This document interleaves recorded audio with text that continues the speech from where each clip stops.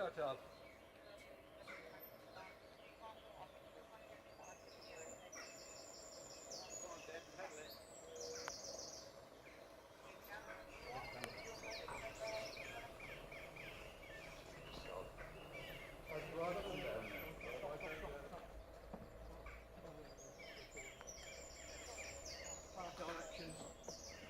It's all right, it's just interference, so left that down now. Sorry, okay, now right. Frank, Deb. Come on, bro.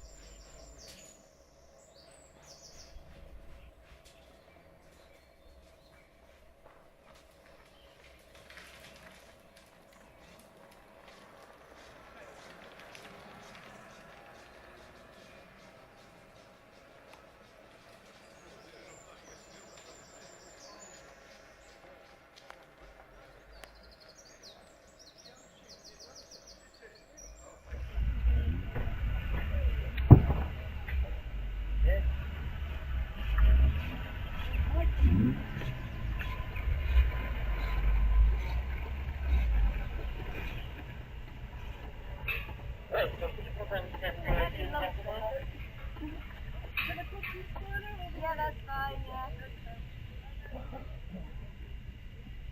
Here we go.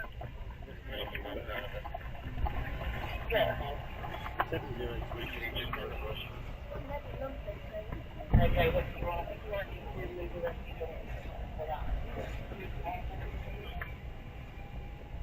How are you doing?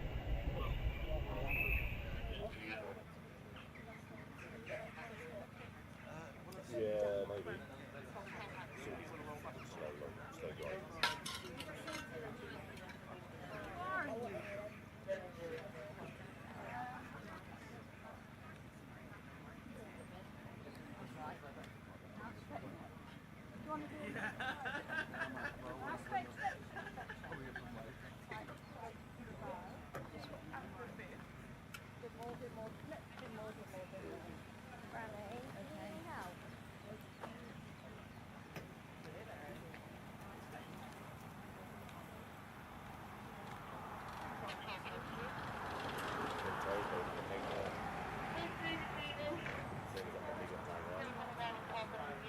there's a chock over there, so if it happens.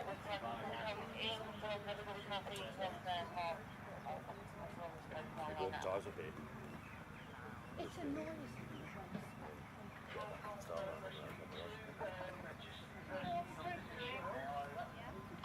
Well, you often think if you are going to have some place to be, there's at least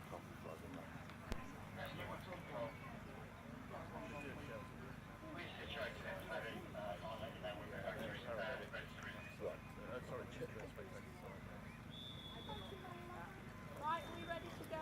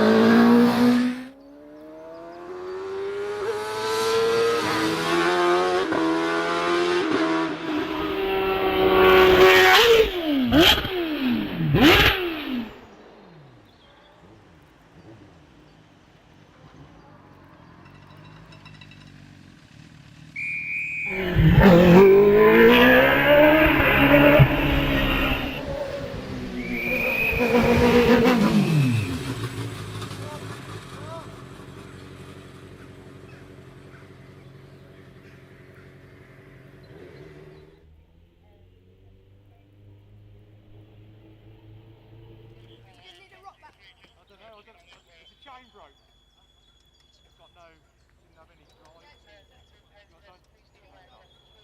Change off. Right, okay. Gonna have to turn him, turn him, send him back down. Yeah, chains off. Chains come off. Yeah. Oh, your chains off. Oh, yeah. Chains off. Yeah. Yeah, whatever you want to do. You're gonna have to turn him up there. Should we put him back in and at the end of the back step go down? Yeah, I'll stop here.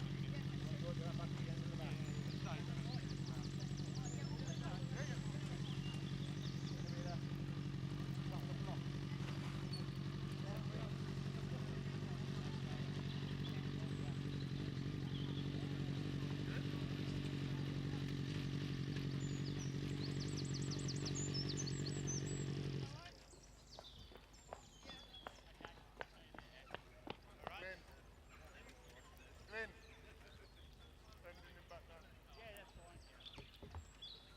Centre control, car 73 on its way back down, car 71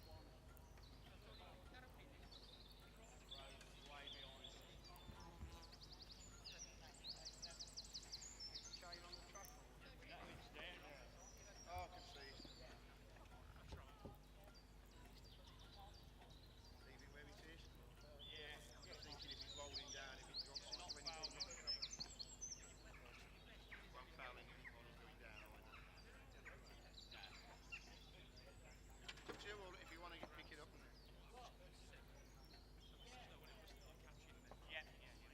No, I don't think it will. It don't look like it will, and it's new front of it, I think. No, that's probably the easy way, yeah. Here's your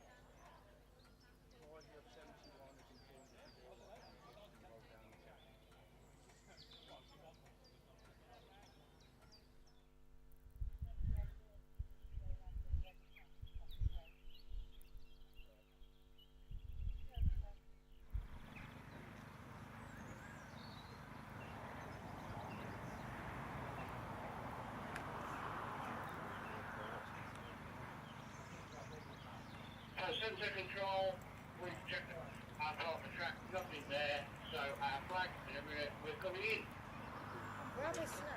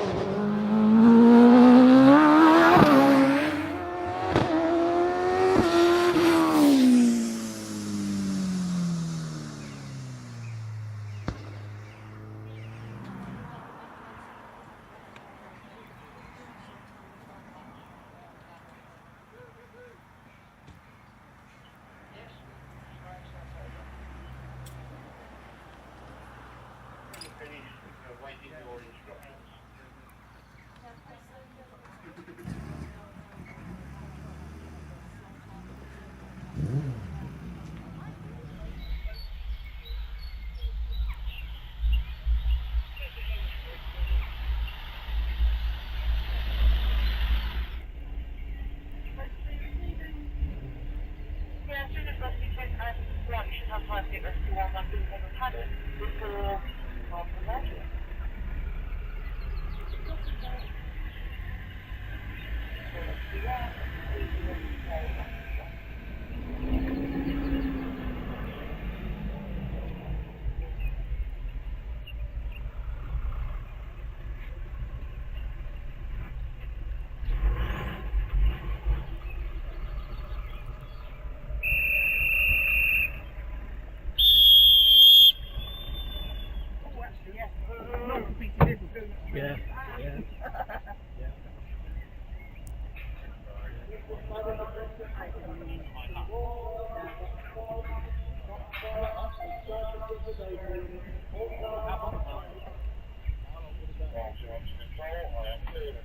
Thank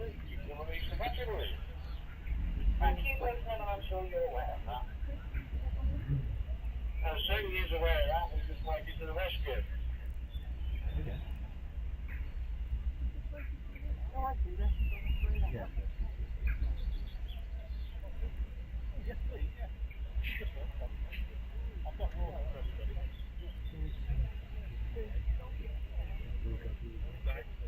Hello. Morning. How you doing? All right? Hi, Dave. Nice, got a different gang on here today. Roger's still here. They ain't got rid of him yet. They haven't got rid of him. Oh, hello, Roger. Releasing the back step. How you doing?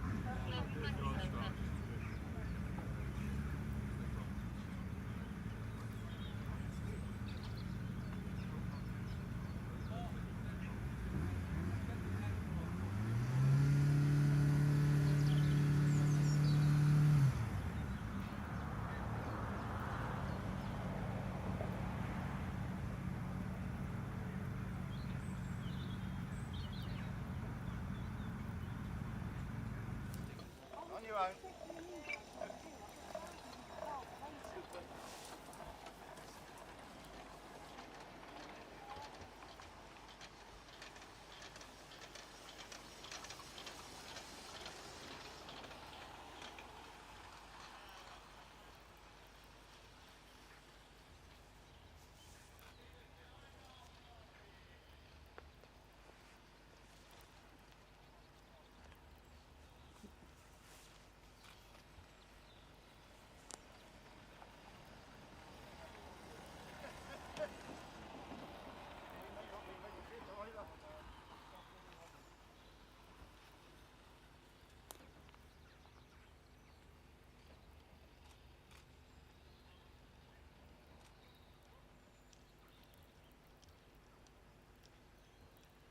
Hopefully you'll roll now. Coming in, hot. We got the wheels.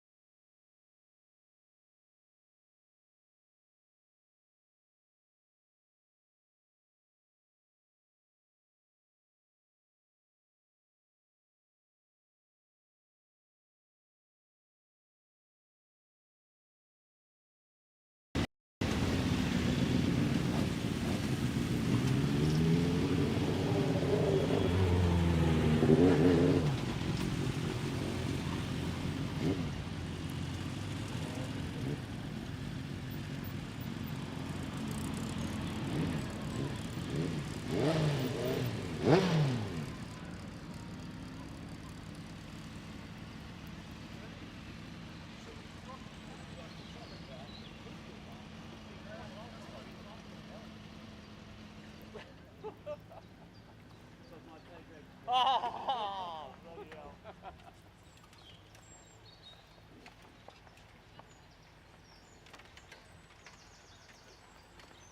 Glad that ambulance is back. Good?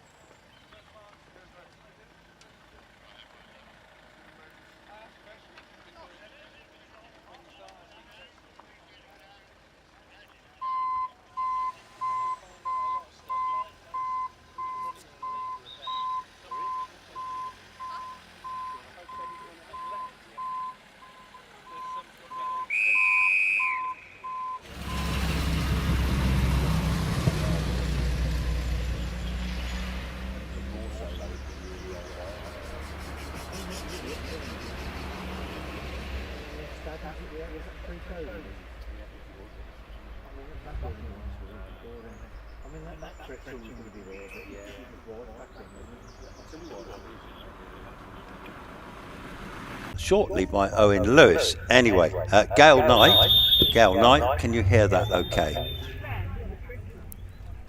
Gail? Hello, is it working? That's what I wanted to know.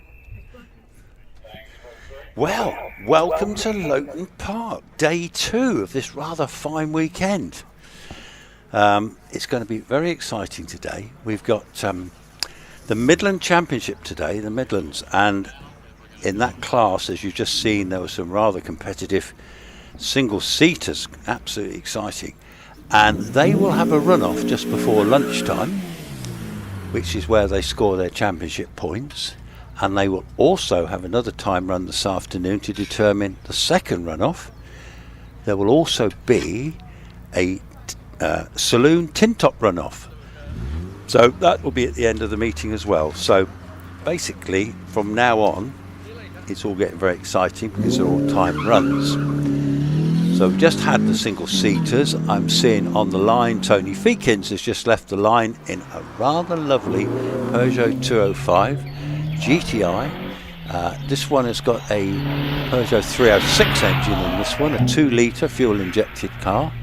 Very nicely turned out car, this one. The Feekins family, they've got, well, there's 3 of them here today, I think, driving today. 1 in the Clio and 2 in this little 205. Anyway, he's already going on his way up through the keepers. And then it goes up what they call the Cedar Straight. But actually, Cedar Straight is anything but straight. Anyway, he's... and then they go to a bend called Fallow at the top there, at the top of the straight, where they have to brake really hard, which he's just doing now. And then they got to what they call Museum, which is a sharp right-hand turn. He lifts a wheel coming out of there, and he's on his way up towards the finish, going past the last Marshal's hut. And Tony Feekins finishes in 62.58, car number 823, on the hill, Simon Barnwell. This is a single-seater, this car, you'll see it shortly, coming down to me at Triangle now. Simon Barnwell in the Formula Renault Tatus. Now, it's a proper single-seater with a 2-litre Renault engine in it. They raced these on the circuits, and obviously they all were basically the same cars, but this one he's adapted it to come on the hills, and very nicely turned out car, good, well-driven car, already well on his way up the straight. And he's on his way up into Fallow now. And he will be leaving the line, John Cottrell. John's having a run out today in this lovely, lovely old Pilbeam. This is ex-Bill Morris car. This one inside, it's got a 2-litre Millington engine in that one. And Bill Morris was a bit of a legend on the hills. He had some fantastic cars, and John has got this one now. And it's got the beautiful, apparently this was the colour scheme of Pilbeam at that time. So it's a very authentic looking car. And he will be followed by Terry Davis. Terry Davis has got a little Force TA this year. This is a new car for him and Trisha. Terry actually, as he's come into my view at Triangle now, he actually builds engines himself. He builds them out of motorbike engines, so he'll get 2 motorbike engines at 1000cc, join them together with a common crank, and produces these immaculate little cars, engines rather. The Force is obviously their new car this year, and he's making very good progress in this car, and he's sharing it with his wife Trisha, and she'll be up later on, so it's a dual driven car. Another car we've got heading my way is a lovely Van Diemen. Now this is an ex-Formula Ireland car, and as such it's got a different engine into it now than it used to have. And in fact, here he comes now. What a beautiful colour scheme on this car as well. Beautifully turned out car. Going on his way up to Keepers. I'll tell you a bit more about that car in a bit.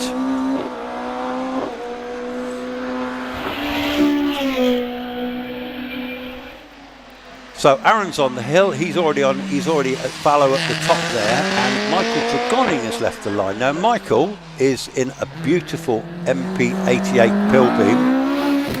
Now this one's got a Duratec engine in this one. Michael's travelled up from Cornwall, he lives down at Padstow Way, and actually, like me, he enjoys a bit of fishing. He's a fly fisherman. Fly fishing Michael. That's what we're calling him today. There was some other information about Rick Stein, but I'm not going to relate that one anymore. He told me off for saying I don't want to hear about that one anymore. So it's fly fishing Michael on his way up towards the finish now, just going around Museum. Now, this is in front of me now, Andrew Henson in this Gould Delara F394. They've had the engine rebuilt over the winter. Tom New, who is the main man with Wallace Mingus, rebuilt the engine over the winter, and the car is going extremely well this year, and he's sharing that with Nicola Beard. Pretty car that one, isn't it? Already on his way around the museum. Now, are you ready for Jonathan Varley in the gorgeous Predator? Here he comes into Triangle now, the Predator, stunning looking car. Graham White built this car, Graham White Jr. Graham White built it and raced it, and back in the day it had a big Formula 1 engine in it, and it was so difficult to get off the line, it was a nightmare. So they fitted a 2-litre V8 Terry Davis V8 into this one, and now the car is going brilliantly in Jonathan's hands. Absolutely great. Following him is going to be Max Hawkes. Max is the son of Tina Hawkes. Here comes young Max. He's been taking some fantastic pictures on the hill lately, but today he's allowed out in Mum's car in that beautiful little Force. That one's got a 1300 turbocharged Suzuki engine in it. Absolutely wonderful little bit of kit. So Max is already going well up the straight now, making very good progress.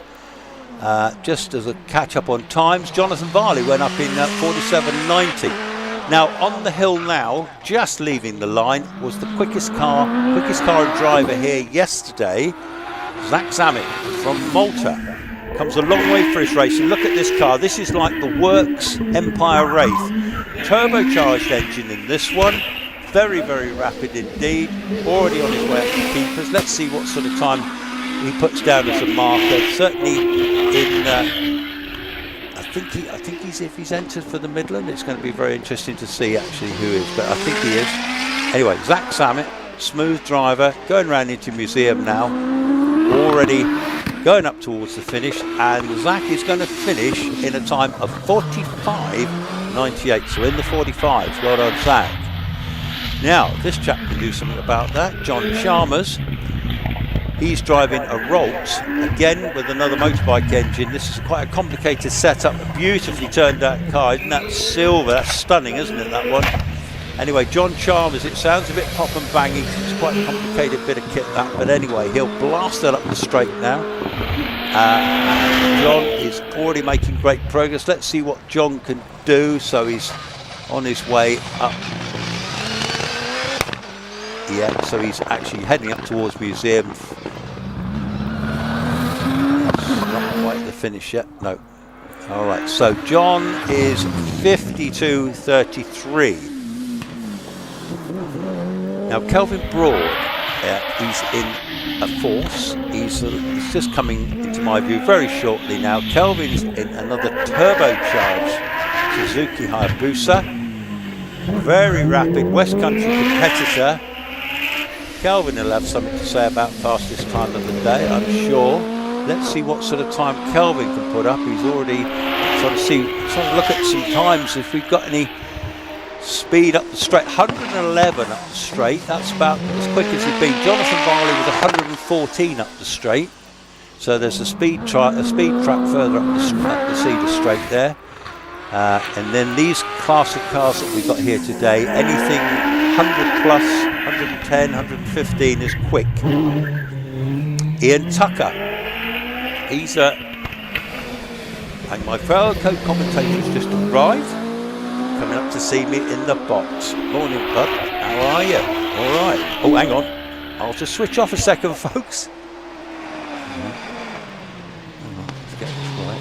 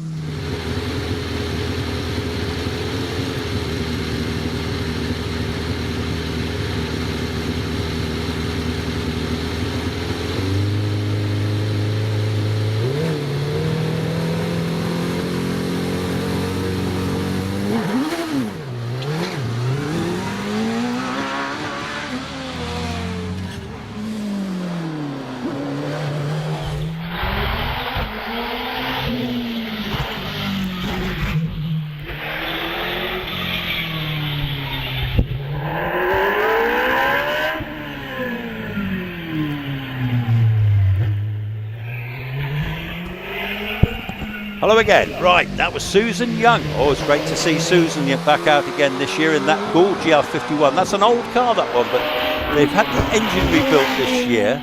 It's got a 4-litre Judd engine in that, so it's a big, powerful V8 with lots and lots of horsepower.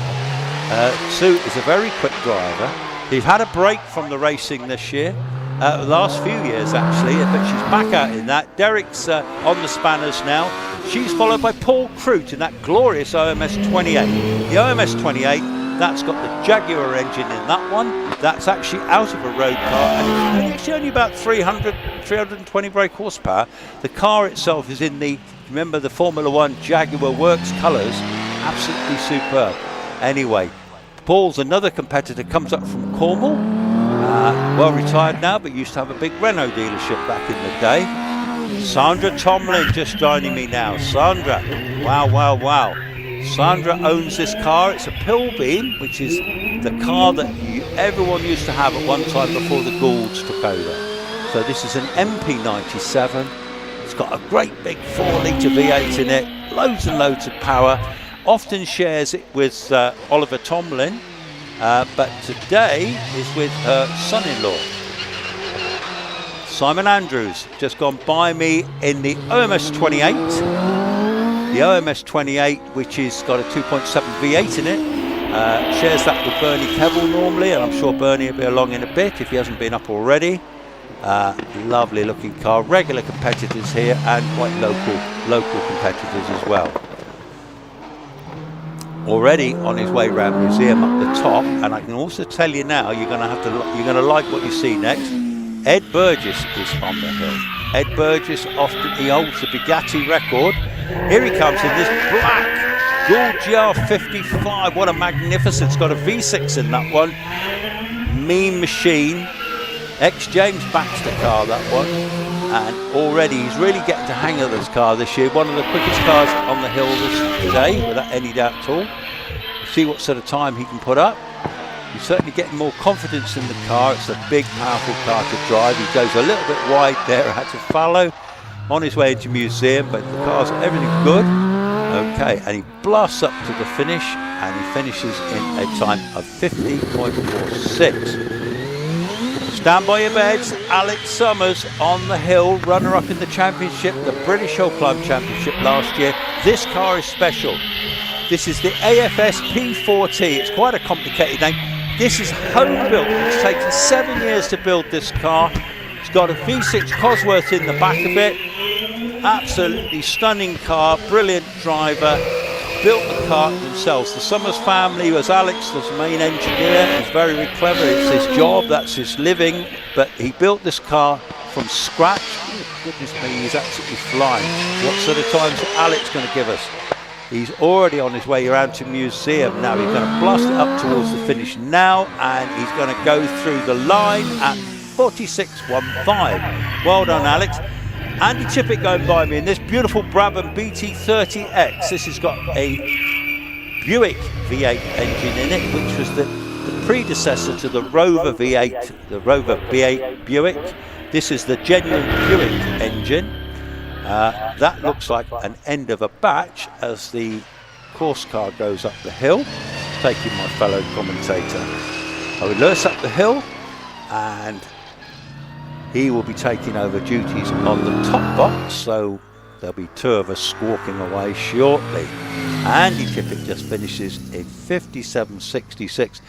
That car, by the way, the Andy Tippett car, was built out of a bag of bits. He was telling me that literally loads of parts had to be sourced. It was a hill climb car before, but it had various engines in it. But anyway, he put it back to the proper V8 in that car. It's not got huge horsepower. It's about 250, 260, 240 brakes, something like that.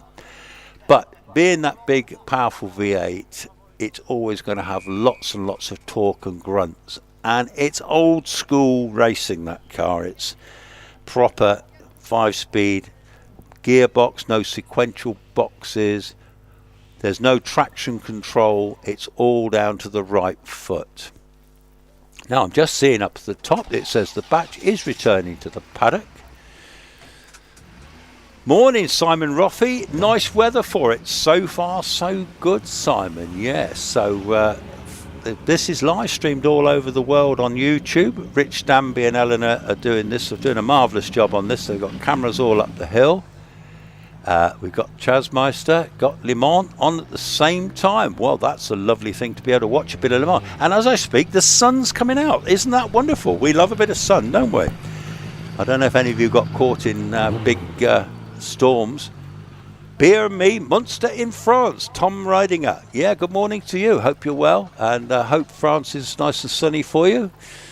The wonderful thing about this live stream that I don't normally see, I can actually see all over the hill. I can even see our photographers.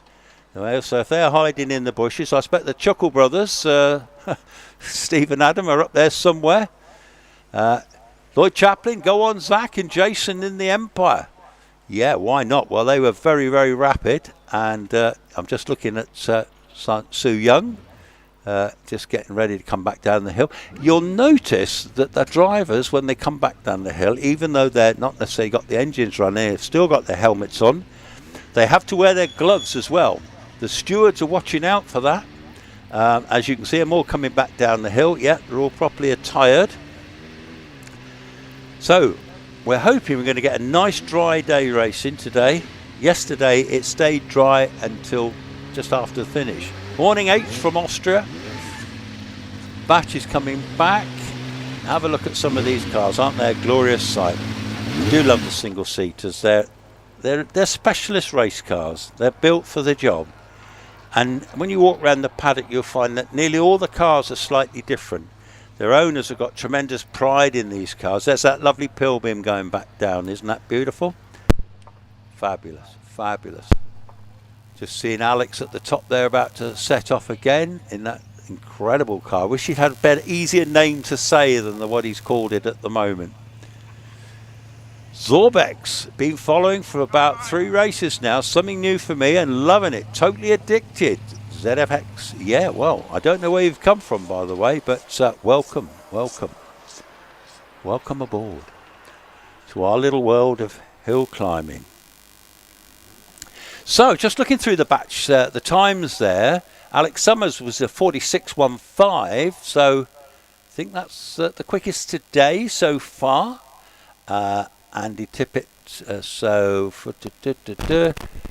so Simon Andrews 49.86, Kelvin Broad 48.82. So actually, good to see Alex Summers, brilliant driver, and his wife.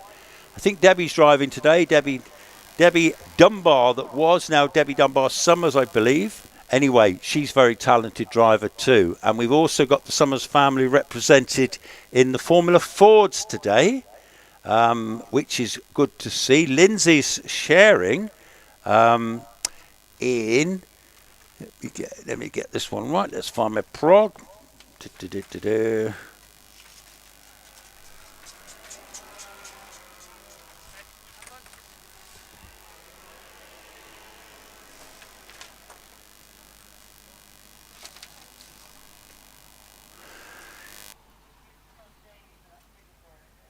Right, okie dokies, yes. So, Sam Lester, of course, yep. Sam Lester's car, that one. And she's from Ludlow, Sam. And just looking at, John Ryder's going to have a play today in the Van Diemen. John, of course, his father. Carolyn, yeah, Carolyn Ryder's driving too in the Van Diemen, so that's the car they'll be sharing. That's the family Van Diemen.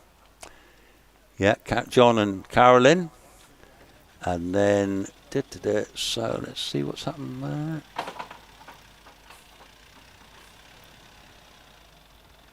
Carol Nichols is out today in the Nike, which is a well-campaigned car that her father built all those years ago, which she now races.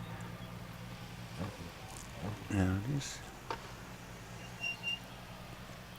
Right, so yeah, so Lindsay is now sharing, yeah, that's right. So she was going to be driving the DJ Firehawk, but now she's moved to the Formula Ford, which she's sharing with Sam Lester. That's right, Lindsay Summers, yeah, okay. Well, so that's the end of that batch, and we're going to have some more lovely cars for you shortly. Still got one or two to come back down the hill, but I think we're nearly there now.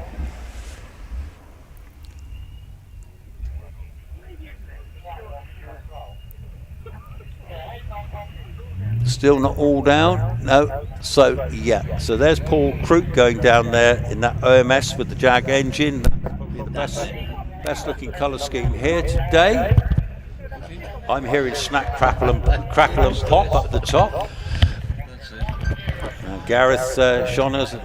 Good morning. Thank you very much to my great colleague Gareth. How are you in the bottom box, Chris Ponsford? I am here, dear boy, yes, and lovely to talk to you again. And I hope it's not too hot for you up there, because I know last year it got quite warm, didn't it? Yes, in fact, the box became quite X-rated last year, I must be honest. I'm going to leave as much clothing on as I can, but there's no guarantees. Now, tell young Gareth it's very loud through my speakers down here.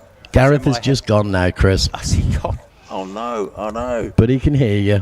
He'll wander back down, no doubt. But yes, you are booming through my earpiece here at the minute. How boomable. Can you hear me? Am I booming? No, you're not booming at all. Perhaps I'm Mr. Quiet then, am I? How's that sounding? I don't know. I'll try that. I'll just move the microphone slightly. Is that any different? Can you hear anything through the speakers up the top there? Yeah. Oh well, that's the main thing. It doesn't matter what you and I talk of in our earphones, does it? Really? Well, Gareth will be down, I'm sure. Yeah. Good morning, anyway, Chris. Yes. Tell me about the weekend. How's it been? I was unable to make the meet yesterday, but I believe you had some pretty good racing yesterday. Well, I wasn't here yesterday because I was at another hill climb yesterday. Oh, traitor! But we were in the hands. Well, not at all. We were in the hands of the very capable Owen Cool and Benoit Legendre. Both of them highly skilled at what they're talking about. Probably better than us pair, right? You never know. I think we must be the B team, but there you go. Never mind. We've let them have their day, haven't we? We've let them have their day. They've had their day, and very well they did too, I was told. And now the truth of the issue is, ladies and gentlemen, you've got us until the end of the day. We're going to be talking to you every single wheel turn this morning, every smell of grease. We will explain it to you. Chris is a whiz on all the cars. Well, I don't know about that. Yeah, well, it's true. We Chris. know a little bit now and again. It's a lot of cars to know everything about, but we try our best. Don't we? We certainly do. Tell us what we've got coming up today, Chris. It sounds like it's going to be quite an exciting day. It's a very exciting day. Now, we've just had a whole batch of single-seaters, which has been really good, and some of those will be contending for the Midland Championship if they're entered. In fact, now I've just got in front of me car number 120, which is actually Phillips Steel. So if you look in your programme, if you've got one of those, or have you got the sheet, what have you got up there? I'm using my programme today, Chris. Jolly good. Okay, so we've got car number 120, Phillips Steel. This is in the All Sways UK Loton Park Championship.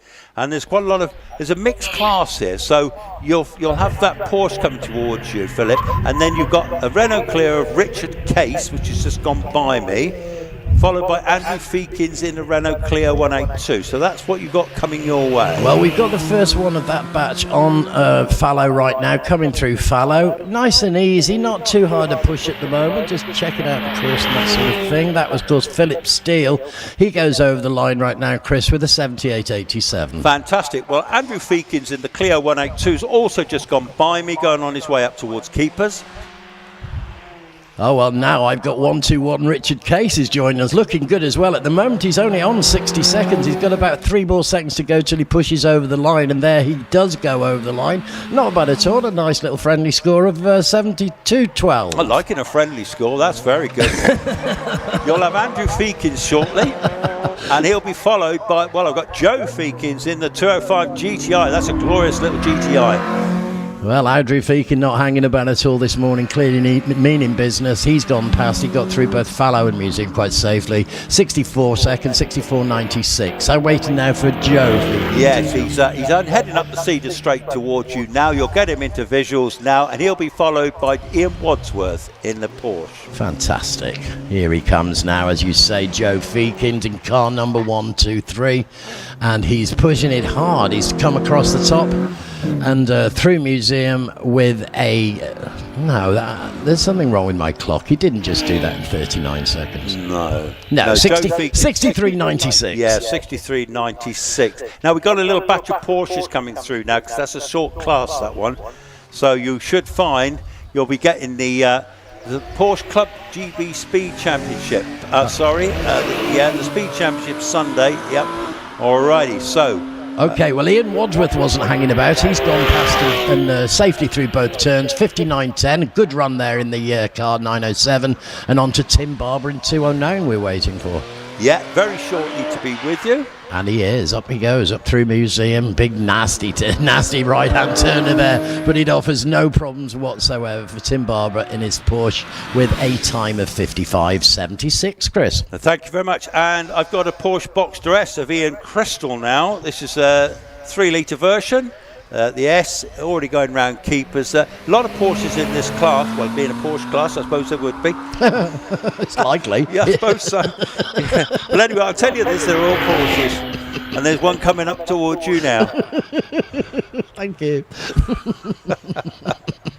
It's Ian Crystal, and here he comes through fallow, taking the outside edge. Into the middle he goes, pushing it hard up to museum. Round he goes. Remember, it's a blind bend on museum, but he took it well, and he's making his way to the finishing line, and he's crossing over with a good time this morning of 66.72. Yep, and it's all good, and I've got nothing on the line at the moment, but there's undoubtedly quite a few more Porsches entered. Some real bruters, some of these, actually, to be fair. Porsches are not cheap cars, as we know, are they?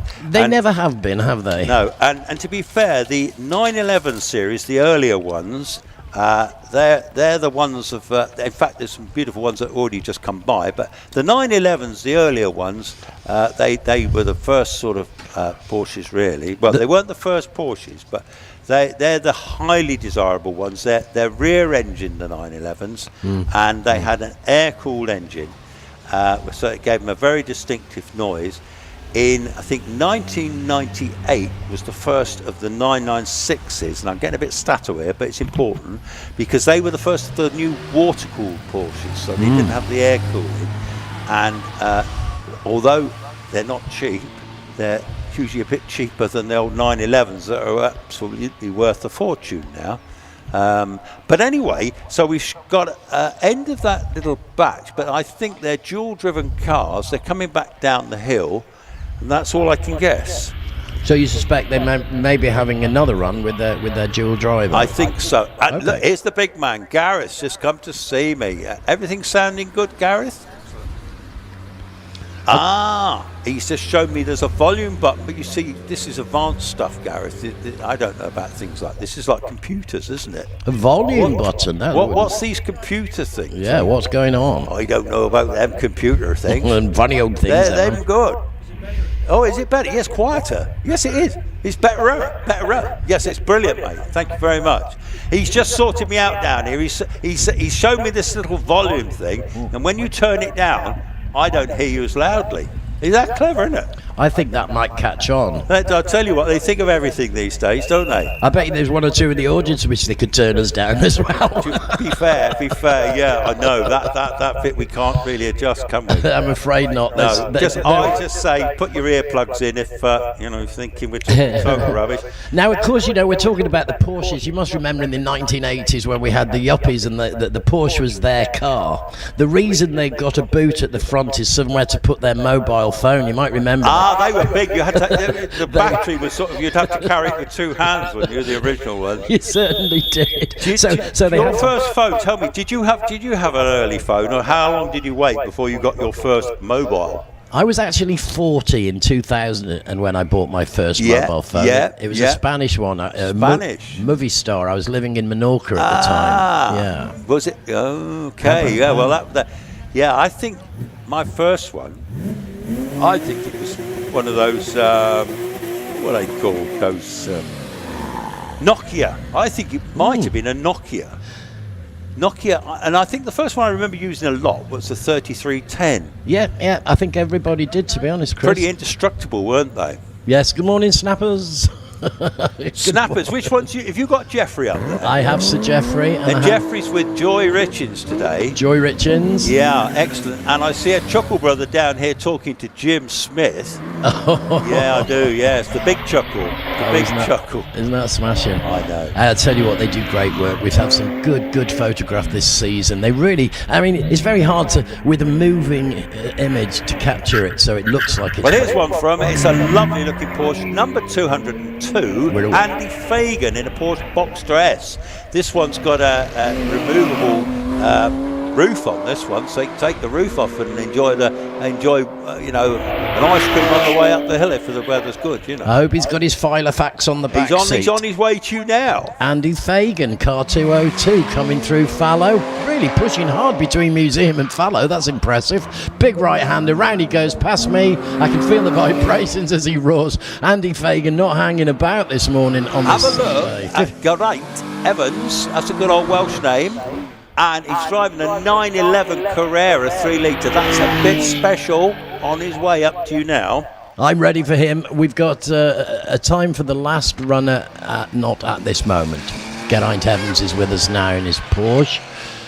Through Museum, little bit of braking there, but staying pretty safe in the middle of the track as he makes his way around that right-hander. It's almost 90 degrees, but he's made it, and past he goes. He's got a finishing time, Chris, of 61.36. Excellent, and what a beautiful looking bit of kit that was, wasn't it, eh? It was indeed. Yeah, well, Graham Rose is on his way to you. He's in a 924. This was actually a bit of a poor man's Porsche, 924s. But nevertheless, pretty car in yellow. It's a beautiful car. Yeah, it's nice, isn't it? He's just come up to us from the Cedar Straight. Had to brake pretty hard to get round to Fallow, but he stayed in the middle of the track right now, down into the inside lane of the right-hander on Museum, roaring and popping as he goes. Graham Rose, finishing time 64.06. Now he'll be followed by Howard Cressy in a Porsche Cayman.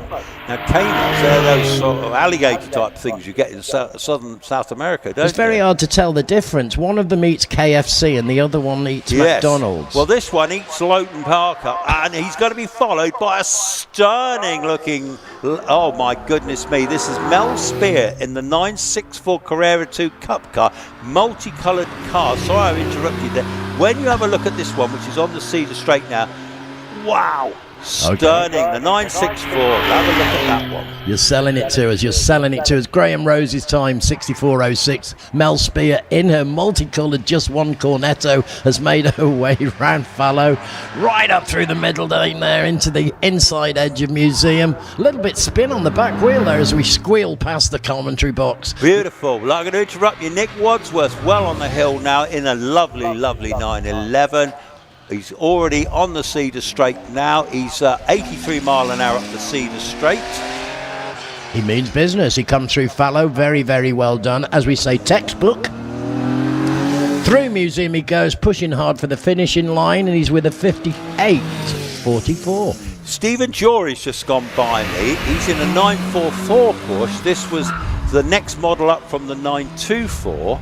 I think it had a 2.5 litre engine, front engine Porsche, not rear engine like the 911s. Oh, that's interesting. Yeah, Whoa, we've smoke of the tyres there. We've got a lot of smoke on the tyres, but nevertheless through Fallow he comes really mean in business. On the outside edge of Museum into the inside edge, back to the middle of the lane, and away to go to the finishing line, pushing that Porsche very hard with a time of 61.37. Have a look at David Hilton in the GT3 RS. Now that's a bit special, a red one, hurtling up the hill now, 81 up the straight with you.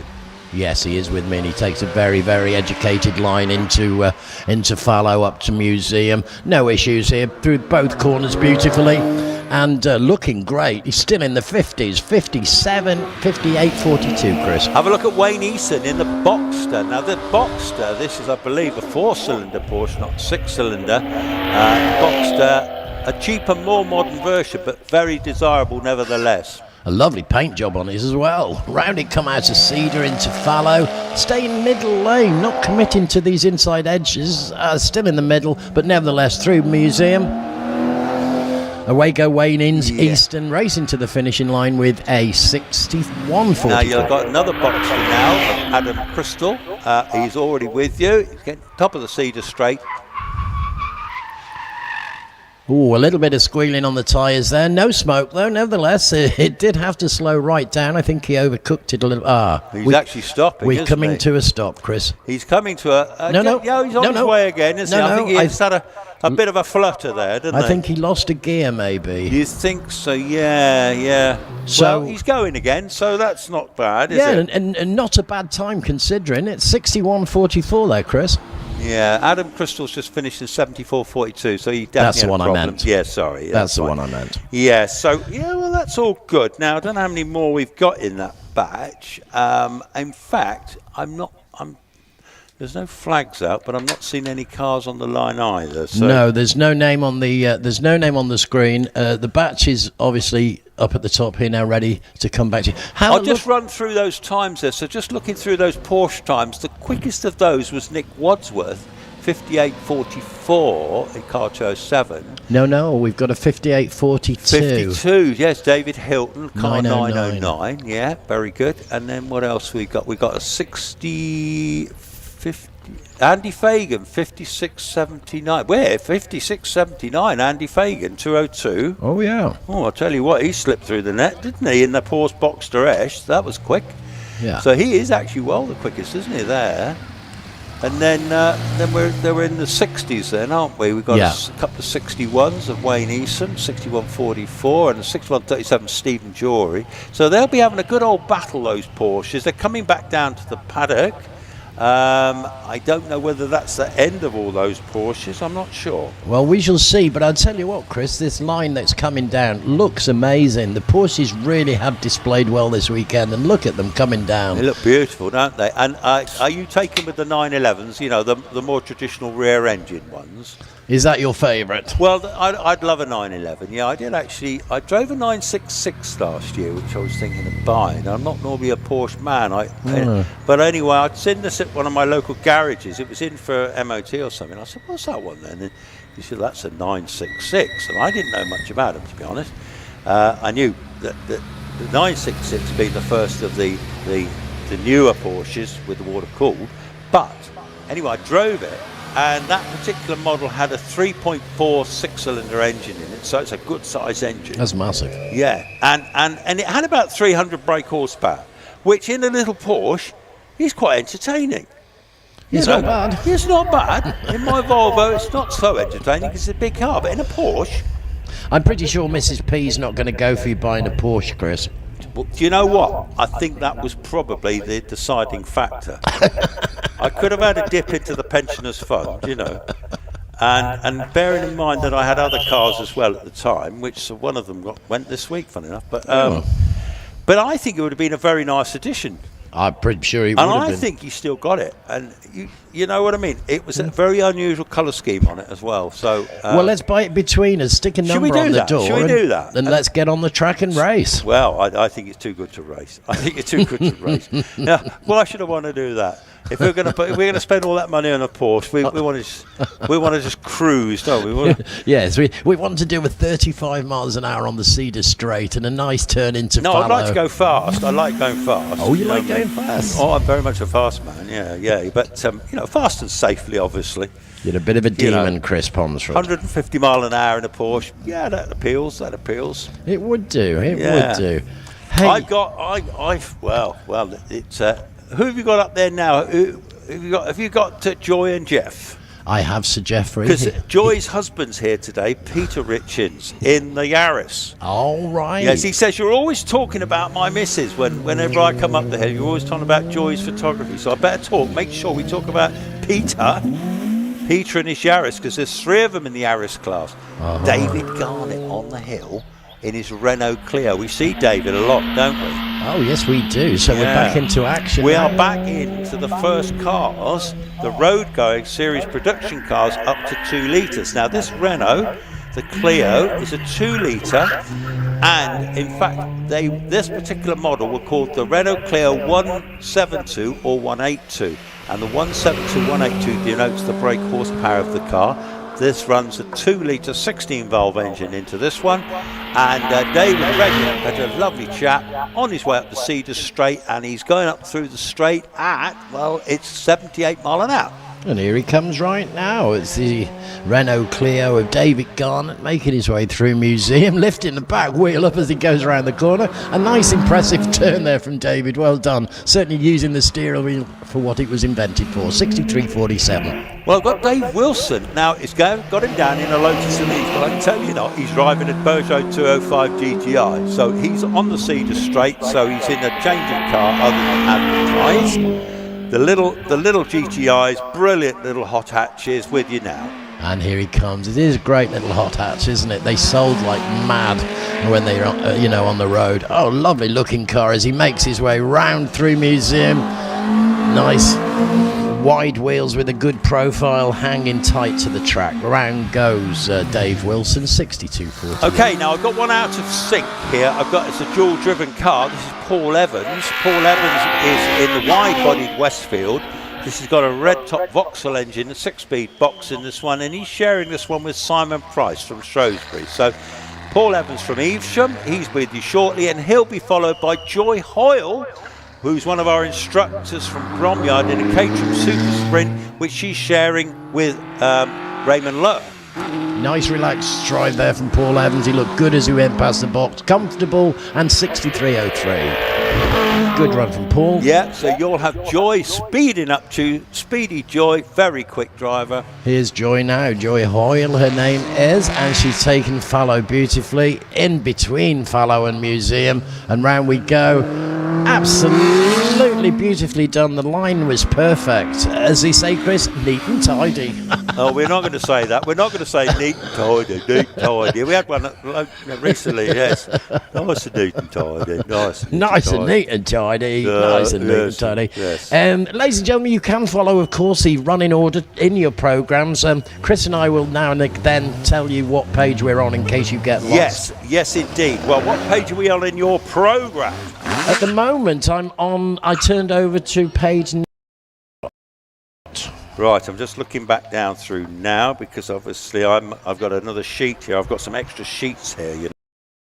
So hang on, because I've got to get the Saturday and the Sunday. Oh, it's all very confusing, isn't it? That's the weight of responsibility there, Chris. Oh my days, yes. You know? The massive money they pay me for being here, obviously, it's a huge amount. Did you see the security van this morning delivering our wages? What? Yeah. Well, I had to bring the Volvo, obviously, to put all the money in to go home in. You know, I always head for South America after a meeting with my money, just to have fun. I know.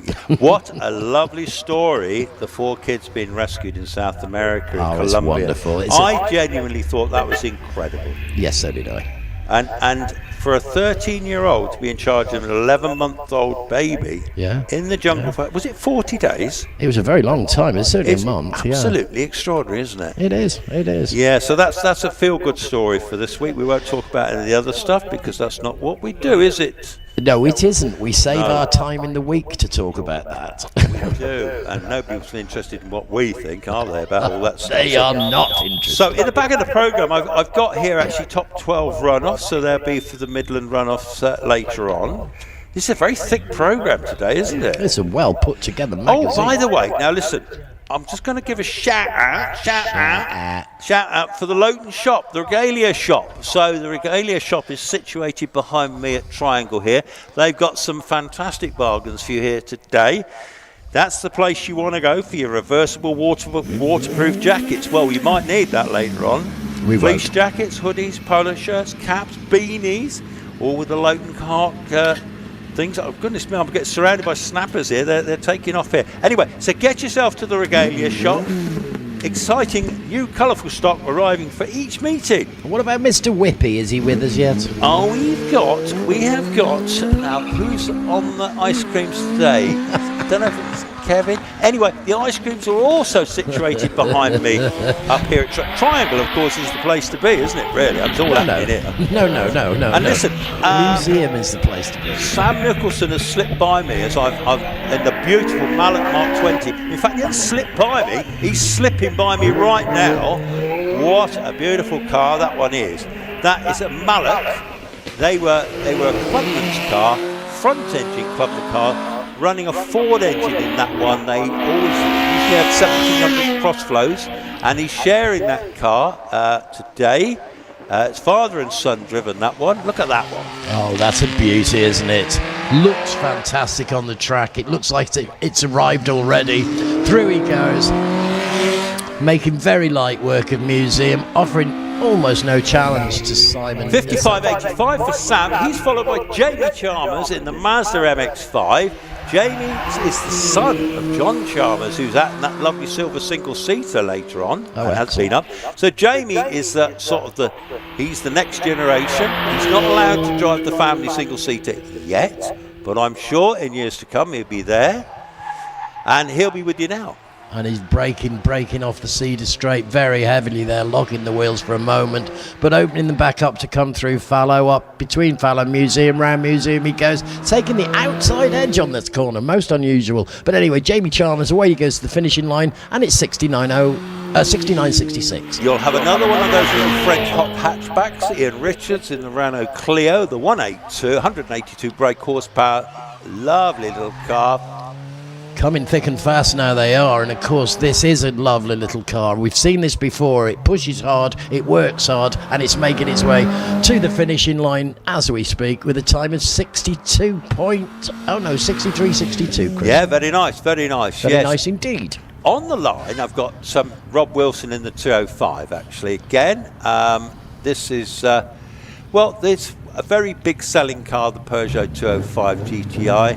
Obviously they're made in with smaller engines, but as soon as they whack this, these little, originally they were 8-valve engines, and then they produced some 16-valve versions, but either way, They were brilliant handling cars. That's what really made them, to be fair.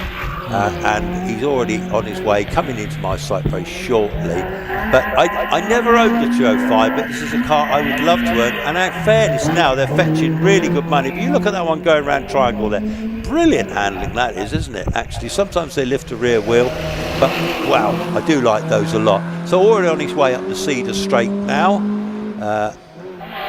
Yeah, he's come through Keepers. He's on Cedars at the moment, not within my eye view as I speak, but he's coming now. Here he is. And what a great looking Peugeot that is. Stand on that brake. Get yourself through fallow, safe as you can. Up into Museum, inside lane. There we go. Now push hard. Away he goes. Interrupt you quickly. Rodney Isles has just gone by me in that glorious Alfa Romeo 4C. He's a regular class winner in this Alfa. Drives it very well. Already on his way up to Keepers. Now this one, what speed will he get up through the straight at? He's going to do up straight. He has done 84 mile an hour up the straight. Isn't that a great looking car? Goodness me, that looks fantastic. Round the museum, through he goes, no issues. The track is holding so well, Chris, at the moment. It is, and Robert Lancaster Gage has gone. They're coming thick and fast in the Porsche Cayman GT4. Very special car. This is new to him this year. He sold his previous Porsche to get this one. Really get to grips with this car. It'll be rapid. 5733 for Rob Wilson, by the way, Chris. And here we go with the next one, which is Robert Lancaster Gay. He makes it to the top with us. He's just about to go through Museum, committing to the inside lane, out to the outside edge, and off he goes. Yes, superb. Well, he's going to finish in a time of 58.68 for Robert Lancaster Gay. He will be followed by Richard Snow, who is just coming into my view in a Porsche Cayman GT4. This is a real beastie, this car. He drives it really well indeed. The two of them will be having a right good battle, and he'll also be followed by Simon Tarling. So we've got some very rapid Porsches. So Richard Snow's just gone through Keepers on the Cedar Straight, on his way up to now. You're getting a view on this one anytime now. 82 miles an hour on the Cedar Straight, obviously needing to break down. Just a couple of wheels clipping the edge there of fallow. In between fallow and Museum, round he goes. Number 23, Richard Snow with a time of 58. Well, we're into some Beastie Boy cars now. So 59. Simon Tarling, he's just coming round Triangle now. He's in a Porsche 996 GT3. Very special bit of kit this is actually. 3,600cc. Yes, and it's actually like a competition version of a 996. Dry sumped, which I discovered this morning. And,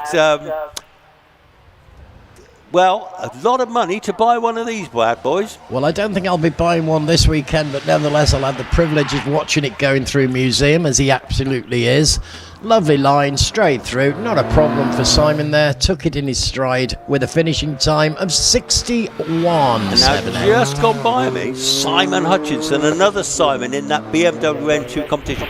Now, Simon is always a big contender in the tin top runoffs. Very, very rapid, 500 horsepower BMW M2. We see this BMW at every meet. It really is a great car. It knows the track well, and so does Simon. Up he goes into Museum like an old pro, round the corner there and into the straights. Simon pushing it home, looking to get in for a 59.11. Talking of pros, we've got Roger Moran just gone by me, father of Scott Moran. So Roger won the championship, Scott's won it 6 times. He knows his way up this hill in his beautiful Alpine 110. Brand new car this year, stunning car with you. Off he comes out of Cedar now, always relieved when they make it to the top round. He just clipped the edge with his wheels there of fallow, but it makes no difference. He's through Museum. And that car is just like holding a Rottweiler back. It was straining to run then. It really wants to run. 57.50 for Roger Moran. Now the first of the Toyota Yaris's. So we've got Pete Richards just going, has he just gone by me? Yes, he's on the Cedar Straight now. Pete Richards, very capable driver, comes from Coventry. And there's 3 of them in this class today. Alan Mansfield, who's coming to me now. And then we've got Ian Fido to follow that, all in Yaris's. And the first Yaris reaches me. This, of course, is Peter Hitchens. Richins. Richings, Yep, get it right. sorry. And the time of 62.26 for Peter Richings. Yeah, they were closely matched yesterday. Alan Mansfield from Malvern was the quickest yesterday, and he'll be with you. A lot of squealing of the rubber there, but he is with me, and he is. Oh, these Yaris's look great. Through he goes. Wow. Quite a lot of protest from the tyres there on the tarmac as he squealed his way through both Museum and Fallow. 62.61 for Alan, 62.26 for Pete Richards. So Ian Fido, what can he do? Simon Fido's dad. Okay, let's see what he can do. He can go on the inside edge of Fallow and up to Museum. That's what he can do. He's braking hard into Museum. Round he goes now onto the final straight. Now he opens it up. He's pushing hard to the finishing line, Chris, with a 61.70. He's got the honours then, Ian. He's a very experienced driver, to be fair, knows his stuff. We've got a lovely Lotus Exige coming up the hill towards you now. That's a stunning looking thing, very quick. I think that one's got the V6 in it. Oh, well, he's promised to bring us some entertainment, I'm sure. Oh, look at that car. It's fantastic. Through we go. No messing. Obviously not having any issues with the corners. Tony Adams making his way home with a great time of 60.28. Yes. Now, listen, I've got a Xenos coming towards you now. Very interesting bit of kit, that one. It's ex-demo car, 2 litre in that one. Turbocharged engine. Well, it looked a little unstable for a moment.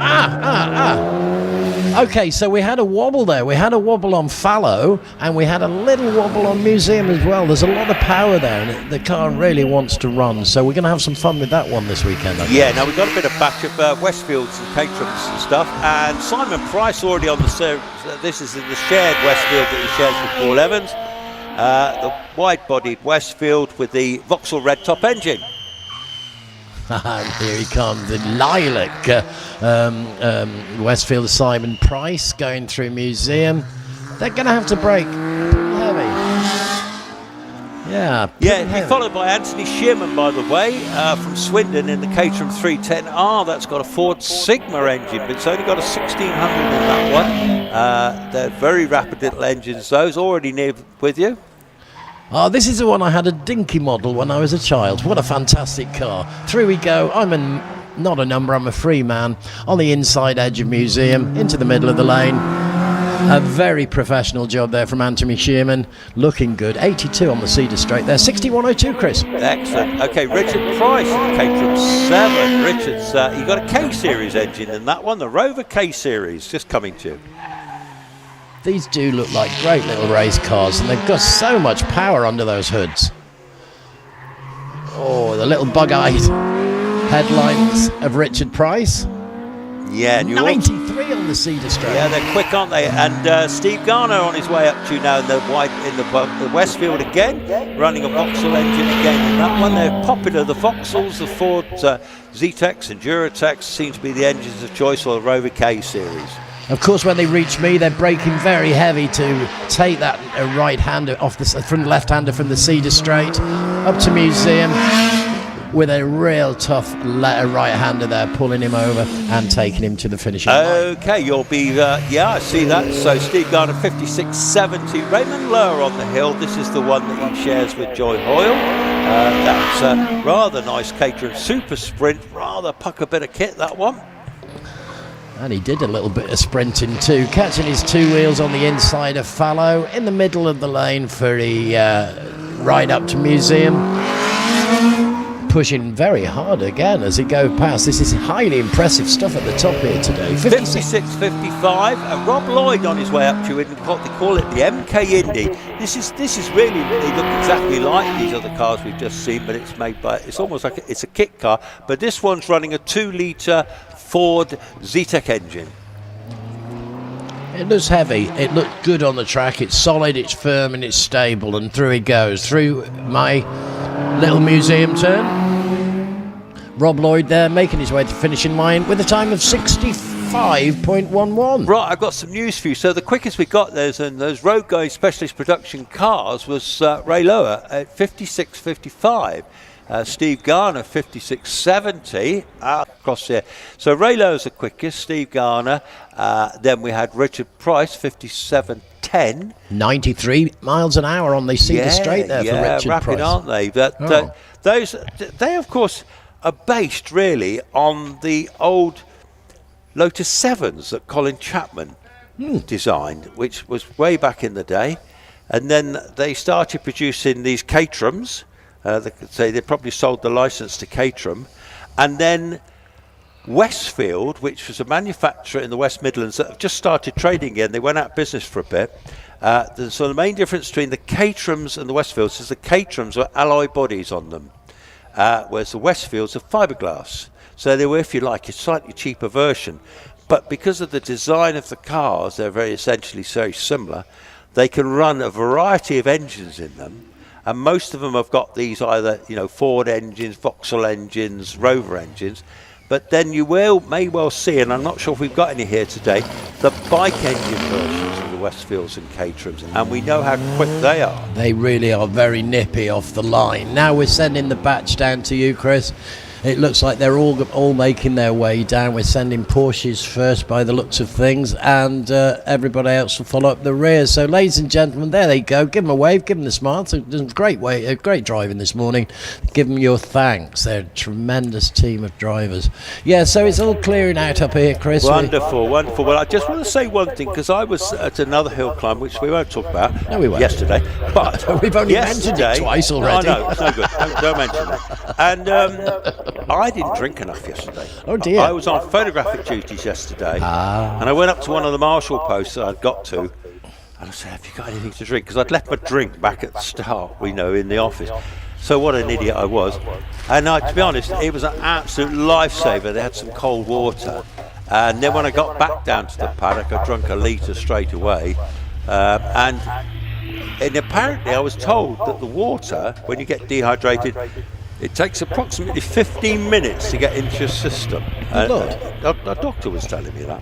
Anyway, so I did recover, but nevertheless, I did sort of get a bit dehydrated and felt a bit not wonderful. You've got to keep on that. So keep drinking, folks. Keep drinking water, coffee, whatever, beer. Is the bar open today down here? I don't know. It normally is, Chris. We'll obviously. I hope so. And there'll be a presentation later on, isn't there? Well, yes. Who's doing that, do you think? I don't know. We'll sort something out between us, I'm sure. Pretty sure I can have a go at that. So you're pretty good at that sort of thing, aren't you?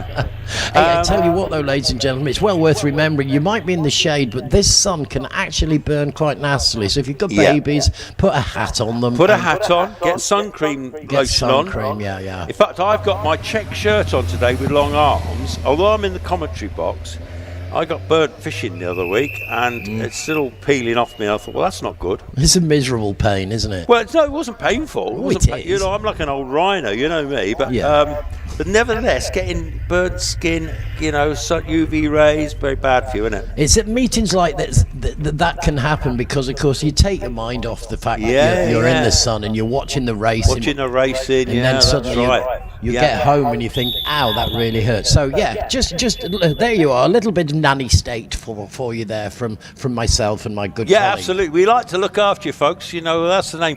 And also, I can see my old mate Jim Smith and Nicky up there. Now, Jim hasn't got a pint in his hand yet.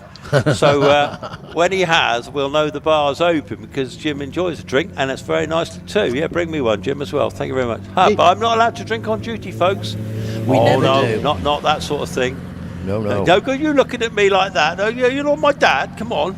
Hey, there's Rob McDonald, one of our photographers there now. He's looking at me. You can't drink on duty, son.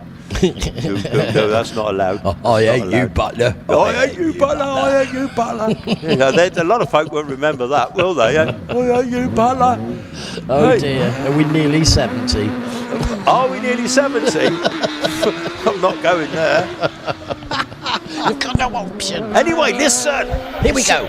Listen, don't tittle ye not. Oh, settle down. All right, Steve Morgan left the line in this beautiful Empire Evo 3. This is brand new. This is this year's car. Empire, this is one of Bill Chaplin's specials. Builds them down in Somerset. Makes about 4 a year of these cars. Okay. Absolutely handcrafted, beautiful works of art, hurtling up the straight now towards you. Okay, ladies and gentlemen, page 13 of your programmes we are, and we're at the top with Steve Morgan from Ellesmere. Here, oh my goodness me, what a car. Round he goes, absolutely howling it through the bends. Wow. Yeah, nice, isn't it, that? Anyway, I like that. you're going to like this next one.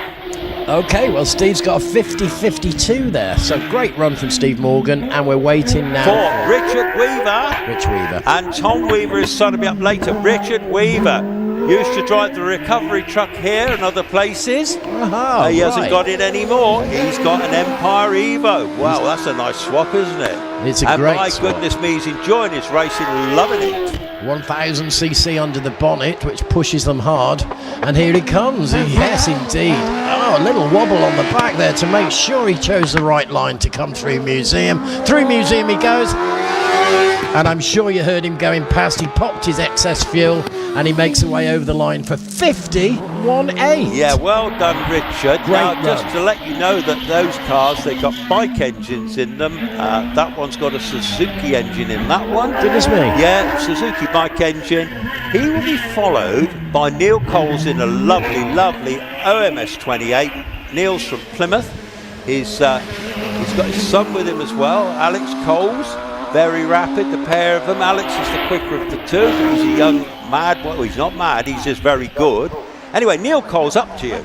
Here he comes now in his OMS 28. He's through fallow without any problems, chaining down, slowing down for Museum, picking up speed again on the inside of the bend. Richard there, Neil there, making his way to the finishing line. These cars are going well. We've got a 50.98. 50.98. Yeah, now here we got John Ryder. John Ryder in the Formula Ford today, which is the family Formula Ford, amongst other things, sharing with Carolyn, his wife. John's big chap. The Formula Fords are quite small, you know, they're really difficult to get in, but he fits in quite well, and he's already with you, coming up towards you now in this lovely little 1600 Formula Ford, followed by Lindsay Summers in the Van Diemen. Well, we've got the Formula Ford with us now. Those really wide, the front axle holding all the track. Great. A very solid and secure car there, and a good drive too from John Ryder, 62.8. Yeah, look out for Lindsay Summers now. She's driving the Formula Ford today. Here, pretty car too, isn't it? Oh my goodness, yes. This is a beauty. Go for it, Lindsay. Breaking down, there she goes, through Museum. This is Sam Lester's car, by the way, of Sam Lester from around Motorhomes, our Ludlow-based business, where if you want to buy a motorhome, that's the place to go. Go and see the Morans at Ludlow. Now, something a bit unusual, Fiat X19 of Martin Rutter, two-tone colour scheme. Not many of these left because they did suffer from the tinworms, but this one, well-sorted car, mid-engine car actually, Fiat engine, and obviously making its way up the Cedar Straight towards you now. Okay, well, all the way from Stroud here to join me here on the fallow turn comes our driver Martin Rutter, making his way through fallow, up between fallow and Museum, through Museum on the inside edge, and then a quick flurry as he passes me to the finishing line. We'll be followed by Andrew Russell in this well-travelled Ginetta G15. This is the little orange car that's just gone past me now, already on the Cedar Straight. This has got an imp engine, a Hillman imp engine, a little four-cylinder Hillman imp engine in the back. And it really does operate very neatly and very nicely on the track. Number 43 there, Andrew Russell, making his way to the finishing line, got through both fallow and Museum with no problem. Yeah, just had Roy Holder go by me in the little Clio. This is, well, it's down as an X85, which might be a technical term, but I know these as the 197, which is a 2-litre, 197 brake horsepower car. Later Renault, very nice. And be followed by our old mate Michael Harriman just going by me now. Oh, they're all out today. It must be the sunshine. Here comes Roy Holder, one of our very own, making his way through Museum. He knows this track. He knows what he's doing, and he gets a great time as well. He's just over the 60s. He's got 62, 63, 64. Now, Michael Harriman has something to say about that because he's one of our regular class winners, isn't he, in this class? Oh yes, we see this car a lot. He knows exactly the lines to take and the best way to handle this course. Almost a mile in length, away he goes. Mike Harriman there, past my box, on his way to the finish. Okay, 59.28 for Michael. He'll be followed by the well-developed Clio 172 of Carl Beeman. This is a closely contested class. Mark Honey will be along shortly. Carl will have something to say about Michael's time. So 59.28 for Michael. And Carl's up through Museum and making his way 82 miles an hour on the Cedar Straight. Final time of 60.40 for Carl Beeman. It's also very close. Yeah, it is close. And Mark Honey in a lovely little 205 on his way up towards you now. We never say he got a sweet surname. We never say that. No way. Come on, Mr. Honey. Followed by a swarm of bees. Round he Swarm of comes. bees. He's going like a swarm of bees, isn't he? Buzzing his way up the hill. And he buzzes a lot louder than a swarm of bees. Through Museum he goes, into the middle of the lane. Go on, Mark, give Got to that a interrupt push. you now because Paul Howells has a beautiful yellow Porsche 911. Oh my goodness me, the RSR Porsche.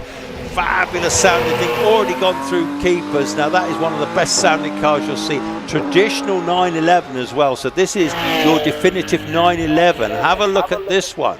We certainly will. This is the car of Paul Howells, a beautiful sort of canary yellow. Oh, the back swung out a little there. He's a bit of a squeal, but nose down, lip, back wheels up. Now I'm going to interrupt you because I'll give you a time for Paul Howells in a second.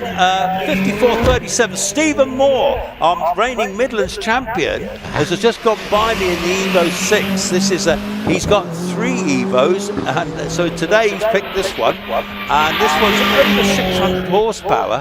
He can really drive it, coming into your view. Turbocharged 2,300cc engine, and he's braking, but he's using every cc of that engine between Fallow and Museum. Round the Museum he goes. He's straightening up now to make his way to the finishing line. Off goes Stephen Moore. He's pushing it hard. This is a great time. We're looking at 55.38. Fabulous. Okay, so that's the modified production cars with 4-wheel drive.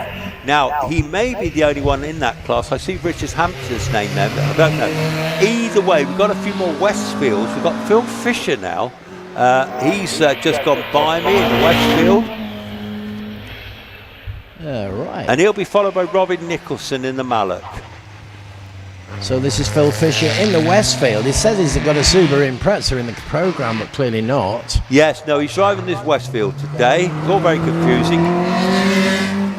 And that was very business-like as he made his way through the 2 corners without any challenge whatsoever. 61.66 for Phil. Robin Nicholson already gone by me into keepers now in this glorious Mark 20 Mallock. So when it says Mark 20, that's sort of the 20th derivative of that Mallock. So they started off as sort of Mallock 1s and 2s and 3s. Anyway, but they finished a lot later than that. Beautiful car. It's a fantastic car. I've not heard of the Mallock before. It's a new one to me. But through he goes, through Museum. There's a lot of car in front of the driver, isn't there? Yeah, there is. It's what they call a clubman's car. They were mostly used for racing on the circuits. Martin Watt's just gone by, and that's Sylvia Wright, that bike engine, little whiz car, that one. That's a very quick little thing.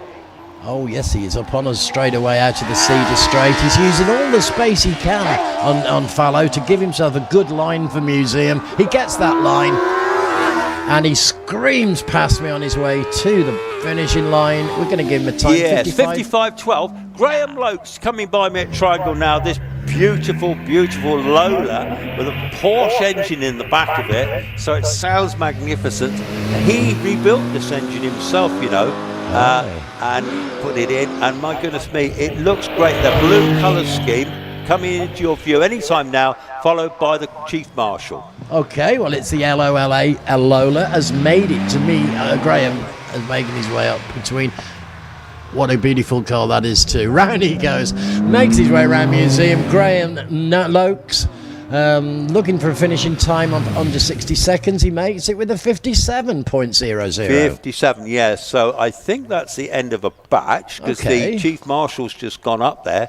Graham Lokes was in the he was in a class of his own today. There you go. It's not often you can say you're in a class of your own, but he was. I think he was the only one. He's come from Ulster, did he? No, he did not. He came from, Graham, come from Wolverhampton. Yeah. So, hang on. So, also, Mike Luck will be coming up, I think, in the Zolf GT, which is, I'm going to tell you about that when it comes. It's a beautiful looking car, that one. But anyway, I think maybe Mike might be the first car up in the next batch. We'll wait and see. With bated breath. So what have we got there? Just looking through the times there. So the quickest there, I can see some 55s, 50s. So Paul Howell's 55. Sorry, I can see 54. I've got Paul Howell's in car 51. Yeah. I think Paul Howell's just about squeezed his. In the big Porsche. That was in the big Porsche, wasn't it? Yeah. That was the near 4-litre Porsche, the 911. But that was in the modified series production cars over 2 litres.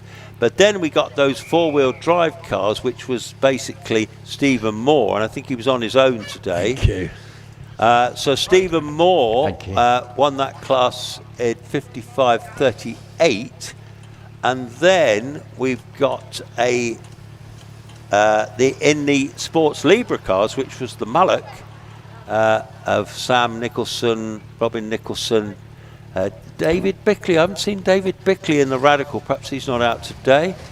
Martin Watts was in that class, so just looking at that. So Martin Watts went up in 55.12, Robin Nicholson 55.27, and so Martin Watts was the quickest in that little Sylvia Riot, wasn't he? He certainly was, and they're making their way down to you now. Chris, let's talk about the track. Yes. We've had a hot weekend and rain, so what do you feel that might make difference-wise to the track? Well, I think that's a very valid point, but I think, in fairness, with the temperatures we've got now, I'm not seeing any damp patches whatsoever, and it looks pretty blooming dry. Will you excuse me for a minute? I've just got something to fit in my box a minute. You carry on, Chris, and I'll talk to you back in a moment. Ladies and gentlemen, I must say, it's quite a strain to get up to the top here. Obviously, it's called a hill climb, so you wouldn't be surprised to know that it is uphill to get up to the top here, but be adventurous. Come and join us. It's crazy up here. We see fallow and we see museum, so you really get to see the guys working. They come flying out of the Cedar Straight, sometimes over 130 miles an hour. They hit the brakes, they take this really, really heavy 90-degree right-hander straight into a blind hill which leads them to museum. They cannot see the corner at museum as they approach it. It's when they're on it that they decide at what line to take, and of course the museum then straightens out, and about 100 yards further up behind me we have the finishing line. So that's how it looks up here, but those that make it up here, I'm always pleased to see you. Good morning to you. You get my badge of honour for making the climb, and I hope you have a great day. It really is a nice day today, ladies and gentlemen. Nothing planned in the way of horrible things falling out of the sky like rain. We just want to keep it hot, we want to keep it sweet, and we want to keep those cars moving. I wonder if Chris is back with us yet. Sam's not. Okay. Well, there's so much more to come. Presently we'll be taking lunch, but I don't believe that's just yet. I'm just waiting to find out if we have another batch coming. And welcome you are to this great event here in the Shropshire hillsides on a Sunday afternoon in June. Could you want to be anywhere else? I don't think so. Okay, let's wait and see what happens next.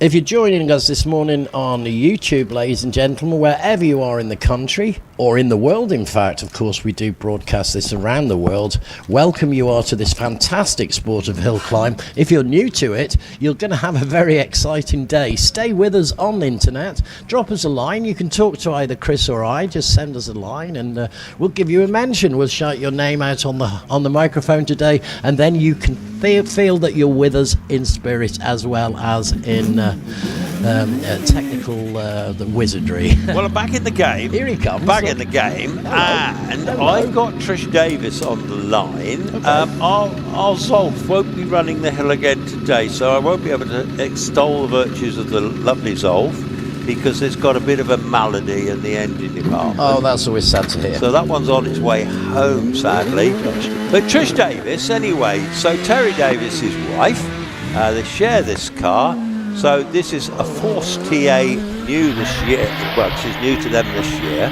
And it's got one of Terry's V8 2-litre V8 engines in the back that he builds and makes himself. Fantastic. Based on the Yamaha. Here comes Trish. Very distinctive helmet, and drives the car very well indeed. Already gone round keepers. So Trish Davis will be on her way up the hill. And she's actually just going on to what we call the Cedar anything but straight, because it's pretty scary up there, isn't it? It's not straight. No, it's certainly not, and they really have to stand on that brake when they make it to the top of the Cedar Straight. Trish has done that. She's through Fallow, up between Fallow and Museum. Great line. And a little wobble on the back as she makes her way straight up to the finishing line. We have a finishing time of 52.15. Well, okay, Wow. We've got this lovely Van Diemen, this ex-Formula Ireland car. Now this is, I think, rather lovely.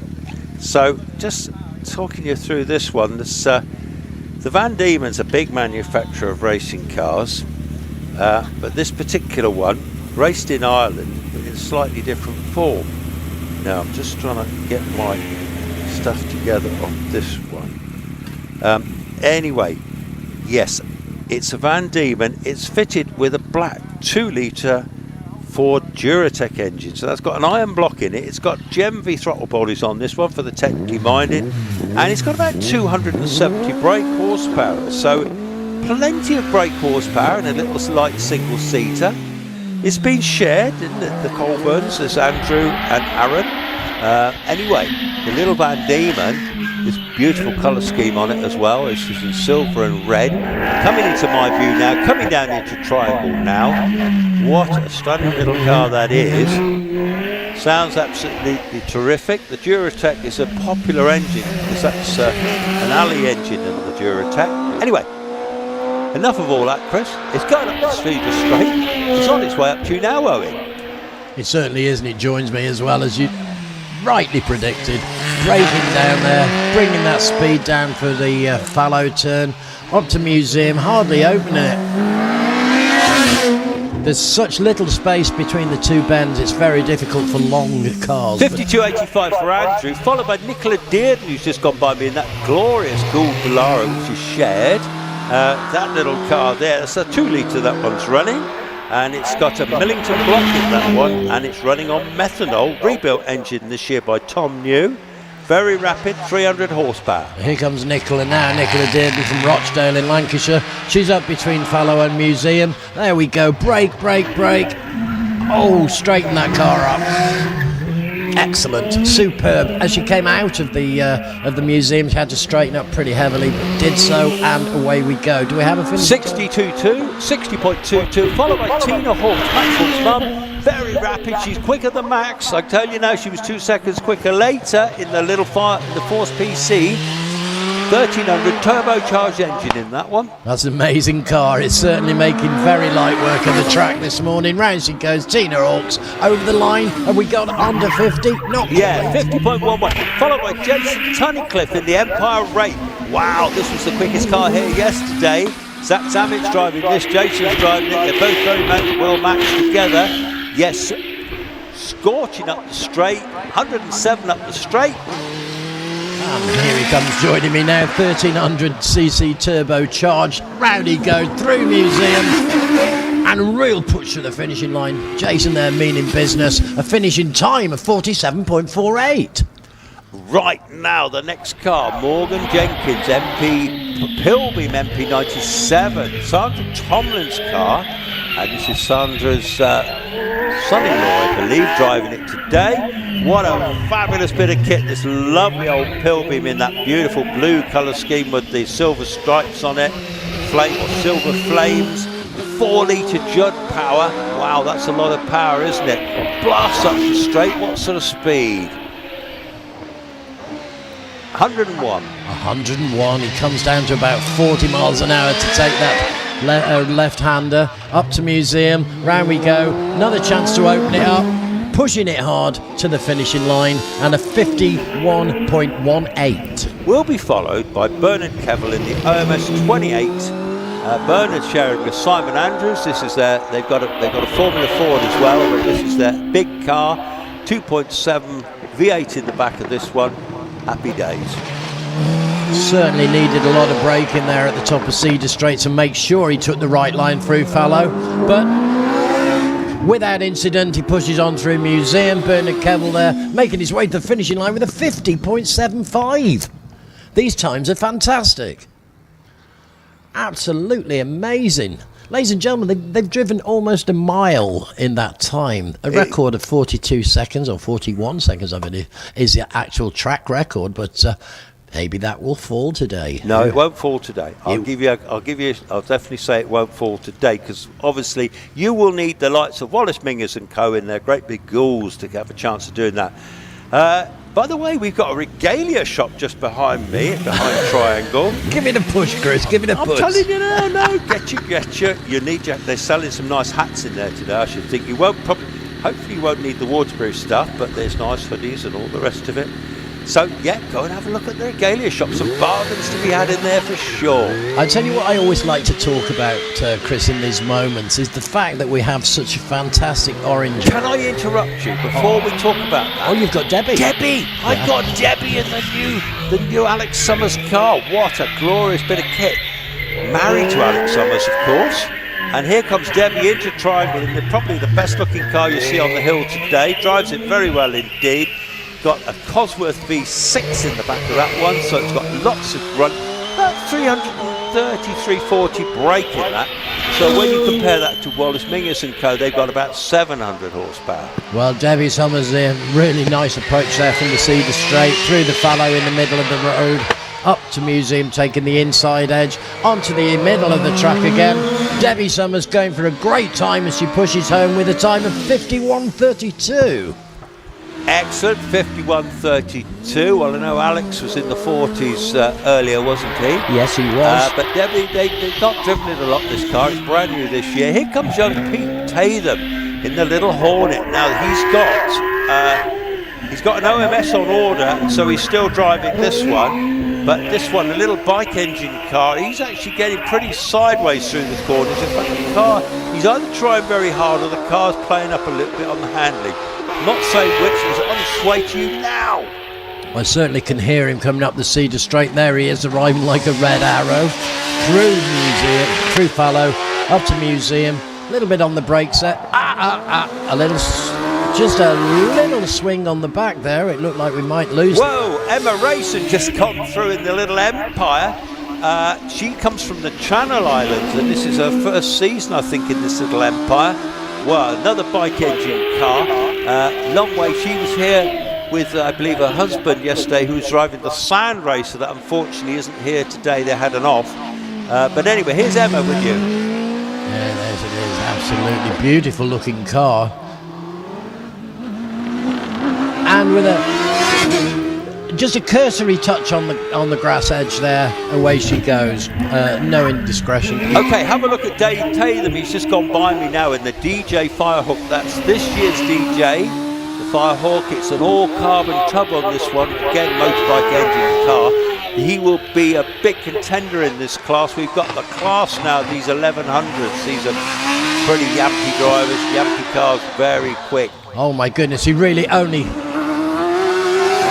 just simply feathered the brakes then as he came through. Almost no loss of speed whatsoever. That 47, 46, yeah. Good. Now, have a look at Nigel Pitt in the OMS 3000, another OMS, but this one's all carbon tub, so it's a pretty recent car.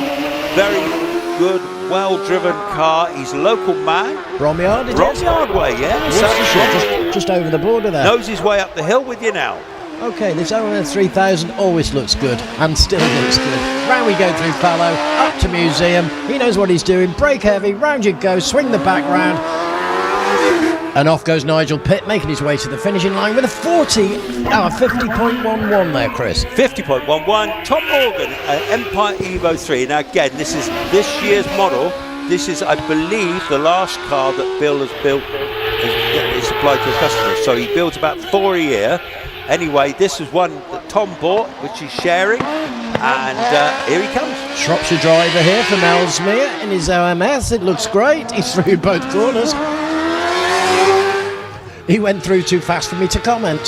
He did. Now listen, he's just finished 49.65. Have a look at Stuart Bickley in the Force TA, that bright fluorescent yellow car. Stuart has been really scorching the hills this year. This is his first season in a single seater. He's brilliant, this young man. Absolutely stunning. That's great news. Oh, look at it. And what a fantastic colour. You can never miss this one on the track. Round we go, through Fallow, middle of the road, up to Museum. Take a nasty, nasty turn on Museum. And push it. Pushing it hard, Stuart Bickley, where he goes. 47, 48. 48 seconds. Lovely jockey. That's very good, isn't it? Very good indeed. Very good. Well, we've got Graham Williams now. Graham's in OMS. It's actually OMS 2000, which actually means it was made in 2000. And he's running a Suzuki in this one. Hang on, I'll get that right. Anyway, he's already on Cedar Straight with you now. Another Worcestershire driver from Bromsgrove this time. Here he comes, joining me in the Cedar Straight. Off the Cedar Straight, into the Fallow, without any issues. Totally glued to the track, looks fantastic. Round he goes, and then that final big acceleration to the finishing line. Graham Williams 57.16. Ben Fisher, I believe. Ben Fisher, yeah. Ben Fisher's got. He's driving. Ben Fisher's in the. Hang on, no, that's the a different Hornet. car. 75. Sorry, Richard Walker's just gone by me in the OMS. Ben Fisher's already with you, isn't he? Okay, well, I've just had Ben Fisher's Hornet buzzing past and over the line for 54.64, and we're waiting for Richard Walker now, as you say. Yeah, in Richard his OMS. Walker, here he goes. And he's joining us. He cuts the corner there just a little bit on Fallow, but you're allowed to do that. And again, braking heavy for Museum. You've got to go from a state of braking heavy to accelerating, and Richard Walker did that nicely with a 52.03. Mark Slank has just gone by me in the little... Okay, right, we've had a technical hitch. He's come to an abrupt halt. Have we stopped? Yes, Okay. keepers. So Mark Slank has he's just put a thumbs up. So no major damage other than pride, probably, and hopefully. So with him only being on keepers, of course, you're going to be able to take him out through the emergency exit gate, I guess. Well, we'll wait to see. Actually, the marshal, one of the marshals, Martin, is just going down to him now. He's just getting out of the car. Okay.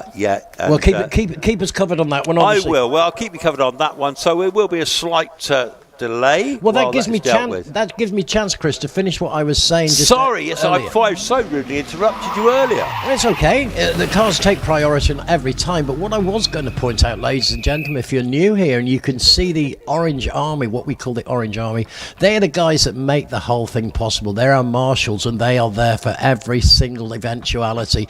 And what is more, so could you be. If you wanted to join the team of marshals and come and play with us here at Loton Park HillClimb, you'd be very welcome. And what you do is, I suggest you probably have a look online, Chris, don't you think? Yes, but join the Yellow Army, the Orange Army. I'm being snapped here by that pap down in front of me now.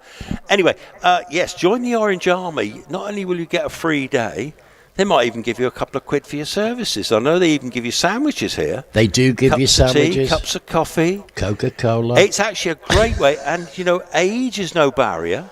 And also, boys and girls, they can even do that. Morning, Joy. How are you today? All right. And, so join the Orange Army because they're always looking for volunteers. So, why not? What a great way of watching the motorsport. I tell you what, Chris, this is my second season here at Loton Park, and the thing that I've found more than anything is the sense of fun that we have between us, all of us, the Orange Army, us, the drivers. It's a great place to work. It's great fun. Even the snappers are sometimes fun as well, aren't they? They speak a funny language, but they're okay. They do. You've got to watch them prowling around in the bushes, haven't you, eh? You never see them till The it's too chuckles, late. they're always in the bushes, those two, aren't they? I don't know what they get up to. Well, we don't like to talk about that. It's a No, fact. but actually I've got quite a few snappers down by me at the moment. They don't like being called snappers, you know. No, they that? don't. They don't like They that take because great offence. that's a caiman, a crocodile, or an alligator. They are snappers. If you say, "Oh, you took some nice snaps today," they just don't like it. In fact, Sir Geoffrey, who's in charge of the snappers, the media mogul that is Sir Geoffrey Robinson. I know he's a mogul, isn't he? You're a lunatic. You won't miss it because he's got a great big cowboy hat on. There is a story about this cowboy hat, of course. Did you remember he used to have a cowboy hat before? Yes, you lost it. And then he lost it in the move. When he was moving to his new castle up in the Team Valley. Yeah, that's right. Because I travel with him, you know. And when I turn up there, you know, my car gets parked by the butler usually if we're going there. You know. I called it, when I started, I called him Graham for about 6 months. You called him Graham for 6 months? Well, so I think somebody said to him actually, "Oh, they were nice snaps you gave us my last goodness, week." no. Oh dear, you had a sulk for about 6 months. Actually. Oh, it's like kicking a donkey. You just don't do it. It was really. They're very proud of their work, you know. Hey, I'll tell you what though, Chris, what we want to do is say hi to anybody who's watching us today, wherever you may be. Drop us a line and we'll give you a name check. How about that? Well, how about that indeed? Yeah, listen, we're not especially a dicey bait, are we? But anyway, leaving the line, I've got Tom Weaver leaving the line in his little Empire. Not off, and he's coming into triangle here, mate. Yeah, not off. Oh, he's flying. Yes. Well, anyway, no, he's a very serious young driver, this young man. Lovely chap. Let's get back to business. Get back to business. Already on the Cedar Straight. He'll be one for fastest times in this class. Okay, well, we're ready for him up here, and out of the Cedar Straight he comes. Pop, pop, pop as he breaks down and races his way through Museum. Flies up round Museum. Oh, bang, it goes. Pop, pop, pop, yeah, pop, pop, bang, bang. Anyway, Dave Tatham, 47.46, folks, and Tom Weaver, 47.54, not off, and Stuart Bickley, 48. Pop, pop, bang. Top, pop, pop, bang. I've never heard that one before up here. Pop, pop, bang. You come out with some good ones, you do. But you are a voice of radio. That's what you've done all your life. You've done loads of it, haven't you? Yes, I have indeed. You have, unlike me. I've just cast into the... I got chucked into the role, you know. You did indeed. Yeah, You were press ganged. Okay, car 8, Carol Nichols. She drives great. I love to see her go. The yellow car of Carol Nichols going over the line with a respectable 66.71. Yeah, well, actually, Carol Nichols is followed by Les Buck in the Pringet Mistral. The Pringet? Right? Yes, and lovely chap, Les. He's got a Lotus Elan as well, you know. Okay, well, he'd gone through fallow. He did squeal on the wheels as he took that right-hander, but he's fine now. Through Museum, car 80 was Les Buck, makes his way to the finishing line, safe and sound, with a finishing time of 5.968. 59.68, the quickest of the Formula Ford so far. Charlie Riley's on his way up to you. But I tell you what, Les, that's the oldest car here, and he's winning that class. And it's the Van Diemen RF, RF 92, up to Museum he comes, and nibbling away at the track. Nibbling. Well, anyway, talking about nibbling, Eating Carolyn the tarmac. Ryder's just gone by me, sharing with her husband John in the Van Diemen. Now, Carolyn's very rapid. She's an instructor as well, and will be followed by Sam Lester, who was the quickest yesterday. Okay, well, this is going to be exciting. Car 83 first, ladies and gentlemen, Siren Sessa, Carol Ryder. It's a Van Diemen RF 86, and she's through fallow. Nice middle lane for Museum. Into the inside edge to slingshot herself away towards the finishing line. Caroline Ryder there, 58.48. And that's the quickest Formula Ford so far. And Sam Lester, who's coming to you now, beat that. Okay, Shropshire driver all the way from Ludlow here, and his Van Diemen RF 92. We have Sam Lester, and we have a stop. Okay. We have a stop. Sam as a stop in the ferns. Okay, so we've got. All right, so we've flags just and red whistles. flags. We've got red flags. We're going to have a stoppage, folks. Sam has overcooked it up at fallow. She's sat in the car. Actually, in fact, she's put thumbs up. She's driving out of the ferns now. Oh onto yes, the grass. back in view. I can see. So good her. old Sam. She just had a bit of a moment, as they say. Well done, Sam. She's back on the track. Up Yeah. she goes, very gently now, around through museum. Must be a little bit surprising to do that for yourself. And well done, great recovery, great performance. This is why we're here. We like seeing that. Well done, Sam Lester. We're impressed. Just showing a replay on the live stream. Yeah, skillfully parked in the ferns. That's No damage. Very well done, Sam. Sam, of course, is a purveyor of fine motorhomes at Moran Motorhomes, no less. all right. Okay. Yes, well, yes, she's the one to go and see, or Roger. Yeah. Anyway, I don't know if Scott will sell you one as well, but he's probably... Well, I tell you what, Chris, I've got to point out I'm not really in the market for one at the moment, but I'll always bear it in mind. Well, yeah, absolutely. Now, well, stop that run was Alan Warburton in the beautiful Gould GR59. I was chatting to Alan earlier. Anyway, Alan's on his own in that car this weekend. His son is looking after his girlfriend, is what he told me. What's say? Well, I'm not going to go there, so there you go. And a big hello from Perth, Western Australia. Great coverage, well done all. From Gareth George. So now they're in front of us by about 12 hours. It's got to be 12:15 at night. And I've also got Morton from Norway. Great company on a Sunday afternoon. Morton, that's not Morton Harkett of Aha, is it? Definitely. No, I don't suppose think he'd tell you if it was. Well, but he doesn't look like Morton Harkett, but you know they've all got those big cheekbones in Norway and all that stuff, haven't they? They're all good-looking folk out there, aren't they? I think the Scandinavian people are Please give beautiful Ruby race. Gumbly a shout-out for studying hard for her A-level exams whilst watching today, although the family are at Loton supporting Dad. Well, yes, indeed, Ruby. I know she's a very pretty girl, Ruby, too, isn't she? So Well, good luck with the exams. Absolutely, Ruby. And that was from Elizabeth Grace. You have a good time in your A-levels. Your life is just about to go crazy. So have a great day today watching us, but don't not do your work. I don't think No, I didn't do A-levels. I did other things. I did business studies, actually. Did they do that in Borstal? My school was very good. It was approved. The old ones are the best. Oh, I know. We only know old ones, don't we? Oh, some of the missus. stuff we come out with, you can't come out with anymore, can you? No, you can't. No. So at the moment, ladies and gentlemen, the record for the furthest call has got to be from Perth, Australia. That is impressive. Have we had a New Zealand yet? We've had a New Zealand, have we? I don't know. I'm not sure. Wherever you are in the world, ladies and gentlemen, just put your fingers on the keyboards and say hi. Let us know. Let's have a worldwide race meeting today. Worldwide, yeah. A worldwide shout out. Shout out. Shout out for worldwide. Not off. Not off, because they don't even know who we're talking about. They're Fluff Freeman, okay. He was about 80 when he finished, about as old as us, I think. I want to give a prize to whoever New contacts Zealand, us. I've got a New Zealand one. Oh, there we go. Sunday night here. I'm from that neck of the woods originally. Stephanie Kent. Welcome, Stephanie. There's actually a picture of her in an aeroplane.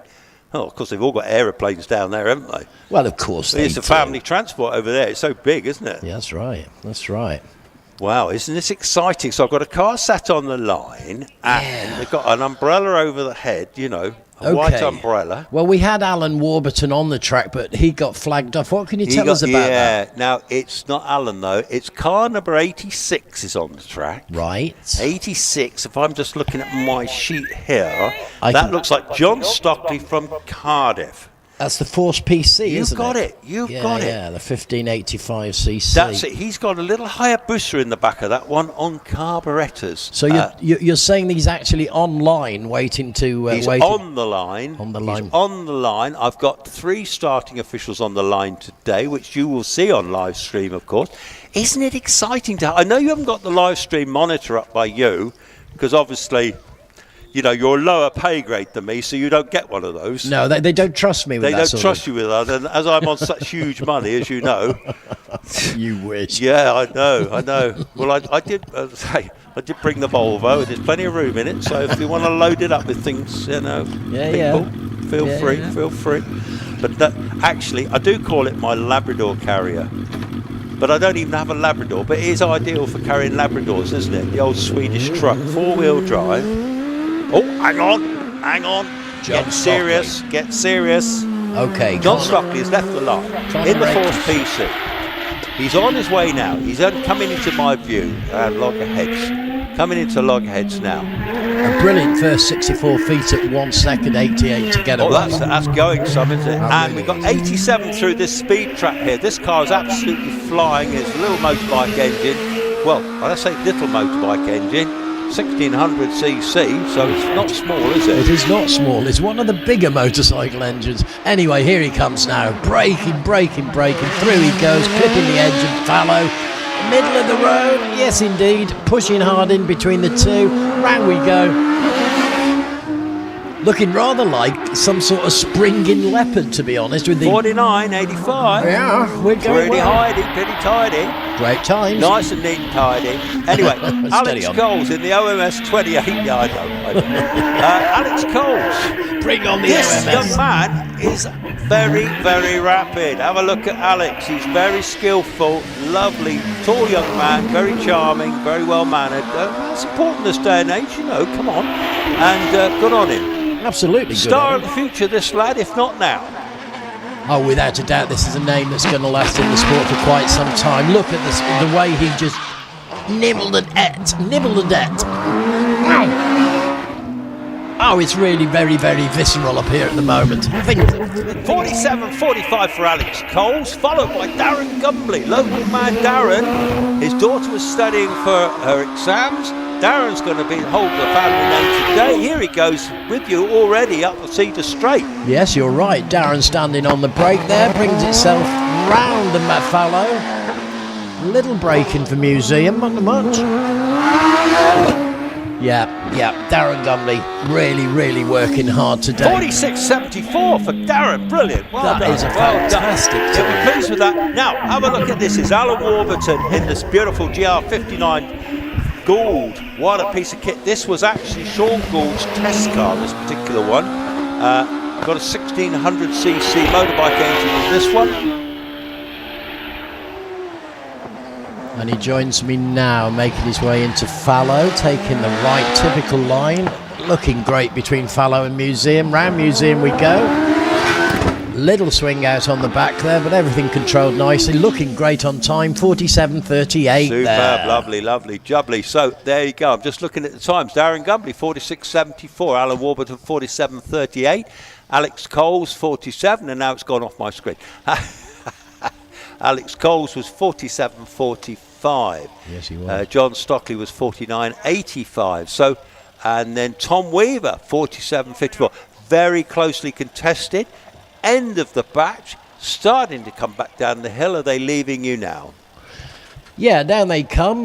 Once again, ladies and gentlemen, I always say, boys and girls, give them a wave as they go past. They are working hard today for our entertainment, and it's looking good. Okay, Chris, they're coming down to Yeah, you. got it. Greetings from Brussels. It's already gone off my screen. That was I think it was Raymond Boyle, I think it said. Ashley watching from New Zealand. Love the show. Ash Needham. Thank you, Ash. Well, it's a great show. Thanks to Rich Danby and Eleanor for putting the show on. They're brilliant, aren't they? Absolutely fantastic. And I know that they are working in a little office looking at lots of screens because they're pressing buttons as the cars are going up the hill to change cameras, and oh my goodness me, there's so much going on. And I did say good morning to Rich. He had his headphones on earlier. Eleanor was with him. He looked a bit stressed at the time. Anyway, I hope he's calming down now, Rich. Chill out, my man. Yes. All good. I've got the easy job, haven't I, really? You've got an easy job. We have, Chris. And United Arab Emirates from Abu Dhabi, mental jock. He looks like he's dressed in soldier's gear. Good for you, Jock. I hope you're a serving officer or whatever. Anyway, nice to talk to you. New Brunswick, Canada, Robin Lemon. My goodness me, we are getting around today, Absolutely fantastic. Hey, do you know, I've just had a Play Winner Drama Festival in Canada. Have you really? And I got one from Derek Orphan from Thailand. Well, My welcome goodness the me. rest of the world. It's a beautiful Sunday here in Shropshire. We're looking at the time being around 20 past in the afternoon, 20 past 12. What temperature we got now? I'm not entirely... I can tell you. Give me 1 second. I'll Yeah, you tell look it up on your thing, On your my Google thing. thing, I expect it is it? Look it up on my thing. Wow. So what do we call a clutch? What do we call a group of photographers? Do we call them a clutch? snap. A snap of photographers? Yeah. No, a gaggle. Oh. Gaggle. Yeah, that could be true, actually. Yes, yes. Anyway, yeah, well, I think it's got to be in the 20s now, isn't it? Well, it's got to be somewhere near that. I'm struggling to find my weather app. Are you? I've got it. You've It's got all it, right. have you? Relax. The pond's going to say 22. Well, it's still set on the Isle of Man at the moment. That's no use to me, is it? No, sir. Come on, get your act together. You're right. Here we go. 24 degrees Celsius. 24. It's a hot day here in Albury. We're right on the Welsh borders, ladies and gentlemen. If you can't place us on the map, have a look towards Birmingham. Go to the west from Birmingham. You'll see Shrewsbury. Have a look there, and then just a little line from Shrewsbury to Loton. You'll see we're on the Welsh borders, and we're surrounded by such beauty today here in this fantastic deer park. Normally, that's Yes. Now, tell us, who owns the deer park? well, of course, it's Sir Michael Leighton. Thank you. And he owns an estate. The estate itself, ladies and gentlemen, is fascinating. It was used as storage in World War One. It was storage for mustard gas and other such explosives. Ordnance was kept away from the towns. And you can see as you wander around little bits of brick foundations still around. They were the buildings from the war. The entire deer park was commandeered by the military. However, after the Second World War, the thing became what it is today. Can I just interrupt you course you quickly? I can. just had a thought, because at my age I have to sort of say these things before I forget them, right? So if you want to walk up the hill to where you are, you can walk up the side of the track, can't you? Oh, yes, you can. You can, can't you? Behind the fence. And it's a lovely view, isn't it? It's fantastic. up How here. many spectators have you got up there now? Oh, I'm looking at Tell me you've got some. a nice handful. A handful of spectators. A nice handful of It is a brave- bit of a walk, but actually I bet it's beautiful up there today, isn't it? Oh, the sun's beating. How about down. the deers? Any deers up there today? Any old deers or deers? Well, of course, you realise that we don't put the S on the end of deers to Deers. pluralise it. You know Okay. that. But there are no deer. No deers. But No. there is deers up there though, isn't there, some Of course days? there is. We've had A lot of deers, because this is a deer park. We've had deer on the track. They can hold up racing. We had Monarch of the Glen just a few weeks ago with his full array of staghorns on. Ah, And yes, it's of course. absolutely majestic. Of course, it's their land, and so if a deer is. decides he It wants is. to, wander around a bit, They do sometimes wander, don't they? Yeah, they do. They wander over the track sometimes. Yeah, you know. absolutely. But I tell you what, though, Chris, they are normally very well behaved. We seem to have Yeah. an unspoken agreement between the deer and I. They have learned, though, in their wisdom that wandering tracks is not good for their livelihood. Absolutely right. And they might end up as Bambi burgers. Oh, I do like Eh? it. I love to eat venison, but do you know why I Yeah? don't eat much of it? You don't? Because it's a little deer. It's here. My goodness me. Too many old gags in it, really. But anyway, yes, Bambi burgers. Yes, well, we don't want any Bambi burgers today. You're upsetting the children. Stop it. Am I? I always upset the children. What was I like as a dad? Shocking. I can't Well, upsetting believe the children, young man. it. And the horses. And I never had horses. We weren't that rich. You might have been that rich. But I tell you what, Yes, sir. I've just been standing on the steps outside of my box here. Uh-huh. It's a lot cooler outside than it is actually inside. Is that a scientific fact, or is that one you've come up with yourself? It's just a fact. It's just a fact. Hang on. Do you know what? I've just been offered water. Yes, please, sir. Yeah, they're very good for that. Do you know what? They're looking after us very well. They And are. to be fair, everyone keep drinking water because it is important. We better start on our old folks thing here, Get your suntan cream on. Put your sun hat on, drink Hey, some I tell you water. what, shout out, regalia shop. Get yourself, have a look at all the bargains in the regalia shop. Otherwise, Joe will be on to me. Is beer available yet, Chris? Do you know what? Is Jim there? Has he got... No. Computer says no. No beer at the That's moment. not good. Oh, well, never mind. We're not allowed to drink, you know that. No, I'm not. I know, we're not allowed, but that doesn't mean the other people can't drink. Oh, look at Exactly. this. Oh, look at this. I've got water. Thank you. Oh, Thank you no. very much indeed. That's marvellous. Wenlock Springs, no less. I'll tell you what, it is fantastic. That's local stuff, isn't it? Yes, it is. Much Wenlock, of course, the Wenlock Edge. It's 13 miles long and 5 miles wide, and is the It says, I'm escarpment. fully recyclable. Did you know I'm fully recyclable? That's not me, that's the bottle, right? I thought it meant So you. please recycle me so I can become another bottle. I'm a little teapot, short and stout. If you were to be Call recycled, me up, call Chris, me out. what Hello, Roger.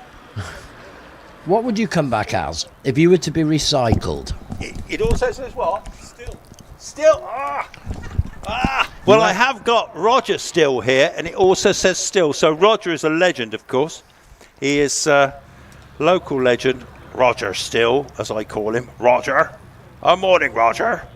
Anyway, Wenlock Springs. Yes, so it's a bit of a con, this game, though, isn't it? Because this is just water, isn't it? Of course it is. You can And they just charge you get it out the taps, go can't to you? the tap and drink it out of the tap. Yeah, Yeah, of there's course nothing you wrong with it out the taps, is there? I went to a supermarket the other day. The shelving was about 75 yards long, and every single spot on the shelf was taken by a bottle of water, wrapped in plastic. The plastic goes, you know where it goes to the sea. Wow. It's a terrible trade. I don't know why it happens. Well, back in the day, you didn't buy bottled water, did you? It just wasn't available. Nobody drunk it, did they? We knew how to use a tap. Yeah, we used taps, didn't we? Me You know, too. my daughter sometimes, she's a great water drinker, you know. Because I don't drink enough, I've got to say. I'm not a big fan of water. I'm not a massive fan. I prefer something flavoured. Well, I like to drink water when it's been turned into beer and Moretti. Yes, yes. That's what I like. Now, I seem to remember looking at your Facebook, you were out having a little drink somewhere yesterday, weren't you? Yesterday, Yeah, weren't you? Did you go somewhere that's rather nice? all my trouble seems so You far travel. away. You've been to the Isle of Man this week, haven't you? That is right. You're I'll alluding. tell you, you are sort of a global jet setter, really, aren't you? Well, I quite often pop over to the Isle of Man. I've just finished organising quite a big concert for Ukrainian relief, and it was a great success. And I then like to retire somewhere where nobody can see me, so that I can chill out and get my breath back. And that's what. Did you see the racing? I saw a little bit of TT racing. It's easier to watch on TV than it is actually to watch, because you only see a certain amount Yes, of the of track. course. It's 37 miles long, the island race. and sometimes you might wait up to 10 minutes between bikes, It's, Oh, really? Oh, yeah. Oh, wow. But they the do get speeds quite are spread. insane, aren't they? But the atmosphere over there in the Isle of Man is just fantastic. I've seen so many bikes. I've seen bikes from the 1900s. We're right? back in the game. Okay, let's move on. We've got to get serious. Let's who? get serious. Who have we got, Chris Ponsford? We Tell us. have got Tony Feekins in that Okay. beautiful Peugeot. This car gets meaner and meaner looking all the time. It's got big wide arches on it. He's left the line. It's got a 2-litre 16-valve engine out of a Peugeot 306. And he's got some pretty mean looking alloy wheels on this car now. And he's sharing this car. Anyway, he's coming to my site now, coming down in to Triangle now, squeal of the tyres, front wheel drive car of course, on his way up towards Keepers. This would be a car I'd like to take home. Very, I do like the Peugeots, they are, and this is like a well sorted one, looks the part. Coming to you about now. Okay, well, Tony Feekins, car number 823, bringing back with the action, has just arrived into Fallow. A squeal on the wheels there to make sure he gets the correct line through Fallow, and he lifts that back wheel up. The front literally touched the ground, and the back wheel came up as he braked to come out of Museum. And Tony Feekins, 61.71 for Tony. Simon Barnwell on his way up to you now in that Formula Renault. That's this popular racing car. 2-litre engine in the back of it, in red, pretty car. It is a very pretty and a very appealing car. It's come through Fallow, and no problems, making no issue of two bends. They really are a test of a driver's skill and mettle, and in fact that was a great display of how to take those corners from Simon Barwell. Well done. 56.03. Yeah, 56.03. All right, so coming to the line, that looks remarkably like young Terry Davis in his Force TA. This is our whiz on the engines. This is your man that can build you an engine from scratch. How about that? There's not many folk that can do that. He can even put it in the car for you. So Well, he it would be leads the handy. line in his home-built V8 Force TA. The Force TA, he didn't build that, but he put the engine in the back of it. And already he's round loggerheads already. And here he comes down to me. The engine's screaming. It sounds absolutely tremendous. Very smooth bit of driving round the triangle. You know, sometimes with hill climbs, when you're raggedy, it's not as quick as being really, really smooth on it. And he is certainly smooth. Oh, anyway, every Terry's on his way here. Every twitch and every wobble you can lose seconds, so it's always best to keep it tight, keep it straight, and keep doing it as you do. Round we go through fallow. Lift of the front wheel just a little bit as he pushed hard on acceleration. Through museum we go. Terry Davis, car 90, races to the finishing line. He's looking good. 51.06, Chris. Here comes John Cottrell in the beautiful MP Pilbeam MP 82. I've got a visitor here. I'm going to leave you to commentate. Okay, well, you go off. I'll tell them that John Cottrell is from Worcester in his Pilbeam MP82. He's coming through the Cedar Straight now, the fastest bit of the road. When they get through Cedar, they really have to stand on that brake to get ready for the line into fallow. It catches them out, but he's through beautifully. Then a straight run up to Museum, a right-hander through Museum, into the middle of the track. John Cottrell there. His time is good. We're looking still running the time at the moment. It's 54.31. Next car, 92, Aaron Colborne. Aaron Colborne is from Forthampton. He's driving the Van Diemen RFO2 FX. The Van Diemens always make a good show on the track here at Loton Park today. Out he comes from Cedar Straight. Braking. That's okay. No problem through fallow. Nice and tidy. Nice and neat and tidy. Off he goes. I said neat and tidy. Anyway, listen, I have news. So we've got a bit of a batch going on, and then a very short batch. Okay. And then we're going to have the first runoff of the day for the Midland. So anyway, just coming by me now was Michael Tregonning in his beautiful MP 88 Pilbeam. Michael gone round keepers now. What a lovely little bit of kit that is. I think that's an ex-Bill Morris car as well. Here's the Pilbeam now of Michael Tregonning from Padstow in Cornwall. In between fallow and Museum. Round Museum he goes. I've not seen the car on the track before. I haven't seen that car before this meeting. Yeah, you have seen it before. Have I? Yes, you have seen that one. I stand corrected. But yeah, he's quite a regular competitor. Michael, been coming for years. Andrew Henson just going by in the Gould Dallara. This is there's a 2 litre cars. These 2 litre. I think he's got the. Commentators curse. He's stopped at keepers, but not with any. I think he's got an engine problem. We've got a mechanical fault. A mechanical problem of some description. Okay, so that's car 96, Andrew Henson. We're waiting to hear from the bottom commentary box from Chris what is going on with his Gold Dallara. It seems to have stopped. So, Chris, you fill us in when you're ready. Yes, he is actually just reversing back into the little runoff area by keepers, and he's going back. He's facing back towards the start, so the marshals are pushing him. So he'll literally come back round now. He's just freewheeling back towards the paddock. So some sort of mechanical malady. Oh dear. But you know, this is racing. This is what happens. Of course. They're building cars that go on the limit, and things break, things happen. But there's no bodywork damage. Hopefully it's a minor problem. It could even be an electrical problem, which there's a lot of electrics on these modern cars.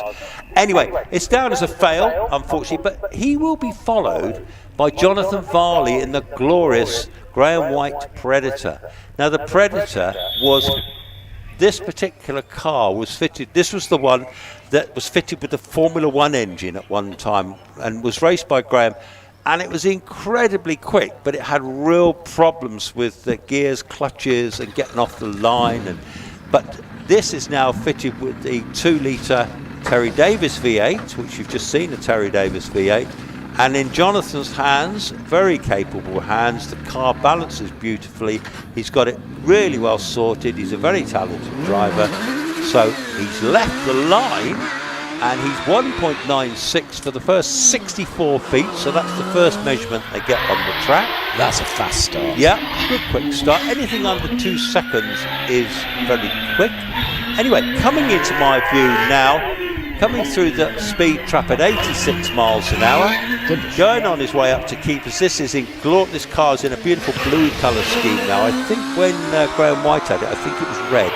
Anyway, a little bit of irrelevance there, but anyway, in red, white helmet, coming to you now. Fascinating, Chris. Thank you very much for that insight. We're going through fallow as we speak, up to museum. A little bit on the brakes, feather in the brakes. And make that really pleasing whine as it goes past the box there. Jonathan Varley looking at 47.10. Yeah, Chris. Excellent. That's a nice time, isn't it? It is a Very good time.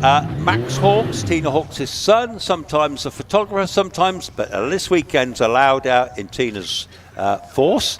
This car, 1300 super turbocharged Suzuki engine, this one. Good Lord. In fact, still on the line. So, anyway. So this is a dual drive car, Yeah, it is. So it's Tina Hawks' mum, and she'll be driving this in a bit.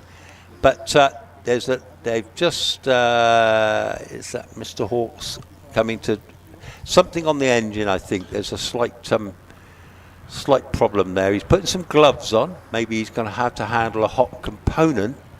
Anyway, that's the joy of live stream. I get to see all this stuff. Yes, oh my goodness me. It looks to me, that's either a broken belt or it's a bit of polythene that somehow got into the engine. Right, he's pulled it out. I think that's a bit of polythene. Anyway, he's been pushed back. He's took his helmet off.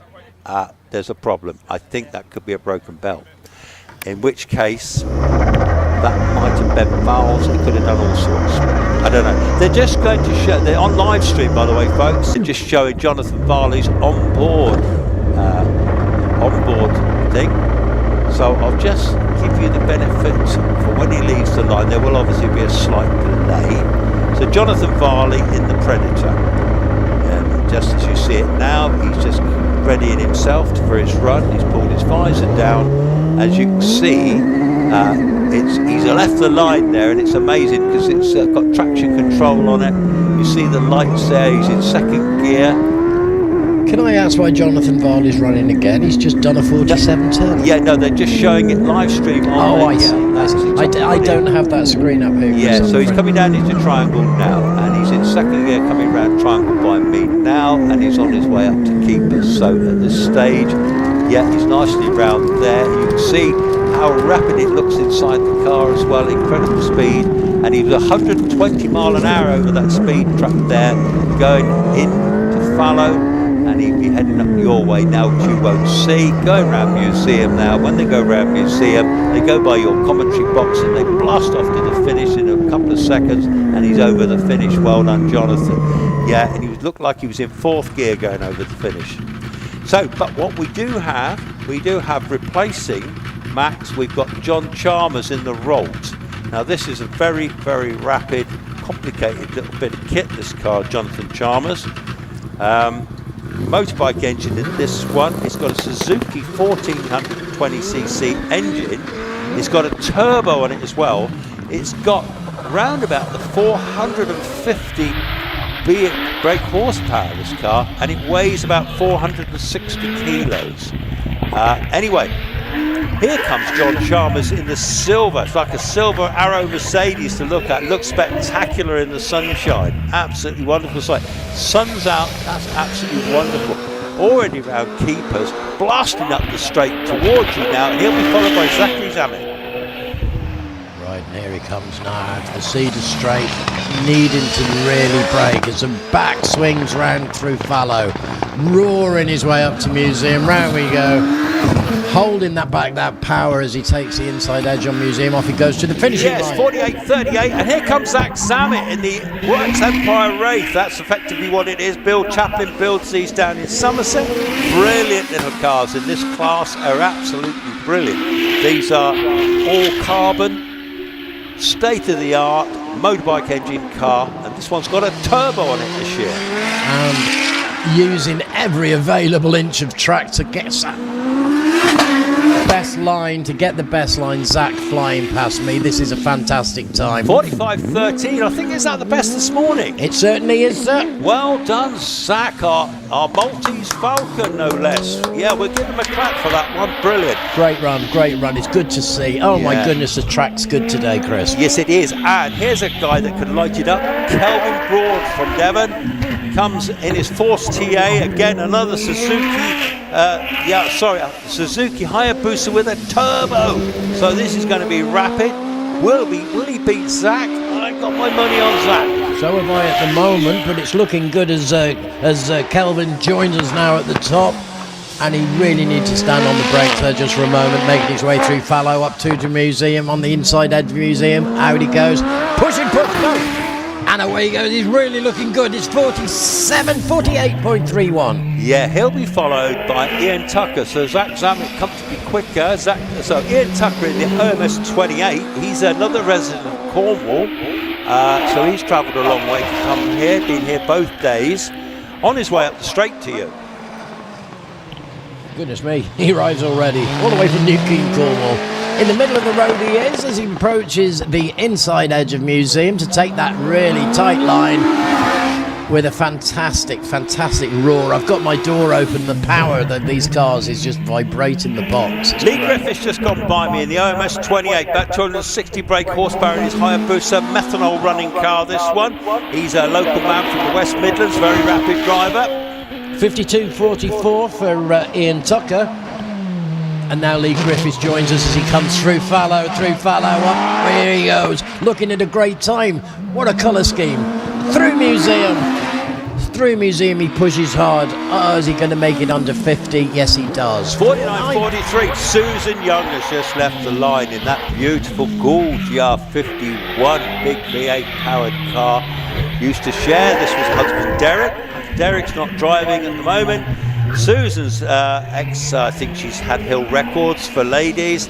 She's always very competitive. At the moment, they breed horses too down in near Hereford Way, and that's been her passion for the last few years. But now she's back in the big car. There she is too. You're absolutely right. It's a beautiful looking vehicle and sounding so sweet. Makes absolutely no bones of getting round those two corners. 48.93 for Sue, and here comes Paul Crute in the OMS with a big Jag engine. This engine actually came out of a Jag, just a road car. This is the HSBC colour scheme, isn't it? The racing Jag. Yeah, absolutely stunning, isn't it? I love this car. Stunning. We see it every meet, and it always performs well. Yeah, with you now. Okay, coming with me, braking from Cedar Straight. You've got to bring that speed right down, but then you get a little chance to accelerate between Fallow and Museum. Through Museum, Paul Crute in the beautifully coloured... OMS.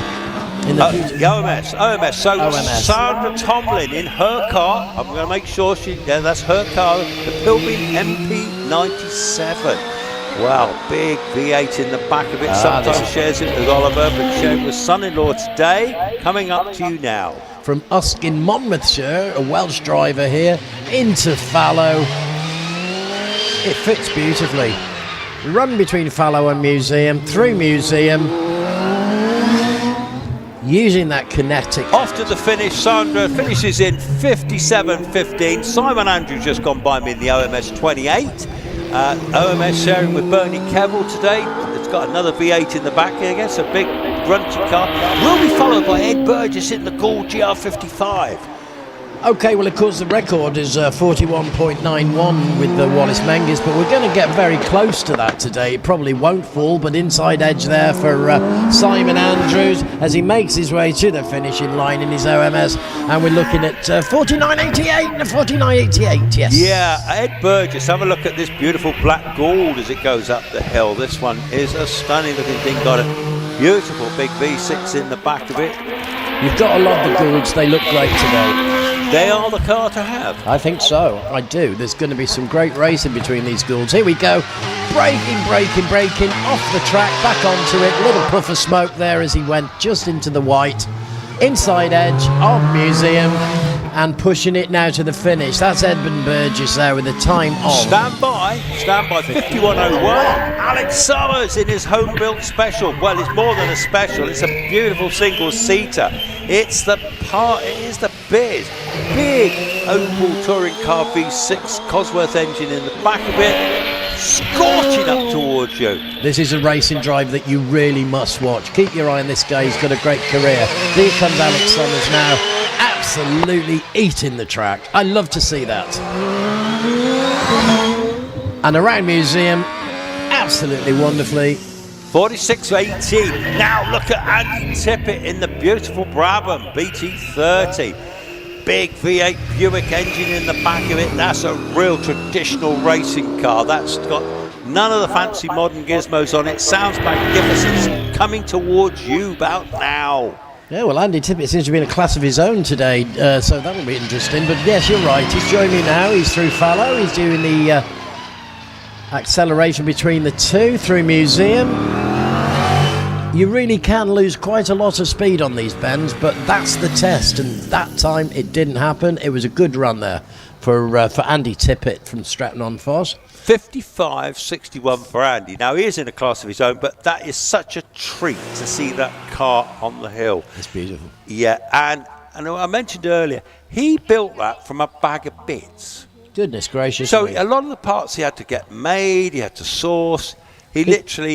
It had a hill climbing career, but it was literally all in a rather sad state. If I gave him the wool, do you think he'd make me one? Well, I'll tell you what, he is an engineer. I did ask him about that this morning. I said, because seriously, that is some clever stuff, that. And he said it took him a while to do it. In fact, I'm going to give you some info on that while they're sending the batch down anyway, Chris. Yeah, thank you. Right, okay. So with that particular one, yeah, so he bought it. Yeah, so it took him 1.5 years to build, and he's had it about 6 years now, and it literally was a bag of bits. It's got incredible. About 245 brake horsepower. So it's got plenty of grunt, but it's got loads of torque. Anyway, what a lovely old thing. Brilliant job. Well done to him. Batch is coming back down the hill. I think now we could be heading towards the Midland runoff before lunch. Okay. And then it will be lunch. So let's do the runoff now. This will be for championship points in the Midland Runoff Championship. Have you got a list of runners? No, but okay. What I have got to get, I will get a list of runners. Well, I'll get something come up on my screen as they run from obviously Richard's live stream. Okay. So, yeah, so they'll come back down and they'll all, I don't know the runners because I haven't been given a list. So we'll have to wait and see. But suffice it to say that it's probably safe bet they're all going to be single-seaters. It depends who's registered for the championship, of course. Of course. Okay, So- well, we're sending down a superb stream of cars. It's all the racing cars, the Goulds and the OMSs. They look fantastic. They always do. Pleasing to see. The batch is coming back down to you. So your prediction, Chris, is we're now going to move on to Yeah, I think so. I first think runoff. that's the end of our normal runners. And if I'm right, it should be the Midland runoff, which we should get to today. But there is a threat of rain. So the Is that idea right? being that potentially later on, like yesterday, you could get this heavy rain. So I know it seems ridiculous at the moment, doesn't it? But the sun's out and it's fantastic. But trust me, I was at the other place yesterday, and when we finished the meet, we drove home and it chucked it like torrential. So we'll see. So We'll see. the idea, if we can get a runoff in now, in the dry, it'll all be even for everyone. They'll all get a dry run. That's the idea. What you don't want, of course, is to have a runoff start and then rain come halfway through. And then, of course, the later runners, they can be 10 seconds slower than the earlier runners because the track's gone wet and they're still on slicks. Yes, of course, we're using slicks at the moment. Yeah, we are on slicks, and we'll just explain that slicks, basically, these are soft rubber tyres with no tread on them. That's So it. they give you great grip. But obviously, if it rains and it gets proper wet, then the grip becomes hopeless because they've got no grooves. But even on a damp track, slicks are still better than having to put wets on, because you still get more grip out of a slick, because they're so soft, than a harder grain tyre with grooves. Well, I'll tell you something about the TT, Chris. They're running on slicks at the moment. Right. And Michael Dunlop was quoted saying that on slicks or tread, on two wheels, it doesn't seem to make a big difference on the road. That's quite interesting. Oh, well. Oh. Well, I know that on the TT, they have been running over 200 miles an hour, some of those bikes. Yes, very fast. 200 something, 210 maybe. But I will tell folk this, that on the British hill climbs, the fastest track, which I was at last weekend, the fastest finishing speeds, Go on. is over the finish to over 160 miles an hour. So that's pretty nippy on what Chris Druitt calls a country lane. Because actually, it's just this is like a country lane here, isn't it? It certainly is. I mean, it's a superb track. You couldn't ask for any more. It tests the driver's mettle from the start to the finish. The concentration, the level of concentration is phenomenal. You know, I mean, these cars don't drive themselves around these really nasty bends. We got some very skillful drivers, and it's also great to see. Just remember, Aye. it's a deer park. Look at either side of the track; it's grass. There's no great big barriers, is there? No, there's not. And if they end up on the grass, they could end up in the trees, amongst the deer. Who knows? The ferns. We've already had them visiting the ferns this morning, haven't we? Well, we have had a little foray into the ferns, if you like. Yeah. No damage was done, and the car was back on the track very quickly. But it just added a little bit of drama, didn't it, Chris? Yeah, I'm just looking at the live stream here from your box at the top. It's really hazy, isn't it, into the distance? If you look down the track, you see over the trees.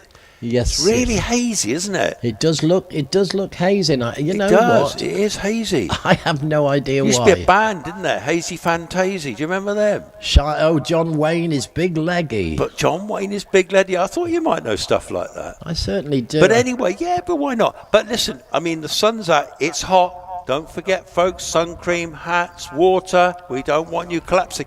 Hey, did you see those guards, those with their bearskins on yesterday? 3 of them collapsed, didn't they? Yes, I saw that. It's terrible because, of course, they can't take anything off. They must have been in the hundreds, their body temperature. Nightmare. And they just fainted. But the great thing is, of course, the British Army, what do? They carry on. Well, this is what we do. Have a cup of tea and carry on. Carry on. Yeah, absolutely. Well, I see the Chief Marshal, Jamie Mould. Okay. He's just in his big truck. Jamie in his big truck. Give him a wave. Oh, There Jamie you go. coming round, He's in is the he? silver big truck. Hello, Jamie. Give him a wave. Anyway, he's driving up. In all seriousness, he's coming up for a look up your way. He'll be inspecting the track. He'll be checking the marshals are all on their posts and everything's good. Currently, red flags are out. He's on his little way up round Keepers at the moment. And he's on the Cedars Straight now. But yeah, he's just checking the track out, checking the marshals. Everything's ready for the runoff. The runoff. That's when it gets exciting, isn't it? This is when championship points are decided. Absolutely, yeah. The runoff, they are crucial parts of the race meeting, and we need to have the track at the absolute optimum. So that will be what Jamie's doing now. He'll be checking that, and anything at all he sees untoward on the track will be repaired before we put another car on there. But at the moment, he's just cruising around, having a little nosy. He's with me now. He's going round fallow. He's looking a bit like Top Gun with his sunglasses on, isn't he? Eh? Is he like Tom Cruise, is he? A little bit Tom Cruisey today is Jamie. Yeah, a little bit Tom Cruisey. Yeah. We've had whistles, we've had flags, and we might be nearly ready. I'm not sure, but there he goes. I bet he's bringing me some water. He might be. Yeah. Is he stopping with you? Oh, hang on. He's saying he's stopping. Yeah, I can see you. I can see your box on the live stream. I can see you. Yes, you're on the left-hand side of the box, aren't you? Yes, I get a little wave. Yeah, there. I can even see. Hello. Hello. He says hello. And do you know what runoffs mean? Do you know Prizes. what runoffs relate to? Points mean prizes, doesn't Exactly. it? So later on, you can probably do points mean prizes on the presentation, can't you? I certainly will. I look forward to that. I always have a bit of fun doing that. You do, don't you? Yeah. You can let your hair down a bit and have a good laugh with the drivers. It's amazing because they all take their helmets off and I don't recognise one of them. No, well, actually, I've got a bit of news for you. Share it with me. It says down here, Midlands Championship runoff soon. But actually, on the line, prior to the runoff, it's probably a very short batch. I've got Philip Steele, car 120 on the line. So I think he's in a small... No, he's in the great big batch of Porsche. 120. I'm just looking now. Oh, yeah. Philip Steele from Welshpool in the Boxster. And then it could literally be a shared drive, actually. Okay. Well, I don't know. Who knows? All I know is he's on the line, ready to go shortly. He's in the little Boxster. He's got a sunroof. This one's got an open top.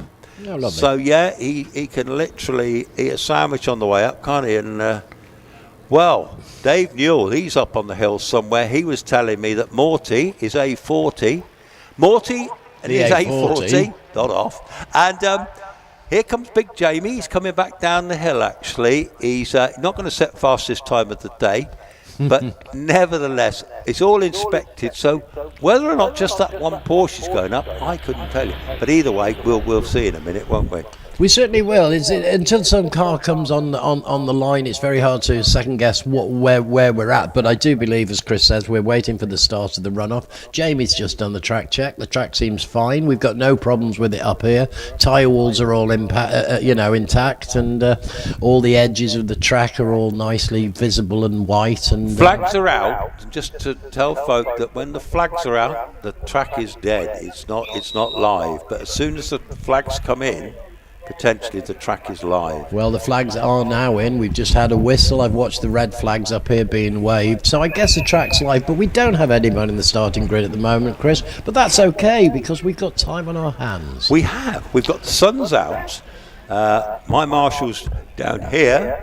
Roger's got his big red flag out, and he's just waved his red flag. I didn't hear his whistle, but I know he loves a good whistle. He loves a whistle. He does. He's got the Acme Thunderer. You know the Acme Thunderer. Is it a P whistle? That's right. Is that what they got? Is it? I saw one on the television the other day. And it sold for £120. £120 whistle. And I suddenly realised the world has gone mad. Wow, that's a whistle and a half. What do you want a whistle for 120? I'll tell you what. You could have about 150 pints. Do you know what? Terrible waste. I have been a rally marshal. I've also been a marshal on the hill as well. You know, I've done all these jobs. You've had an identity crisis all your life. I know. I get bored so quickly.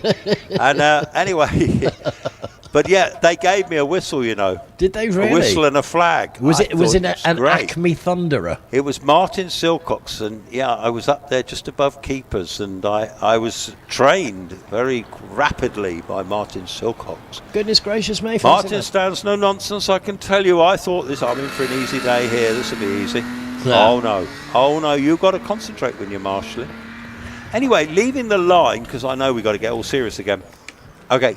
Yeah, we've got Philip Steele on the line, haven't we? No, I've got more than off the line. He's got off the line now, and he's got his sunroof open. Well, he's got his soft top, actually. Bit of a slow start over the first 64 feet. Yeah, but no, he's only in a little old Porsche Boxster, so okay. This isn't Wallace Mingus' car, so to be fair. Anyway, he's coming down to me at Triangle now. He's got... yeah, he's making, I'd call it steady progress. Okay, I think steady is the word here. Let's not be silly and say silly things. No, steady progress. He may be new to this car, actually. He may be new to Loton Park, because we know it's actually a very technical track. It's not easy, is it? No, it's a difficult. It takes you from one extreme to the other. You really have to fill in the middle and do the best you can on this track. Otherwise, it will eat you. Here's the Porks Boxer now of Philip Steele. Well, can I just interrupt you? Yes, mate. Richard Case is just coming by me in the Renault Clio 197, and he'll be followed by Andrew Feekins in the Renault Clio 182. Well, as you can see, Philip Steele's just passed the top box here at Museum, making his way to the finishing line. It's not a fast go, but he certainly made it safely round at 77.65, Chris. Well done to him. Well, Richard Case is nearly with you. Okay. Richard Case is driving the Renault Clio 197 today. Welsh driver from Wrexham. Here he goes round the museum. Hit that brake. Oh, fighting it round. And it's lovely to see the suspension dip as they turn around on that nasty right-hander. There goes Richard Case. A time of 71.43. Yeah, you follow Andrew Feekins, who's nearly up with you now in the Renault Clio 182, followed by Joe Feekins in the Peugeot 205 GTI. Okay, well, Andrew Feekins from Ledbury in Herefordshire, car number 122. Around he goes through museum, looking good, pushing hard, and coming in respectably at 65.36 for Andrew Feekins. Now, Joe Feekins is next. I presume they're related, Chris. Yes. The Feekins are taking over the Paddock at the moment. They had a great big awning thing down there this morning. Well, here comes that Peugeot now. It's just gone around museum. That really was quite spectacular. There was something about the way he did that was really very nice. Well done, Joe Feekin there, making his way to the line. 64.70. Good Joe. time. Now, they got it going. Max Hawks in that 1300 turbocharged Porsche, already round triangle. So they got it going, whatever the technical hitch was, whether it was the belt, who knows. All I do know is he's going very fast now. Well, so he's already gone through keepers on the Cedar straight up towards you now. Oh yeah, making up for lost time. Oh dear, we have a spin. We've come to a stop just at the moment. The flags are out, the driver's fine, the car's just come to a stop in the middle of the track. You can see it on the monitor, I'm sure. I can. Actually, yeah, I would say he was trying really hard. Yeah, he lost it coming out of fallow, didn't he? He did. He's trying to make up, obviously, for the last run. Great to see the car is fixed and running, but unfortunately this time overcooked. Yeah, in fact, they're just showing the replay now as he comes up, brakes hard into fallow, locks the wheel, spins it very skillfully, I've got to say. No damage on the car, so Mum will be pleased. Tina, you'll be happy now. Max is fine. Your car's fine. Max is fine, and he's actually making his way down the track now. Yes, so I'm not is. Convinced that's he's been given a fail. So no, that is a fail because he hasn't completed. Well, let's hope that's not his last run of the day. No, I'm sure it won't be because he's going great. Yeah, I don't think there was any problems with the car. He had a fail. He had a spin. Yeah. Going back down towards. Going back down towards me now, actually, and then a return to Paddock. Whether or not Tina will get, I'm not sure whether Max was trying to qualify for the runoff, possibly. Yeah. But either way, he won't be in the Midland runoff now because he's had that fail. Well, he's had two fails in all honesty, so it's not a good day in the Hawks camp at the moment. Well, I'll tell you what, they've just shown me the start line, and in fact, I can see some Porsches, so it looks like we've got a sort of a little batch of Porsches. There's more cars in this batch before the runoff than I thought. Anyway, Max has just gone back down into the paddock. So we've got car number, I believe 907, which is that black Porsche. Any idea what page that might be in the program?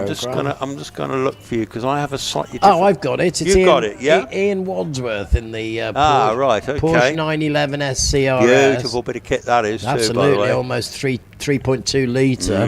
But the 911, the old air-cooled job, so they're worth serious money. I'm just looking now. So we are... I think we're on page 20, aren't we? We're at the top of the page 21 at the moment. Ian Wadsworth is second down at number 9. I got him, got you. Yeah, you're right there. But whether he's sharing that car, I don't know. Okay, well, time will tell on that one. This is the Z Porsche Club GB Speed Championships, and the Porsches are racing each other, so the times of the Porsches are worth writing down in your programs, ladies and gentlemen, if you're following the way that the meeting will end out. Some people just like to watch and not follow the actual construction of the day, and that really doesn't matter because it is a spectacular sport. What a day to be doing it, Chris. Wow, isn't it? It's absolutely splendid, isn't it? I mean, that's the only word for it. Yeah, he's coming into my view now. This glorious 911. Yeah, I am a big fan of these 911s. It's totally out of my pay grade. I'm afraid it's costing one of these now.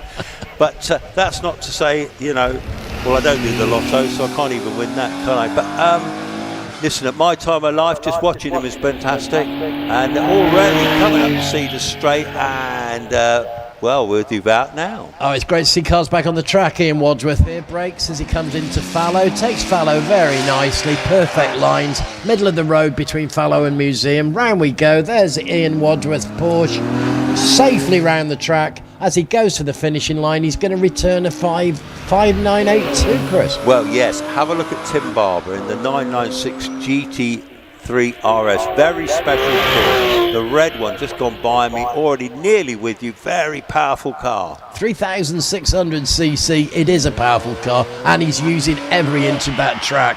Go right wide on the fallow, through museum. Yeah, and he'll be followed by Ian Crystal just going by me in the Porsche Boxster S. Okay, well, that's crystal clear. And 56.46 there for Ian Wadsworth. Come on, Ian, let's have some Waterford. Wow, excellent, excellent. Well, yeah, Ian Crystal in his Boxster, not as quick as the red one we've just seen, but to be fair, certainly a smaller engine. And, yeah, it's 200cc less, isn't it? So, but it's not just that. I think it's just not such a quick car. That one was very rapid. Wasn't it? A little puff of dust there as we caught the inside edge of fallow, but that's good. That's no problem. Museum was taken beautifully, and away goes Ian Crystal. Now we give it time of 65.95, Chris. That's all right, that is. Well, I was just taking a swig of water then, because got to keep hydrated. I learnt my lesson yesterday, didn't I? It's so easy to forget to do that sort of thing, isn't it? Dehydration it's a serious thing in the summer. I'm a big lad, Got to keep. but I'm afraid when I ain't got enough fluids in me, big trouble. Big trouble. Anyway, listen, they're coming back down the hill, those few cars. Yes, they are, Chris. Everybody. They must be dual driven. The whole batch. No, the whole batch is coming down, including the Clinos. No, I'm just. I don't know if that's. That could be leading us to the top 10. Maybe, but I thought I saw a few more, but we're going to wait and see. I'm not going to commit to that. But anyway, the Midlands runoff is soon. It is soon, folks. It's well worth sticking around for that one. Have you got any more calls from around the world, Chris? No, I've got nothing. No, nobody loves us anymore. Well, let's appeal for that straight away, wherever you are in the world. Actually, tuning in from Dunkirk, Maryland, thanks to the excellent coverage and company on this Sunday. Max B, you're very welcome. Oh, well, you have a great day out there. I hope the sun's shining for you too. Maine, USA, John Hrichak. Yes. Oh, it's incredible. I tell you isn't what, it? mate, I can't believe it.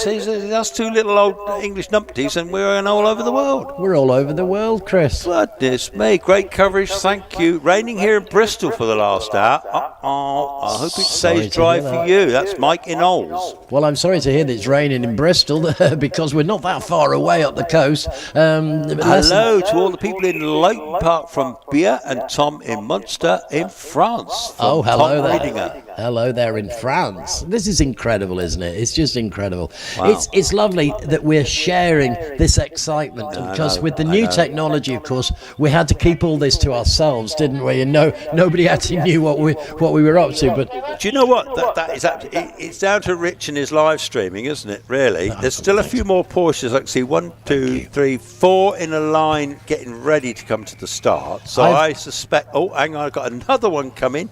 That multicoloured one. That's 5. And I can see another one behind that. That's 6. So 7. Oh my days! So there's still a few little cheeky Porsches, as they say these days, isn't it? Absolutely. Yeah. I'm just working on the list of the Steve of the first Forrest top from 12 Guernsey. runoff. Good afternoon. Who's that? Sorry, Steve Forrest, not Forrest Gump. Steve Forrest. I thought you said Boris Johnson then. No, excuse me, don't go there. We Don't said we go wouldn't, there. Chris. No, I'm not going there. Don't you start. Don't you start, mister. I know what you're like. Absolutely, mate. Goodness Don't me. start me. No, I'm not starting you off on that one. No, and no. Right, get back in your box. I'm there. In your box. And I have got Andy Fagan on the line in his Porsche Boxster S. This one's white. It's got bright orange wheels. It's got the Gulf team colours stripe, an orange stripe and a tan turquoise stripe. John Wyer Porsches back there. Back in the day, they used to race at Le Mans. Anyway, fine looking Porsche in this little Boxster S. I should imagine it's very hot inside the cars today. He's coming into my view, coming down into Triangle now. Making a steady pace. Well, in fact, he's going quite slowly. In fact, he's going back into the paddock.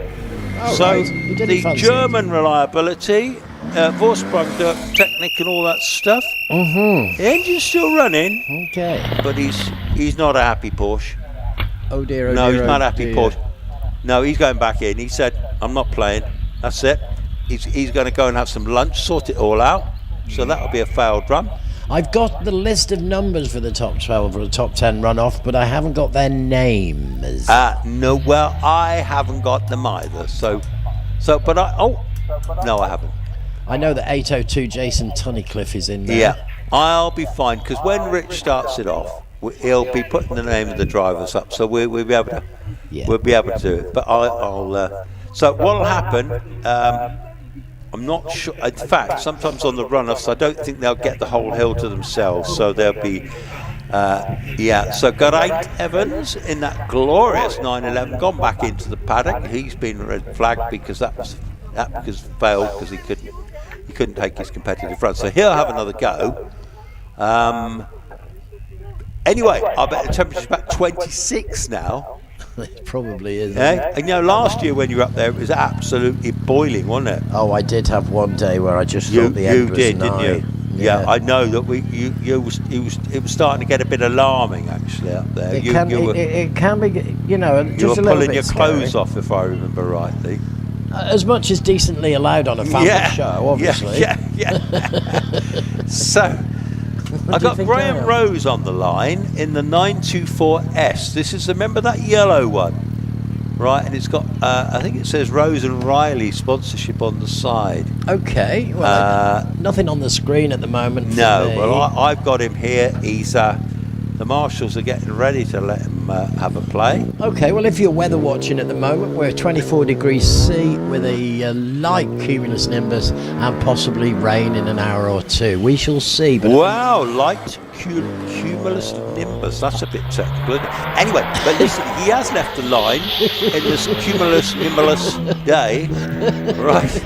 I'd love to know, it sound like I know what I'm talking about. You are the weatherman of Loton. So here he comes by me now in the 924S. Okay. He's got a big spoiler on the front of this one. He got a big spoiler on the back. Don't spoil it for us. No spoiling, no spoiling. I'll give you a spoiler alert for Graham Rose. Exactly. Spoiler alert. There you go, spoiler alert. Graham Rose coming into your sight round about now. And you're a lunatic. Here we are, car 204, Graham Rose, looking forward to his arrival. And what a splendid looking Porsche that is. Beautiful yellow of a banana, I would say. Round we go through Fallow, Rose and Riley coming up through Museum. Well taken. Rose and Riley, do you think it's a firm of solicitors or is it two old dears? I don't know. It sounds like a team of gardeners. Team of gardeners. Well, talking about gardeners, I've got Howard Cressy just coming by me in the Porsche Cayman. Okay. He's already on his way up towards you. This red Porsche Cayman. This is not rapid. He's not hanging about. Oh, that's good news. I like to see these Porsches working as they should. This is car 205, Howard Cressy from Wetherby in Yorkshire in his Porsche Cayman. Can I interrupt you to tell you that Mel Spear's coming in that beautiful 964 Carrera 2 Cup multicoloured car on its way to you? Oh, you do like that car. I love it. Howard Cressy, 62.77. Mel Spear on the track and on his way to us as we speak. Here he is, and look at that, a superb paint job on that Porsche. What a gorgeous looking car, very, very tidy. Up through Fallow, round we go through Museum, screech on the wheels, there's a little one, no puff of smoke, as Mel Spear pushes that Porsche back home with a speed of a time of 61.04. You've already got Nick Wadsworth in that glorious 911. Oh my days, he hits a bit of dust. Oh, wowzers. Yeah, he means business. This guy's not messing about. And round he goes through Museum as if it wasn't there.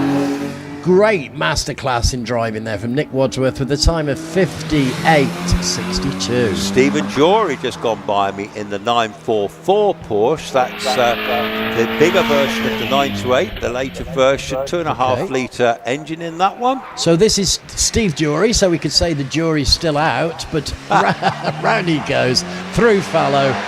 Oh, what a smashing looking car, isn't it? Gosh, he had to brake heavy then, but he did it.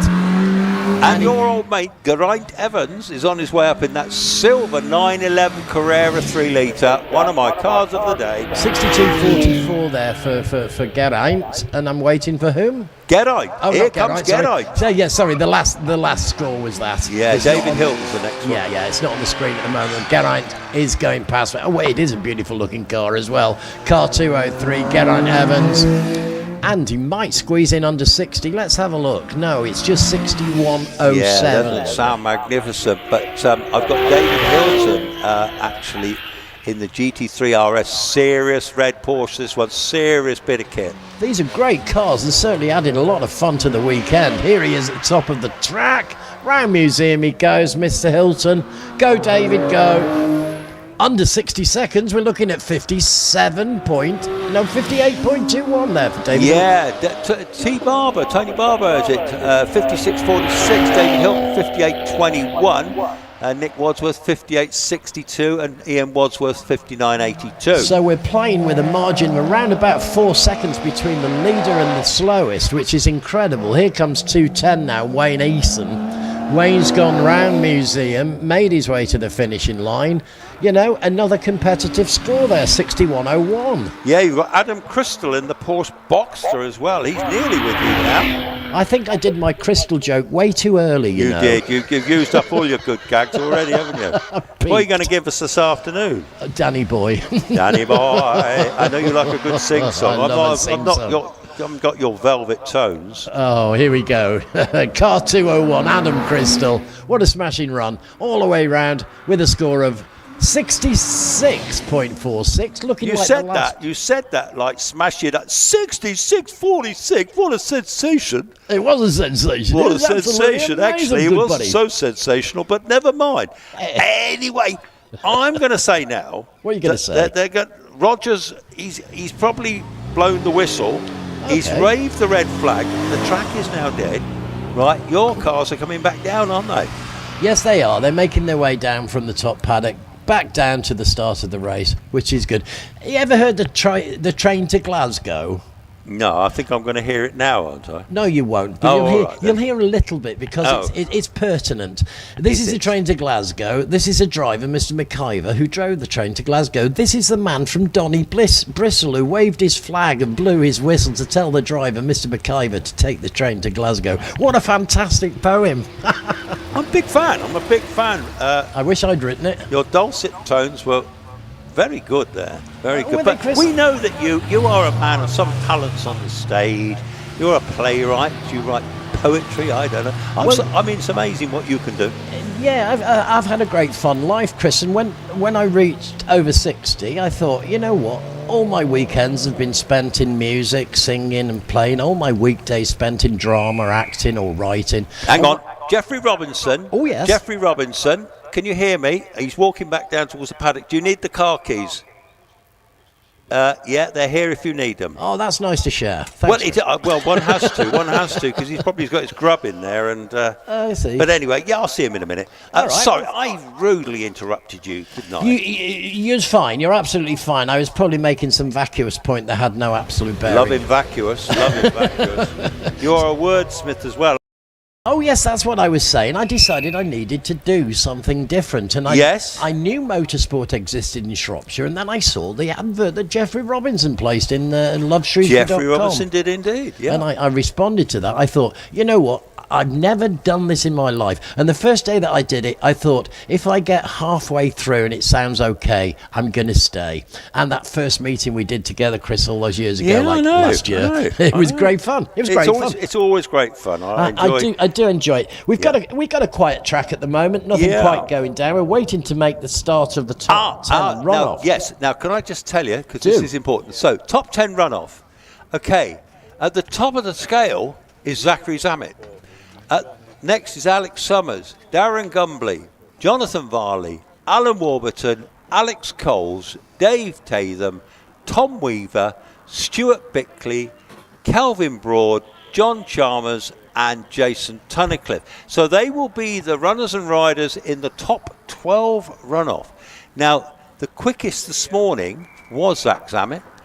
Alex Summers was second, followed by Darren Gumbley. So whether or not they're going to bring the slower cars, which would have been, say, Jason at the start, the first one to come, and then work their way up to Zach Zammit, or the quickest cars first. I will tell you as soon as I see them assembling. At the moment, I've got nothing on the line because the clerk of the course is having a walk down now just to check everything is in order. So we're leading up to the first top 10 runoff of the day. Yeah. And you're saying that at the moment there's nobody on the start? No, they will now be doing final preparations. I can see Dave Nursey there and Paul, and they are just having a chat, making sure all the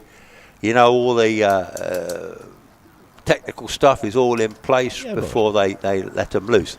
Okay. As you appreciate that with motorsport's dangerous, so everything's got to be in place that, everything is sorted and ready to go. But anyway, it's been a brilliant morning so far, hasn't it? I've thoroughly enjoyed it. I've seen some beautiful cars and some great driving. It's just incredible. And such a restrictive course to build up the speeds that they do. I'm in awe every time I see it, to be honest. And I'm really looking forward to this runoff now. It's going to be a good one. I'll tell you what's exciting, actually, because one of the things, we've got some Zach Zammit from Malta, who shares the car with Jason Tunnicliffe. This is effectively the Works Empire Wraith, which is, although it's quite a complicated car, this one. I think Zach owns the engine. I think Bill Chaplin owns the car. And Zach and Jason drive it. So, but anyway, so if Zach says, I want my engine back, right, and Bill says, I want my body back, what happens then?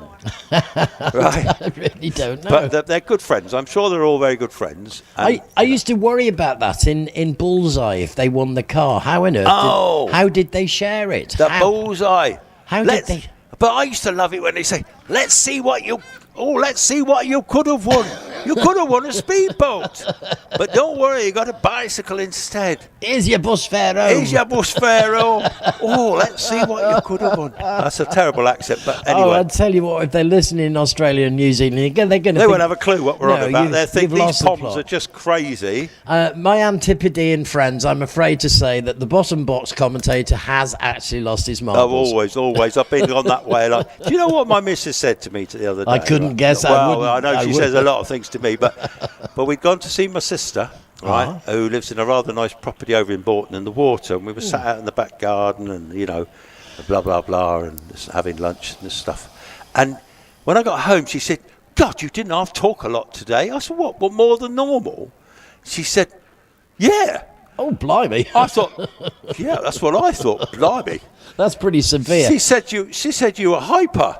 I said, it's all the pills, my love. It's all the pills. I'm rattling with pills these days, That's the trouble when you get old. You rattle, don't you? You're absolutely right. Pensioners, the most exciting thing pensioners talk about is, what pills are you on then? What pills are you Oh, I'm on these pills. Oh, I never heard of them.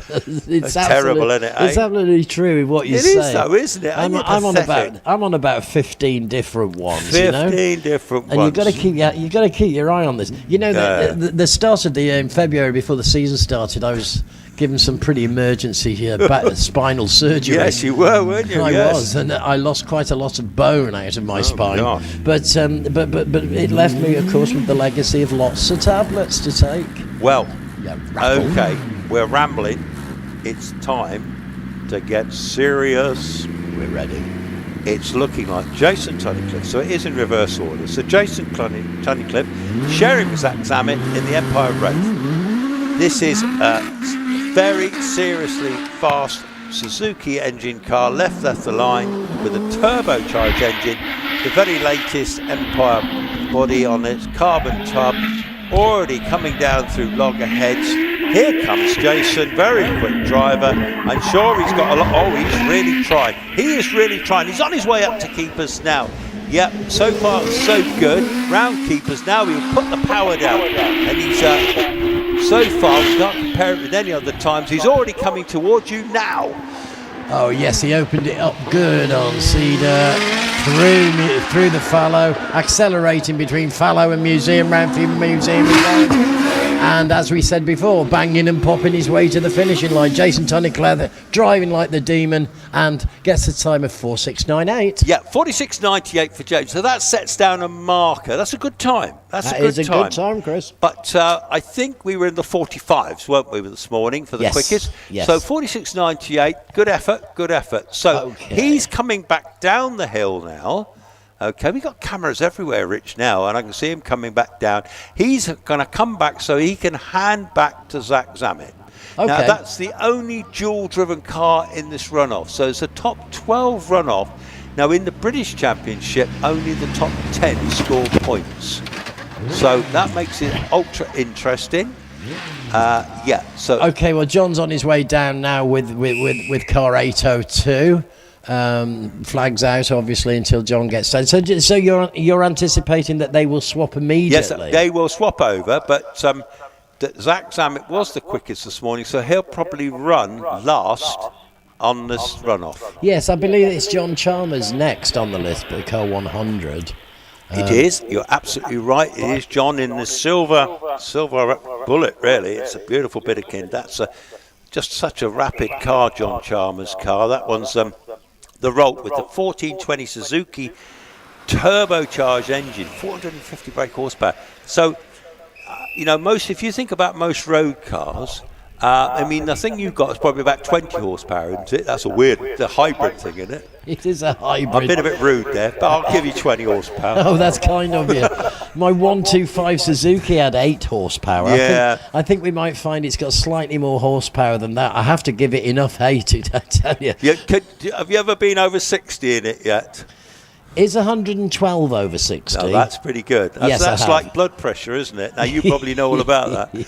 112 over 60. Well, hang on. We got Aaron Westenhover. So he says, mega demanding course, a real challenge for the drivers. The transmission all over the world. Again, of course, absolutely professional. It's fun to watch you. Thanks for that. You're great. Well, okay, my head's just got bigger and bigger. And yours probably has too, mate. Absolutely. Hey, but never mind. We do our best, don't we? Probably talk a load of old rubbish, but... well, some of us talk a load of old I rubbish, know. I don't feel in my old state I can take life too seriously. You have to live the day, don't you? We all know that. You and I, we know that one. Carpe diem. Carpe diem. Live Carpe the day. diem. Yeah, don't waste the day. Don't waste the life. Don't waste the weekend. You never know. I've had a what's great next. weekend. I was at the other place yesterday, right? Yes. But today I'm at Loton Park, the leafy shires of Loton Park. I've got John Chalmers coming to the line in this 450 horsepower car. That's a lot of GGs, isn't it? Yes, that is a lot of serious GGs. GGs. So he's on his slicks. They put the chock behind the back wheel. That's to hold the car in position. And on the front of these cars is a timing strap. As soon as they cross the line, like now, he is away. 1 second, 96 for the first 64 feet. That's pretty rapid. That's a great now, start. Come on, John. Let's see what you've got. I think he's got more to give today. He's a very skillful driver. Extremely rapid car into triangle now. Wow. That looks spectacular. Little twitch as he goes out of there, which you'd expect as he gets the power on. Round keepers. Now he will flat track it up towards the hill, towards you now. Already halfway up the straight towards you. And here he comes, coming out of the straight now, the Warwickshire driver, John Chalmers, round the fallow, swinging that back round behind him, lifting the wheel up, around he goes through Museum. The front wheel came right up as he turned on the nasty right-hander out of Museum to the finishing line. How's he done? 47.59. Yeah, now I thought he might do better than that. So anyway, Kelvin Broad will be the next line. So at the moment, Jason's leading that runoff, but there's plenty more to come. There certainly is. Here comes Kelvin in the turbocharged Suzuki engine Force TA. Comes up from Devon. So where's Kelvin with it at the moment? He was first 64 feet. No, I haven't got the time for that. 2:05. Thank you. So here comes Kelvin into my view now. Yeah, very smooth bit of driving. No histrionics, which means he's probably going pretty rapidly. Anyway, he's already round keepers in 26 seconds. Is he up? flying off the Cedar Straight. He joins me now, braking as he comes into fallow, taking that good traditional line inside edge of Museum into the middle of the track. There goes Calvin Broad. He really is racing. We've got a time of 48.62. Right, so he stays third in the runoff. So He Jason's does. still leading it in that Empire Wraith. Here comes Stuart Bickley. Stuart's been a revelation in this little force this year. This is the fluorescent yellow car. He's left the line. He's absolutely scorched off the line. He is a very talented young driver. This is his first season in the single-seaters. He was sharing with Dad in a Radical last year. Coming down to me now, screaming. That little motorbike engine is absolutely screaming. He hasn't got a big engine in this car. This is an 1100cc car, so he hasn't got the power that some of the others have got. That's not going to slow him down much as he comes towards you. You know, we've already had 117 miles an hour on the Cedar Straight this morning. This is a beautiful looking car. Round he goes.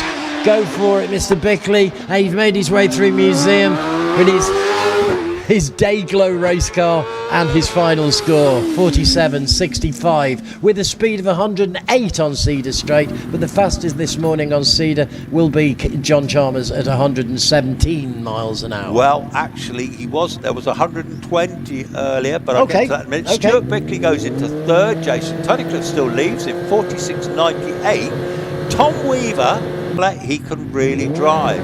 He's here with his father today. I think his girlfriend's probably here as well. Anyway, Tom leaves the line in the Empire Evo. They had the OMS Hornet last year, which they didn't get on with so well, but they really got the hang of this Empire. This is a beautiful bit of kit. Coming into my view now, here comes young Tom. Go for it, young man. Oh yeah, spectacular stuff. Yeah, looking good so far. I wonder if he's up. I'm not getting whether they're up or down, but nevertheless, I'm thinking 27 up to keep us with you. It's not going to be far away from how, what we're looking for today. Holding tight onto the back. It did have a little wobble, but it's not a problem. Through we go. Museum taken professionally, 48.19. Yeah, don't forget these little cars, these little Empires, they've only got little engines, and they've only got, we're talking about Zach Zammit, of course, they've got 1600 turbocharged engines, or John Chalmers got that supercharged and stuff. So Dave literally Taylor, seconds, just seconds between all of them. Amazing. Well, young Dave, again, this is only an 1100 in this one. This is all carbon tub, so in other words, it's the latest Firehawk, so a very, very well built car, latest model, and his brother's waiting for an OMS actually at the moment, so they both have bang up to date cars. Anyway, young Dave, here he comes. He's into my view. He's certainly nipping along, I'll tell you that now. He is a very competitive driver. He does get a little bit crossed up coming round Triangle. That will have cost him a little bit of time, but he's already gone through keepers. Now the power comes down onto Cedar Straight. He's going to blast it up towards you about now. The DJ Firehawk, and it certainly is. You're bang on time there, Chris. He's arrived. He took the inside of the Fallow into Museum. Great looking car, fiberglass body, looking fantastic. Dave Taffin there with a speed of 47.45 at the end. Goes second so far. I'll just correct you, not a fiberglass body, that's all carbon, that one. Oh, I thank you for that. Yeah, that's a real sophisticated bit of kit. It is a good looking thing. Buy. Fantastic bit of kit. Now coming to the line. Okay. Coming to the line, I have got Alex Coles from Plymouth. This is Neil's son. He's very much an up-and-coming young driver. He absolutely dominated the Formula Fords last year. Can you remember him in the Formula Ford last year? Yes, I can. He was terrific, wasn't he? He was breaking hill records for the Formula Fords. Anyway, he's making very good progress. He's a smooth driver. He comes out of Logheads. He's on his way down to me now, and he makes a beautiful line around Triangle. This should be good. Alex has got precise lines. Yeah, superb round keepers. Just lifts the wheel. Already onto the Cedar Straight. Coming to you. Well, this is where they make up their time, is on this Cedar wobbly straight. Nice little nip across the inside edge of Fallow. No problems between Fallow Museum, through Museum. Alec Coles knows what he's doing. We've got a great time. We're looking at 47.22, possibly Go second. the fastest. Go second to He Jason goes Tunnicliffe. second. So now, alrighty, here comes Alan Warburton coming to the line. Now this is a brilliant car. It went incredibly well at Shewsbury last weekend. Both of them got into the top 10 runoff on the first runoff, which was amazing. Him and his son David. So Alan, this is ex-Sean Gould car. Sean Gould builds these cars, but this was actually Sean's test car. Anyway, this one is beautifully turned out. A lovely, smooth, quick start off the line. 2 seconds 10 for the first 64 feet. Now, come on, Alan. He's been racing a long time. He's a very tall gentleman. He's very slim. He's coming down into triangle now. Let's see what he's going to do for us. Yeah, beautifully. Okay, power went down a little bit late coming out of there, but nevertheless on his way to keepers. Hard to tell sometimes whether what sort of progress they're making. Already with you coming now. Just leaving the Cedar Straight, he approaches the fallow, brakes very heavily in fact to get through, but he got through beautifully and didn't lose too much speed between the two. He's gone through Museum and now it's that final hard push. This is where he can make some time over the line. 47.23. So he goes third. So Jason Tunnicliffe is still leading. So that was a blooming good run from Jason Tunnicliffe. It really was, wasn't it? I think that was quite a bit better than his quality. Yeah. In fact, I can still see Neil Coles down on the line there. Actually, just had been watching Alex go off the line. Now, Jonathan Varley in the Predator. I am expecting something good here. Oh, we do like this car, don't we? I really do. Jonathan Great drive. Varley.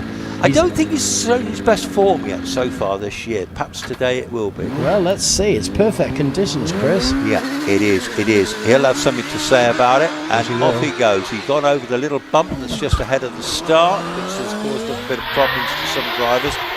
Not in this runoff so far. Anyway, Jonathan Varley in the glorious Predator, coming into my view roundabout now. Here he comes into triangle. Sounds fantastic, beautiful line, smooth progress. I like the look of that so far. Jonathan, very talented driver, great engineer as well. Already around keepers, blasting up the straight now, on his way to that. Okay, well, he's obviously in the Cedar Straight. Now he comes, coming like a cork out of a bottle.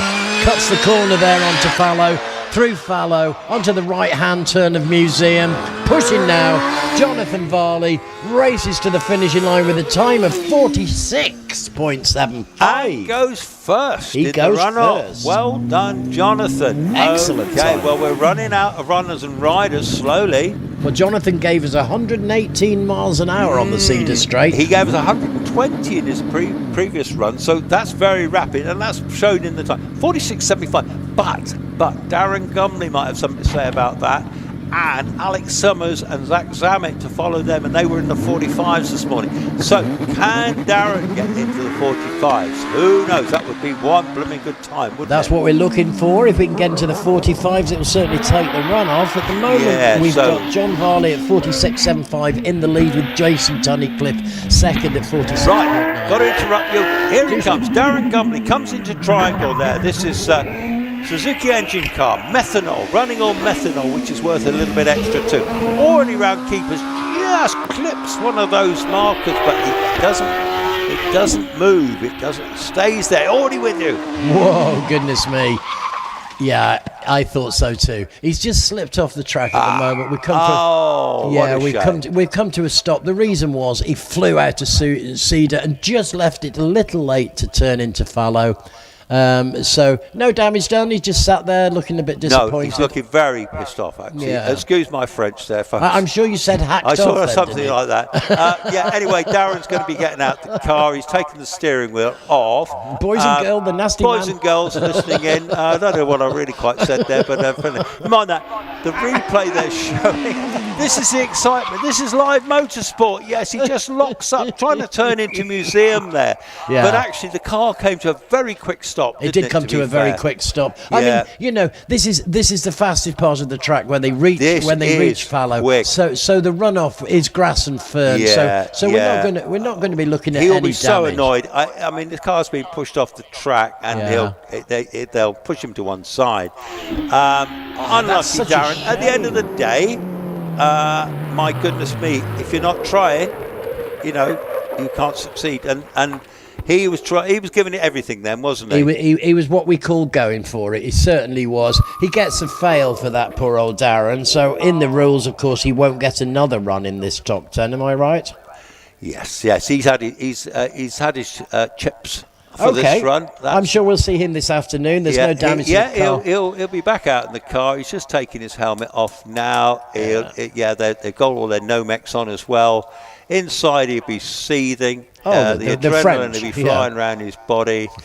Probably best to stay away from Darren just at the moment, because most drivers, if they've had a bad run or something like that has happened, stay away. Oh my God! He's pulled his Nomex off, right? And he's walking back down. He says, well, never mind. Okay, so we've only got 2 left. Yeah, we've got Alex Summers and Zach Zammit. Do you know what? Yeah. You're getting good at this game. You're spot on with that.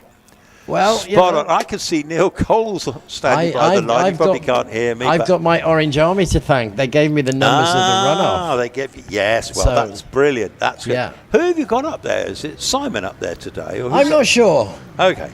Is it Simon? Wave your red flag if your name is Simon. Simon. It's Paul. It's Paul. Okay, well, good afternoon, Paul. Well, anyway, coming to the line. Okay, serious stuff now. Okay. Alex Summers. Not on the screen. Runner-up in the HillClimb Championship, the overall HillClimb Championship last 2 years. Gosh, that was a spectacular meet last 3 years. Either way, he has won the overall championship back when he was sharing Scott Moran's car back. Anyway, Alex, highly skillful driver, built this car himself.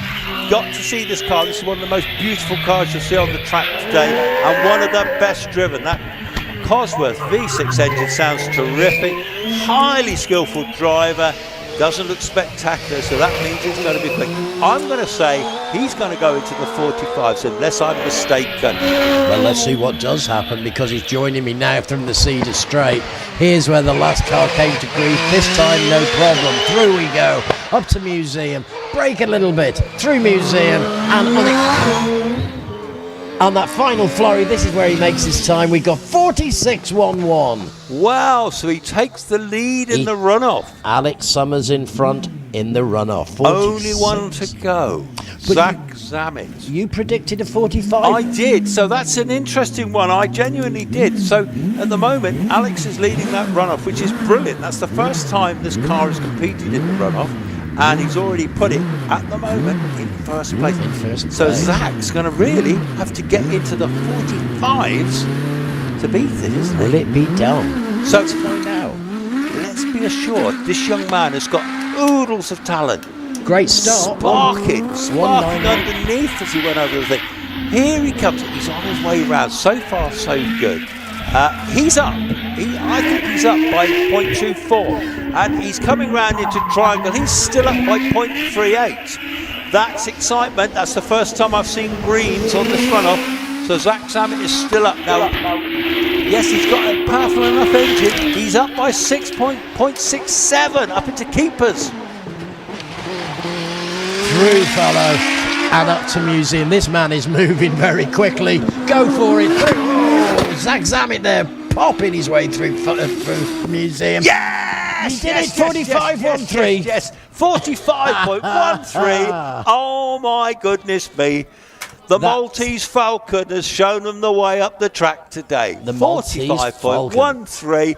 Well done, Zach Zammit. That was worth your airfare from Malta alone, wasn't it? You will be a very happy man. What an incredible run there from Zachary to take the top 10. That's fantastic. 45.13. Oh, so when he comes back down the hill with all these runners and riders, give him a clap, give him a wave. Absolutely. Of course, sympathy out to Darren Gumbley. Unfortunately failed in his run, but everybody else made it. Alex Summers is just congratulated. What a sportsman. How lovely. What a sportsman. Yeah, absolutely. Jonathan Varley just shaking hands. This is such a sporting hobby, this, isn't it? It's a hobby. It's not big money involved, is it? It's quite a lot of money to compete. But what a great runoff that was. That was fantastic. It really was Stunning. tense. It was tense. I didn't think we were going to go into the 45s. It was looking like we might. Everybody between 47 and 46. Brilliant. I tell you what, that Nice was a one. treat to commentate on that. And Zach Zammit absolutely smashed it out the park, didn't he, on that last run? I should say he hit a home run with that one. He did. I'm just going to run you through the times of the leading runners in that top 12 runoff. Okay, so we had Zach Zammit, 45.13. Alex Summers second, 46.11. Third was Jonathan Varley, 46.75. Fourth, a long-time leader, Jason Tunnicliffe, 46.98. Same car as Zach is driving. Alex Cole's fifth, 47.22. Well done, Alex. Alan Warburton, 47.23. Seventh, Dave Tatham, 47.45. 8th, John Chalmers, 47.59. 9th, Stuart Bickley, 47.65. 10th, Tom Weaver, 48.19. 11th, Kelvin Broad, 48.62, and Darren Gumbley had a fail. Now, the cars are going to be coming back down the hill. They're going to be releasing Jonathan Varley any minute now. They've just given him a bottle of water, and then, well, have a look when they come down. Give them a wave, give them a cheer. Fantastic runoff. Okay, Chris. Well, I'm going to see you down there now. We're going to stop for break, so I shall close the top commentary box. Okay. I'll see you down there. Okay, I'll finish off down here, and I'll see you down here in a bit. But anyway, yeah, what a great runoff that was, folks. I hope we enjoyed that round the world. The sport of British hill climbing is amazing. We don't have long hill climbs here. Some of the European hill climbs we watch, we see on YouTube are very long. This is short, precise. Make a mistake, it's all over. Your time's gone. So the marshals are coming back down the hill now too, from the other side of Triangle. I can see Zach Zammit. He's just coming down at the top there. Now he's waving to the marshals. Well done, Zach. What a brilliant run that was. So he's at the top of the Cedar Straight. Hang around a minute, folks. He won't be long. Give him a wave. Alex Summers was second in his brand new car. I mean, that's phenomenal. I think it's been here twice. It was here right at the start of the season when it was very slippery, cold and horrible. Today's been warm. The pace is getting quicker. Give him a wave. There goes Alex Summers there in that beautiful new car by Triangle. And in fact, there's still a few to come, but Zach Zammit in that orange Empire Wraith. He's got the black helmet driving that car today. Looking forward to seeing that one and giving him a wave. Fantastic. What a great runoff that was. We will be back, by the way, for more action this afternoon. We will actually get another runoff later on. So it's going to be pretty much a repeat of this morning's business with another runoff. And actually we've got what we call the tin top runoff for the saloon type cars. And I'm not entirely certain what qualifies for that, but we'll wait. Here comes Zach Zammit. Give him a cheer, folks. Fantastic. Come in by Triangle box. Give him a wave. Brilliant. Well done, Zach. Fantastic. Well, that concludes this morning. How long for lunch, Roger, still? Roger? How long for lunch? Don't know yet. We haven't told that information, so I'm going to find out that information. Okay.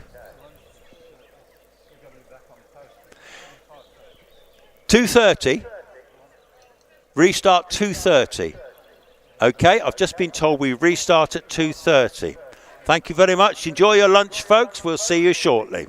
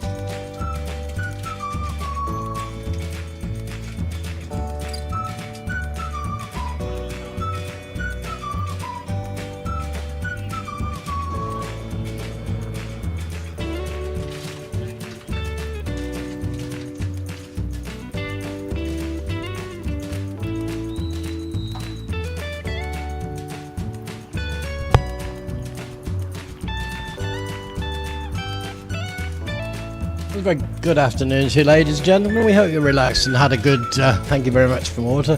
Hope you had a great dinner break. We're back with afternoon of action here at Loton Park. You're listening to me in the top box at the moment. I'm on the corner of Museum, right toward the end of the track. My friend and colleague Chris Ponsford will be telling you more details. He has more monitors available to him. He'll be in his box very shortly. I just wanted you to know that we're back with you and we will be racing very shortly. So make yourself comfortable, find a good ground, grab an ice cream if you want one. You may even be able to get a beer. I don't know if it's open, but it's always good to have. And enjoy a great afternoon's racing. I'm still getting over the first runoff we had this morning. It was just nip and tuck and, 2 or 3 seconds between all the cars. And in the end, Zach Zachary, he took it, and it was Zach Zammit took it with a 54.13, which is an incredible speed. So, more racing this afternoon. The weather a little bit suspicious. I did feel a couple of raindrops on my arms when I was eating my dinner, which I thought was particularly rude. So let's hope that doesn't happen this afternoon. It'll make a massive difference to the track. The boys are racing on slicks today. And of course in the rain one's better off using a treaded tyre, and we may see some great action. But fingers crossed, ladies and gentlemen, you've paid your money, you've come and joined us. What you don't want and what we don't want is rain. It's the only thing we can't control here. Everything else is pretty much tightly done down, but the weather, I'm afraid, is a bit of a spirit to himself and can jump in at any time and make things rather grim. I'm suspecting that I've got my colleague in the bottom box. I can hear some rattling. Are you there, Chris? No, he's not. So you got my dulcet tones. Here we go. Look at this. We're away. This is Dave Garnett, 717. Already through Cedar Straight and on to me through Fallow, up to Museum. Go for it, David. The first drive of the afternoon. Looking good with the time. Going towards a finishing line, we've got 63 seconds. 718, David Wilson next up. Let's see, he's already into Triangle and coming towards the Cedar Straight. Fastest piece of the road, the Cedar Straight, ladies and gentlemen, as you will see. They have to brake very, very hard now as they enter into Fallow. Through Fallow, no problem for this little Peugeot. Round we go, onto the middle of the road, through Museum. Dave Wilson pushing it across the line. He's racing hard and he gets a time of 62.68 for David Wilson. Paul Evans is next. Just talking to Paul down on the pits, and there we go. Car 734, Paul Evans, going for it with a run there of 62.17 for Paul Evans. Straight into Joy Hoyle as she comes with her Caterham, I think it is, but I'll tell you more in a moment. Car 738, Joy Hoyle. Speed of 81 miles an hour on the Cedar Straight and a final time there of 57.59. What we're looking for, ladies and gentlemen, is anything in the 40s. Anything in the 40s will be classed as a very good run today. So there we go. We got 3 through. Not entirely sure what that was about. I do need my Oppo in the bottom box to give me a little bit more information that is coming. He's here! Hello, Chris. He's back! I'm back! Good afternoon, my friend. Well, I know, I'm a bit late on parade, don't I? Shocking. Hi. I stand rebuked. You don't worry. Rebuked. I called by Trimble's and I picked up a ham sandwich. Oh, okay. Jamie said that one's a ham and tomato, that one. Oh, how lovely. I wish I could eat bread. I wish I could eat bread. Well, yes. It's like I told you, the Labrador dog, the Dalmatian dog bit, if it's food, I feel I can't walk by it, Hey, so that little short batch returning to Paddock, you did very well to get up there so quick. You must have run up there, I imagine. I came up on a pogo stick. A pogo stick, or was it an electric scooter? Oh, no, I don't go near those things. Goodness me. Well, so that was B Road Going Specialist Production Cars, wasn't it? it was indeed. We had the Westfield, we had the Caterham, and we had a couple of other really tidy cars. I was lacking your knowledge for a moment, Chris. Yes, well, never mind. We help each other out, don't we? That's We do, the way mate. we roll. That's how it works. That's how it works. And and of course I have the I have visuals down here as well, and I can see what's going on. As you know, I've did my little tour of the paddock earlier, and we've unfortunately lost Tina and Max Hawkes. The engine blew. Oh dear. That one, when it spun going in fallow there, the engine has said not good. The car is packed up. Gone home. The Zolf has gone home as well. They had engine maladies as well. That rather lovely car I was going to eulogise about. How disappointing. Yeah, the driver came up to my box and said, he is not well. He is not well. He is sleeping. And so this morning, well, what a runoff we had before the rain, because we could get rain, couldn't we? It is spitting, isn't it? It is spitting. I have felt a couple of raindrops up here, but to be honest, it's holding off for us because, of course, motor racing in Shropshire takes priority above the weather. So let's see what happens. Yeah, I tell you what, I don't know about you, but my box down here is pretty warm now, actually. I'm just saying, is that a window that I can open? No. I tell you what, it would be X-rated were I to take anything more off. So. Well, I'm not going to go there. No, do not. I'm not going there. All I do know is that I can see cars getting ready to come up, and that lovely Mallock Mark 20, the Nicholson Mallock, that's been pushed to the side. So, that's we had not problems, so good. didn't we have problems with the Mallock?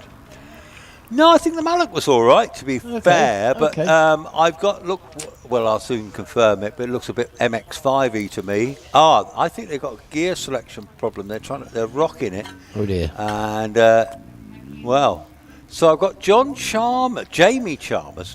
John Chalmers, of course, is his dad in the big single-seater. So what was that about, that little run that we just had of 4 cars? Well, unless it was some shared cars, possibly.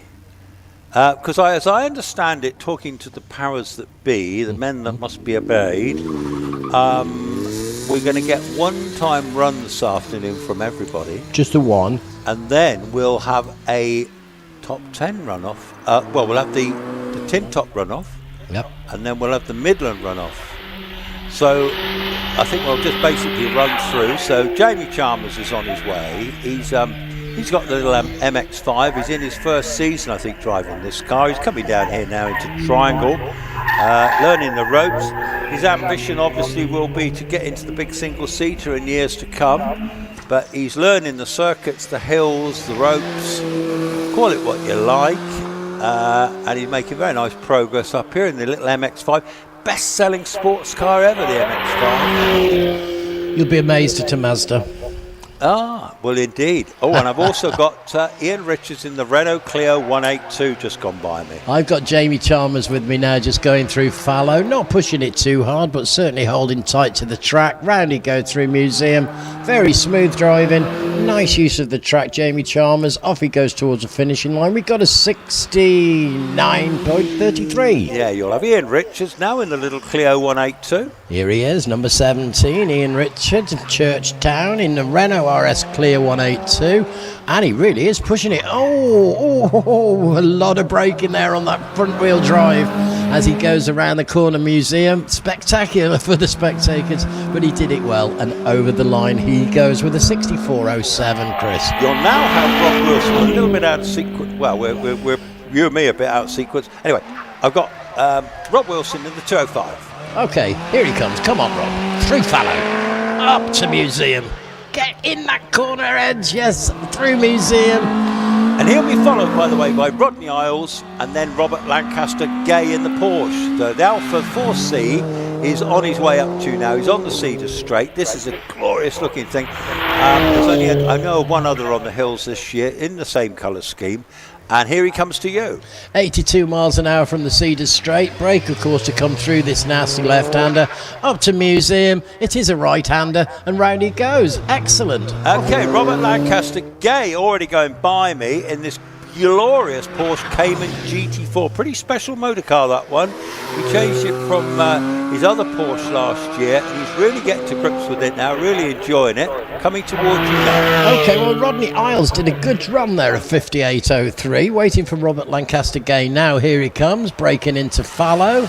Usual lines through fallow, not offering him any real challenge. Breaking again into museum. Round he goes with a little squeal of the wheel. And away he goes. This is looking like a very good time, actually. We're looking at 58.19. Yeah, not the fastest. Rodney Isles was 57.33, but Richard Snow might have something to say about that. In the Cayman GT4, already gone by me.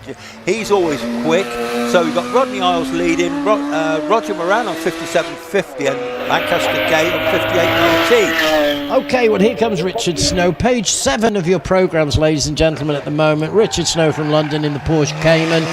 Just clipping the edge there of fallow as he chooses his line to get up to museum. Takes it well, little squeal on the back wheels as he brings the back behind him. Away he goes. Richard Snow there. Yeah, got Richard Snow. So Rodney's still leading 57.33. Simon Tarling just gone by me in a Porsche 996 GT3. Another very special Porsche in blue. And Simon Hutchins has just been red flagged. Yes, we have whistles. Oh, and he's carrying on. Oh, my goodness. What is going on here, Simon? We have He's been whistles. red flagged and he's driven through a red flag. He's been red flagged again and he's still... I don't know what's going on here. Who are you talking about, Chris? I'm talking about Simon Hutchinson has just driven through 2 red flags. What, number 25? Number 26, sorry. So Simon Tarling was, I don't know what. Yeah, Simon He's Tarling. stopped, isn't he? Simon Tarling is stopped at the top of Cedar, didn't quite make it Right. into fallow. You've probably got Simon Hutchinson further down near you. Well, I've got visuals on Simon Tarling through the live stream, but I know that Simon Hutchinson was flying up the hill in the BMW. The flags came out here at Triangle to slow him down and stop him because of your man being stopped at the top. And then I thought we'd go through keepers and more red flags. But anyway, he has now turned round, Simon. So he's going to come back to the paddock, but he might get his knuckles wrapped for that one. Okay, well, we're also returning down the track now. Simon Tarling, he didn't complete. I don't know what happened, because I don't know whether his engine's still running, because he seems to be making good progress back down the hill. Well, there was whistles and flags very quickly, and sometimes, obviously, one can't see the whole track, so you don't know actually what did happen. I'm mystified what happened with Simon Hutchinson. We might there. see a replay on the YouTube.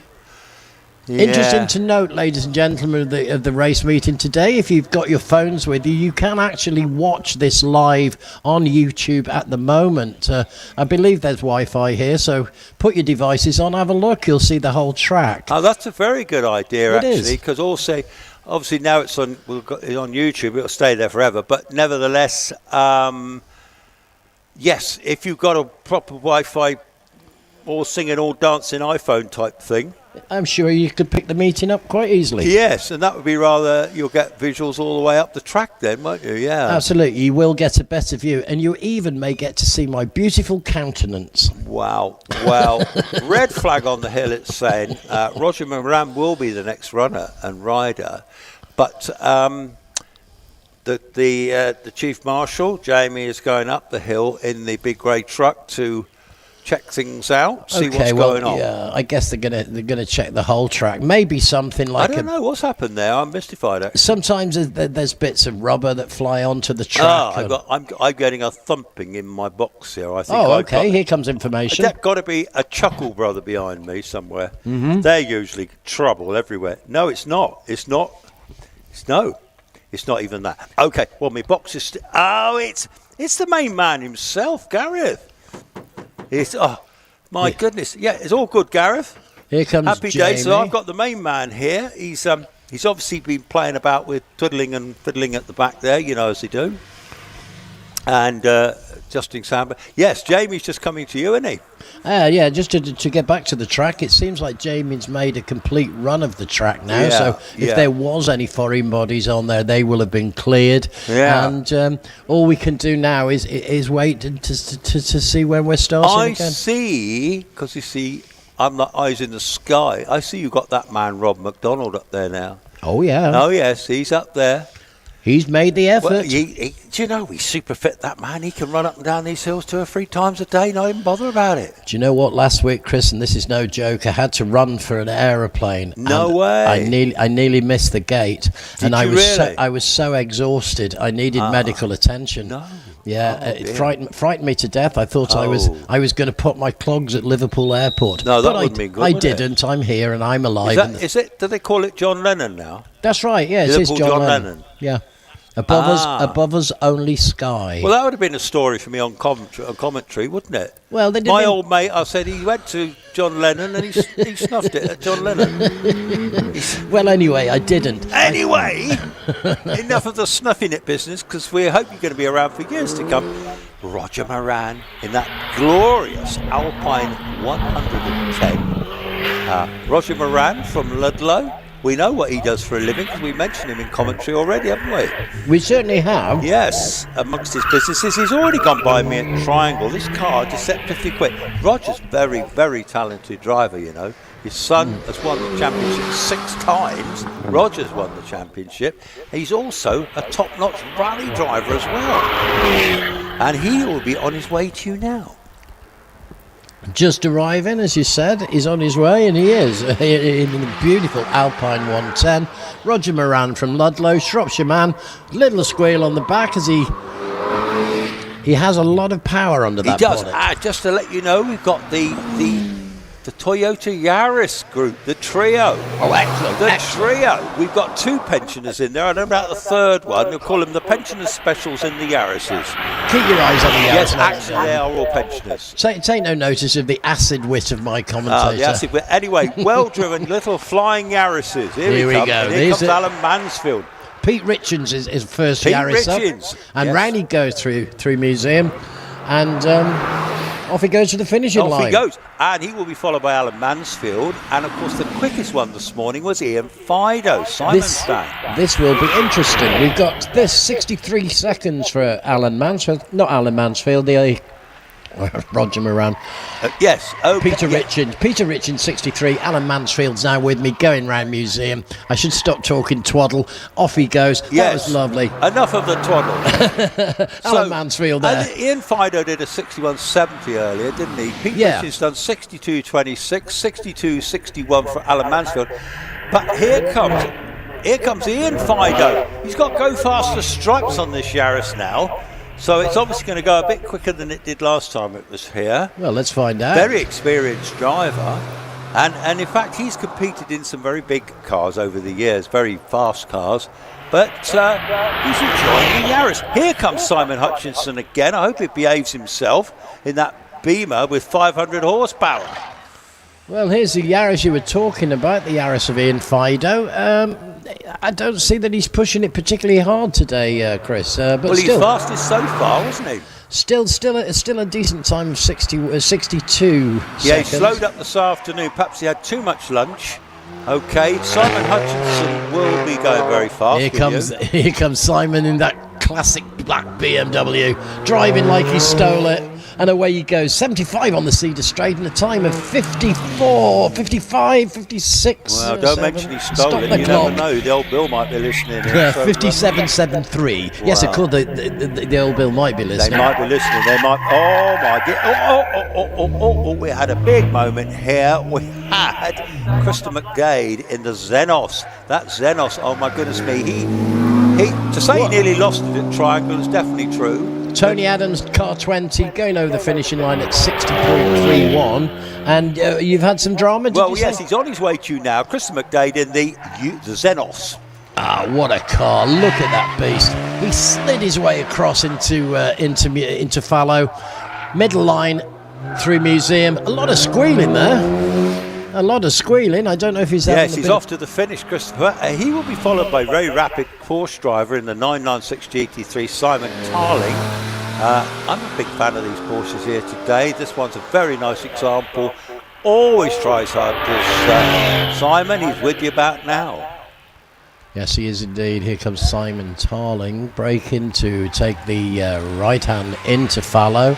Around fallow he goes into the blind corner that is Museum. Around Museum, he knows the track, knows what he's doing, looking good, pushing past. Off he goes to the finishing line. He's going to give us a time of 6:61.97. Well, we got some of them Westfields and Caterhams now. You're going to like these. You know, these are little open top jobs. They're all front engine cars, rear wheel drive, mostly running Ford engines or Vauxhall engines or even a Rover engine. So Simon Price coming to you now. Here's Simon Price, one of our own, a Shrewsbury driver in his Westfield, and looking good, looking very good. What a great colour scheme on that. A squeal around at the Museum.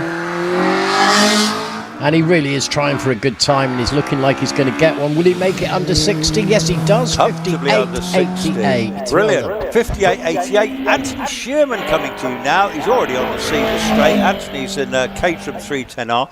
Very rapid little car, this one, in orange and black stripes. Yeah, the Caterham does just fit beautifully on the track. Holds tight to the tarmac as he goes round Museum. Little squeal, not too much, no dramas. And a great run there from Anthony Shearman, and the finishing time is 60.55. Yeah, Richard Price, always rapid in the Caterham 7, and Steve Garner's just left the line in the Westfield. So they're coming thick and fast, aren't they? They certainly are. We love these West England Caterhams. Here we have the Caterham 7 of Richard Price. And away he goes through fallow, through Museum, middle of the track, hitting it hard. Little spin on the front there as he came through Museum, but he's pushing towards the finishing line, and we're looking at a good time here of 5.819 for Richard Price. Well, let's see if Steve Garner can beat that in his Westfield. He's already well up the straight, and he'll be with you very shortly, and he'll be followed by Raymond Lurr in the Caterham. This is quite exciting, isn't it? It is.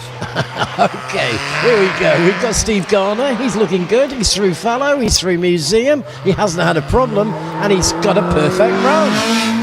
Absolutely perfect run with a superb time of 56.35. Well, actually, I think Raymond Lowe was the quickest this morning, and he's on his way up to in the super sprint that he shares with Joy Hoyle. Okay.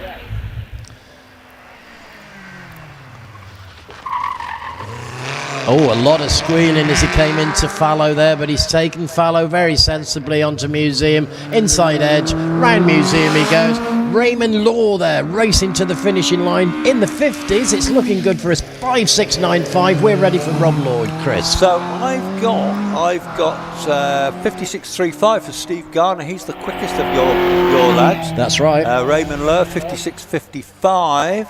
Anyway, Rob Lloyd in the MK Indy 2-litre Ford-powered car. And it certainly sounds and looks like a 2-litre car as well. Round he goes through fallow, into Museum, round Museum, fighting his little steering wheel, but really making a fist of it. There goes car number 39, Rob Lloyd to the finishing line, 64.50, Chris. Yes, excellent. Nice little batch of cars there. They were the road-going specialist production cars. That was a nice little run. Nice little batch of cars, wasn't it? Always quick, always entertaining. Yeah. Those cars are great. They're not as quick as the bike engine versions of those, but actually just I'm looking on the live stream, there's a whole bunch of cars up there in the top paddock, and I suspect that we are probably end of batch because Roger's put the flag out, and I think we are, Chris. I think we're getting ready are. to send the cars back down.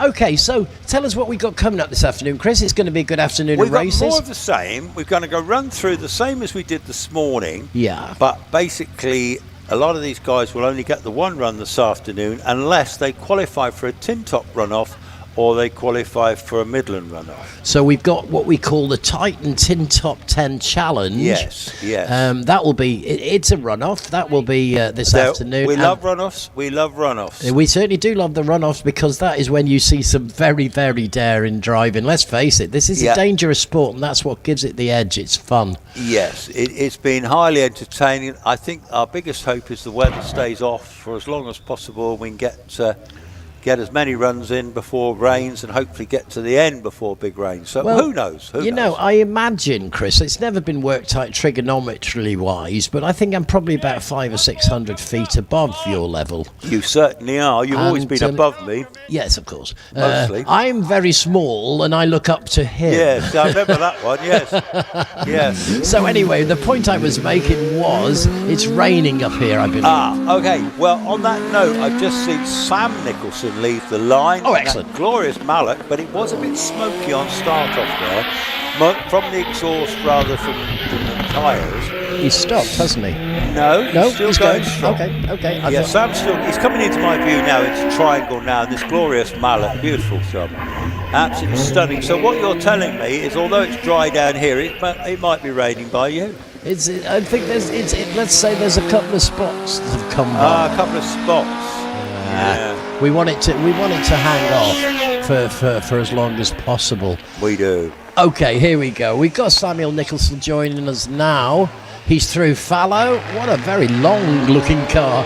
Fallow into Museum. Very very tight. You know why it's long? Simon using every inch of the track as he goes through. Look at this time. It's good. It's 55.91. I'll tell you why it's long. The driver sat in the back, the wheels at the back, and in front of him he's got the engine, and then he's got the wheels. You see, so that's why it makes it long. But Is it's that still- how it works? It's a clubman's car. Is That's how they run. That's how they roll. I like that. Now listen, I can see a ruck of single-seaters getting ready down at the start, and I think they'll be starting engines up by you and on the move, which they are. And he's waving to the marshals. See your man in the purple Westfield or Caterham. Yes, they're on their way back down to me, aren't they? They are on their way down, ladies and gentlemen. Once again, I always say this, but give them a wave, give them a clap. They really are working very hard today, and they do appreciate the feedback from you guys. So, well done, boys. Make your way down safely, and we'll set ourselves up ready for the next bit of action here. Well, I at think we've Loton got Park. single-seater action next. Single-seater action. Yes, we've got single-seaters. You Now know I then- love a good single-seater. How's the call-out going for the rest of the world? Have we had any new ones? No, I'm afraid they've switched off now. They've all gone home. Well, tell them to switch it back No, on. they've all gone home. We want to hear from them. Computer says no.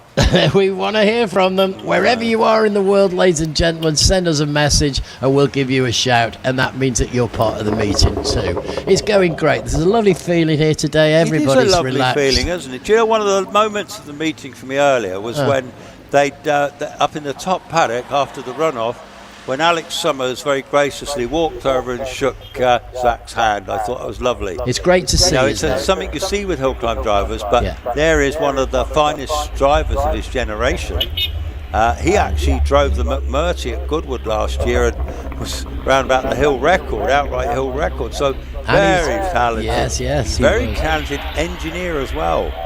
And that's what he does for his day job. So Well, we're early in the season yet. There is still time for the sunflowers to grow, and I'm sure they will. Do you understand that? well, do you know what? Let's just get a bit deep now. It's getting a bit deep. You should never put a poet on a Oh microphone. my goodness me. Yeah, well, I'm surprised you haven't burst into song yet. That's your normal thing, isn't it? What's that, sorry? I'm surprised you haven't burst into song. Yes. You know, that is you, isn't it? You love a good sing song, don't It you? certainly is, but I've got to tell you, unless somebody in Australia or Indonesia says, give us a song, I won't be doing it today. But if they ask, I've just got one lined up. You never heard that, folks, did you? Tell me you didn't hear that. Nobody that far away could hear what you said then, surely. Well, let's hope not, eh? I made myself as safe as I could. Yes. Well, yes, sorry. I was just about to say the track's quiet at the moment as the Yeah, it's last quite batch. dry as well. It doesn't look greasy. I'm not seeing signs of wetness at the moment. No, I think there it's so isn't. humid that any little spots of rain, which is basically all we've had so far, will soon dry, won't they? Absolutely. You know, the bad news up here in the commentary box is I've just finished my Asda Sweet and Fruity Baby Plum Tomatoes. Have you really? Yeah. Gosh, you have a diet. You do, don't Well, you? I've got none left now, Chris. Goodness me. Well, I've had my usual corned beef and piccalilli sandwiches at lunch, followed by a Bakewell Yes, he did Oh, on I think, Bakewell. yeah. And those crisps were a bit good, weren't they? They were very good, Chris. Those sprinkle cut crisps. I should imagine you're probably the most pampered and spoilt husband in the whole of the country. Well, Jeffrey usually says there's enough food in my box for about 3 days.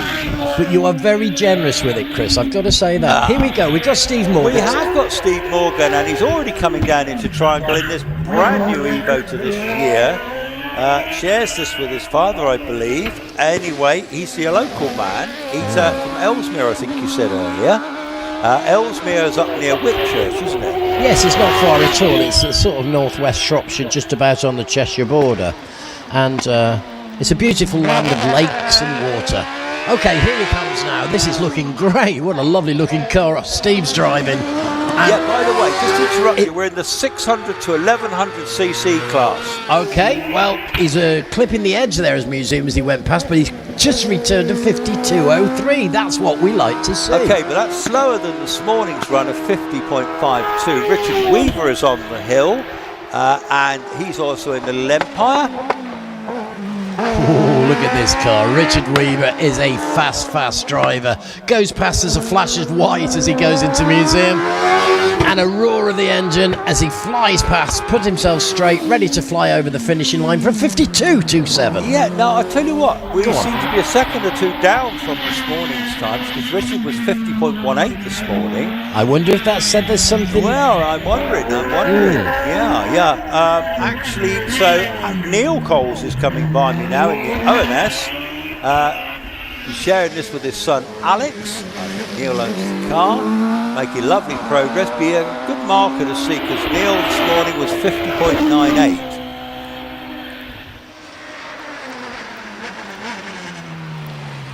Clipping the edge there of museum, going right through into the middle lane, into the inside edge of museum. And there goes Neil. Tremendous. Okay. Neil finishes in 51.40, slower than this morning. I've got John Ryder in the little Formula 4 Van Diemen, sharing with his wife Carolyn. Carolyn often wins this class of Formula 4s. It's unusual for John to drive, so it's great to see him out having a go and enjoying himself. They hail from Cirencester way down there in St Wiltshire. Right, it's the Van Diemen RF86, isn't it? And it's appearing now. It makes its way into museum. We're slowing right on, not museum, fallow. Slowing down there, but holding that speed nicely as we go around museum. Away to go. There goes John Ryder, making his way to the finishing line. He's under 65 seconds, but he's 64.13. 64, yeah, again, a couple of seconds slower nearly. So maybe the track is getting greasy. Lindsay Summers with you in the Van Diemen. She's sharing with Sam Lester. We're all over the place in the programme. I can't follow, but anyway, there she goes. Lindsay Summers. No problems with either fallow or museum for Lindsay. She knows the track well and she drives it well. And there's a 62.69. So again, the track seems to be a couple of seconds slower. Maybe it's greasy, maybe it's a bit damp. Anyway, you've got Martin Rutter coming up to in that Fiat that you saw earlier in the paddock at lunchtime. Oh, we did, yes. I'm looking forward to seeing this on the track. I didn't see it this morning.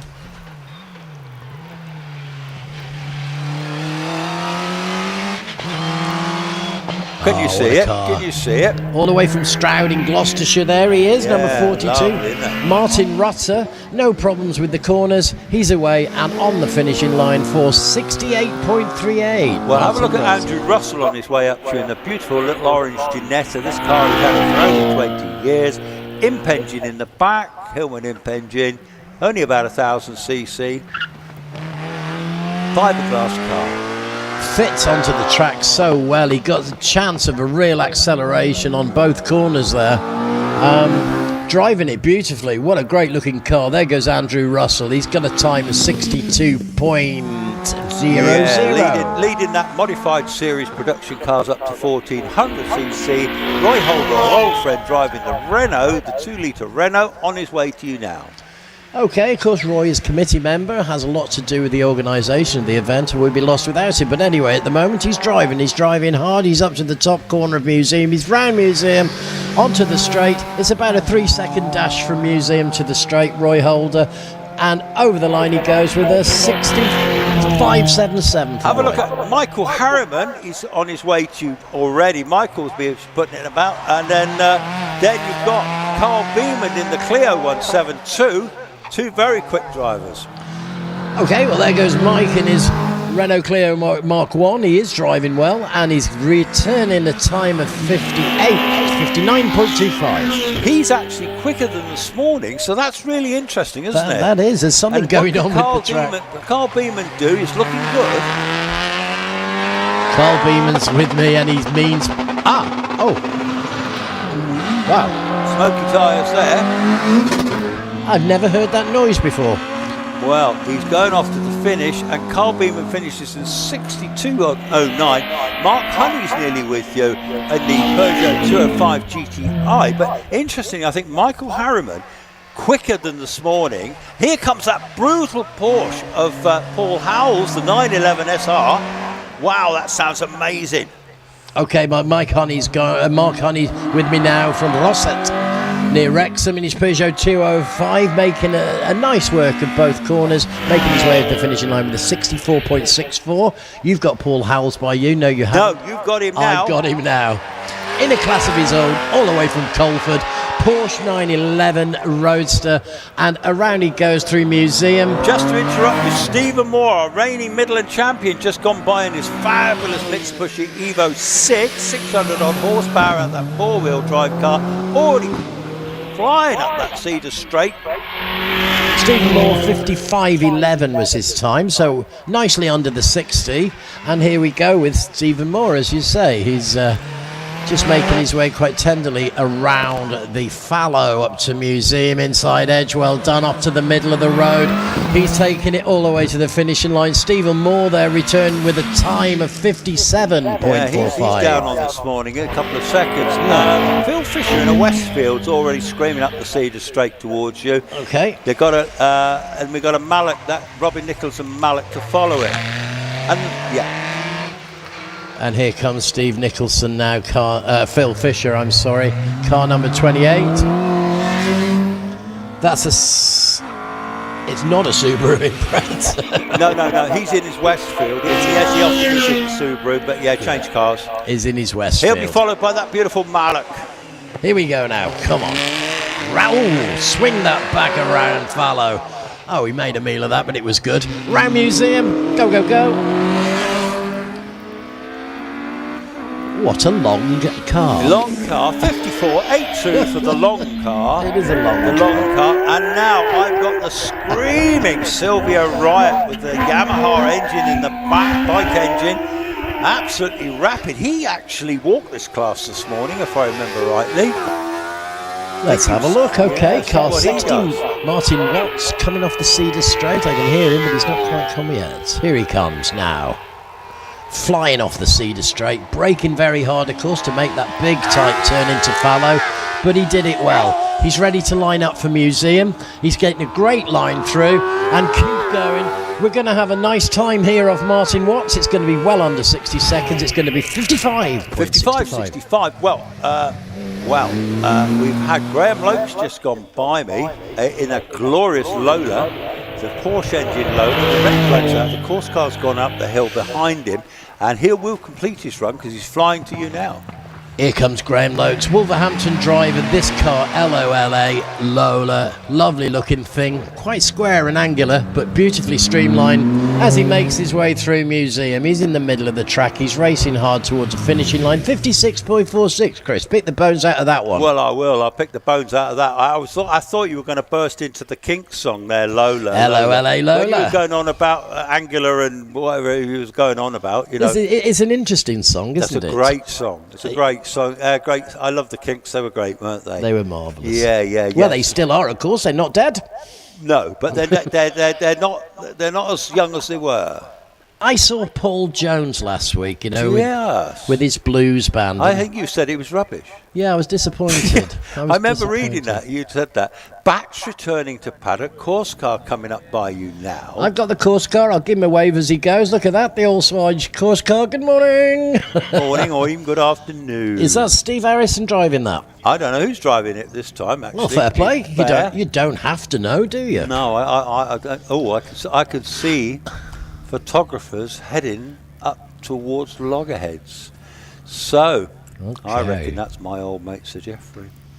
Yes, I think he's sneaking off into the bushes to do a bit more sneaky shots of cars through the ferns and all that sort of stuff like they do. Okay, well, we're not flagged, but there's nothing on the track at the moment, so I guess we're lining up the next batch. But let's see what happens at the top here. The single-seaters are going to lead the procession down, I believe. There's one or two cars waiting to come down, and this very long car is coming That first. long car, you like that long car, don't you? I would articulate it just in front of the driver's seat so that I could get round the corners even faster. Well, it's a very nice long car, I tell you that now. It's very one of long. The best turned out long cars I've ever seen. At the moment, it's the only car that's returning from the top. I thought there's some single seaters. It is the single seaters. I think of course, a lot of them don't start their engines to come back down, and they Now, need- Richard Weaver's waving at marshals up at your end, isn't he? Yeah, Like all the drivers yeah. are, saying thank you very much, Yeah. because some of them Here they will come. qualify for the runoff and some won't. We That's won't know right. that till we know.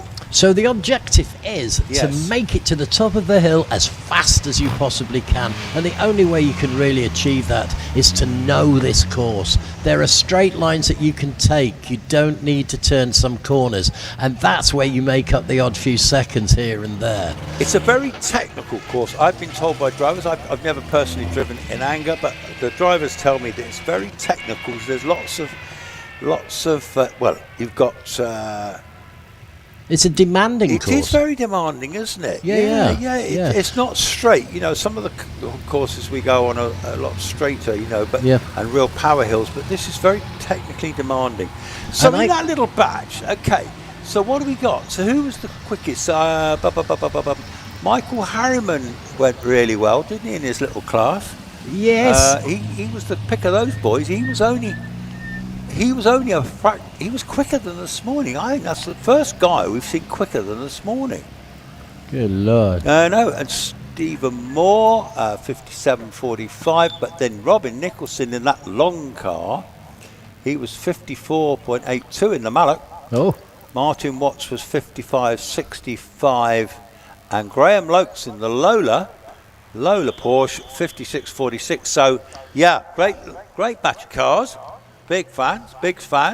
Course car is also on its way back down at the back of the pack. We're rattling through them this afternoon, aren't we? They certainly are. I've done something to my screen and I don't know what I've done. It's you okay, pressed a I've button still- or something and it's all gone blank or something. No, I've got this small box appeared at the top with red writing in it. Oh no. I can't get rid of it. So I don't actually know until the next race if my screen is going to be working. I hope it is, because doing it blind is very difficult. Do you know, I'll tell you a story. So I sent my commentators musings to Colin Me in the week, Yeah. and there's this thing come up in the middle of the screen saying, do you want to save this? This was right in the middle while I was typing, and I thought, no, I don't want to save that bit, and whatever. Anyway, I lost the whole lot. Oh no. I know, but I discovered, well, my missus discovered, that when you go to Google, and it says, how do you retrieve your lost files in Word? And it says you can, because they're never gone. Oh, They're you just can? hiding. They're hiding. Oh yeah, they're always going to be there. It's just it's very frustrating when it happens. Well, I was panicking because I thought my marvellous musings Yeah. that I'd spent at least 2 hours doing, Yes, I thought I'd lost the lot. I enjoyed doing mine the other day. You did the musings, I believe that's... actually, I've got the magazine here. I haven't even had a chance to have a look through it yet. The Hagley Talk magazine. All right. So have a look. Have a look. Have a look. As they say, have a look.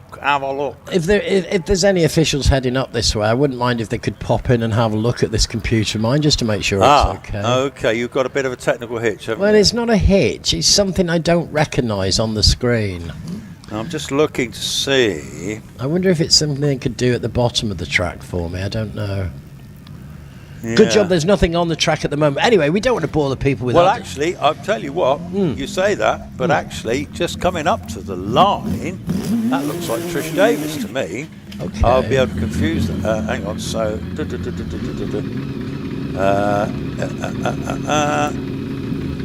okay. Right, okay. I've just been reading through that magazine. So Trish Davis on the line. It'd probably come up with somebody totally different now, but it looks like her car. It is Trish Davis. In the Force. Yeah, well, we won't give you too many more technical details. Suffice it to say, home-built V8 engine in the back of it, built by her husband, Terry. Okay, well, my screen does show that Trisha Davis's name has come up. She's clearly on the track now. You said she started. She's clearly on the track. In fact, she's on her way down to me now, actually, and very shortly she'll be arriving in my view. Here she comes. Trish Davis heading towards me down to Triangle, hard on the brakes, 84 through the speed trap just before Triangle, on her way up to Keepers.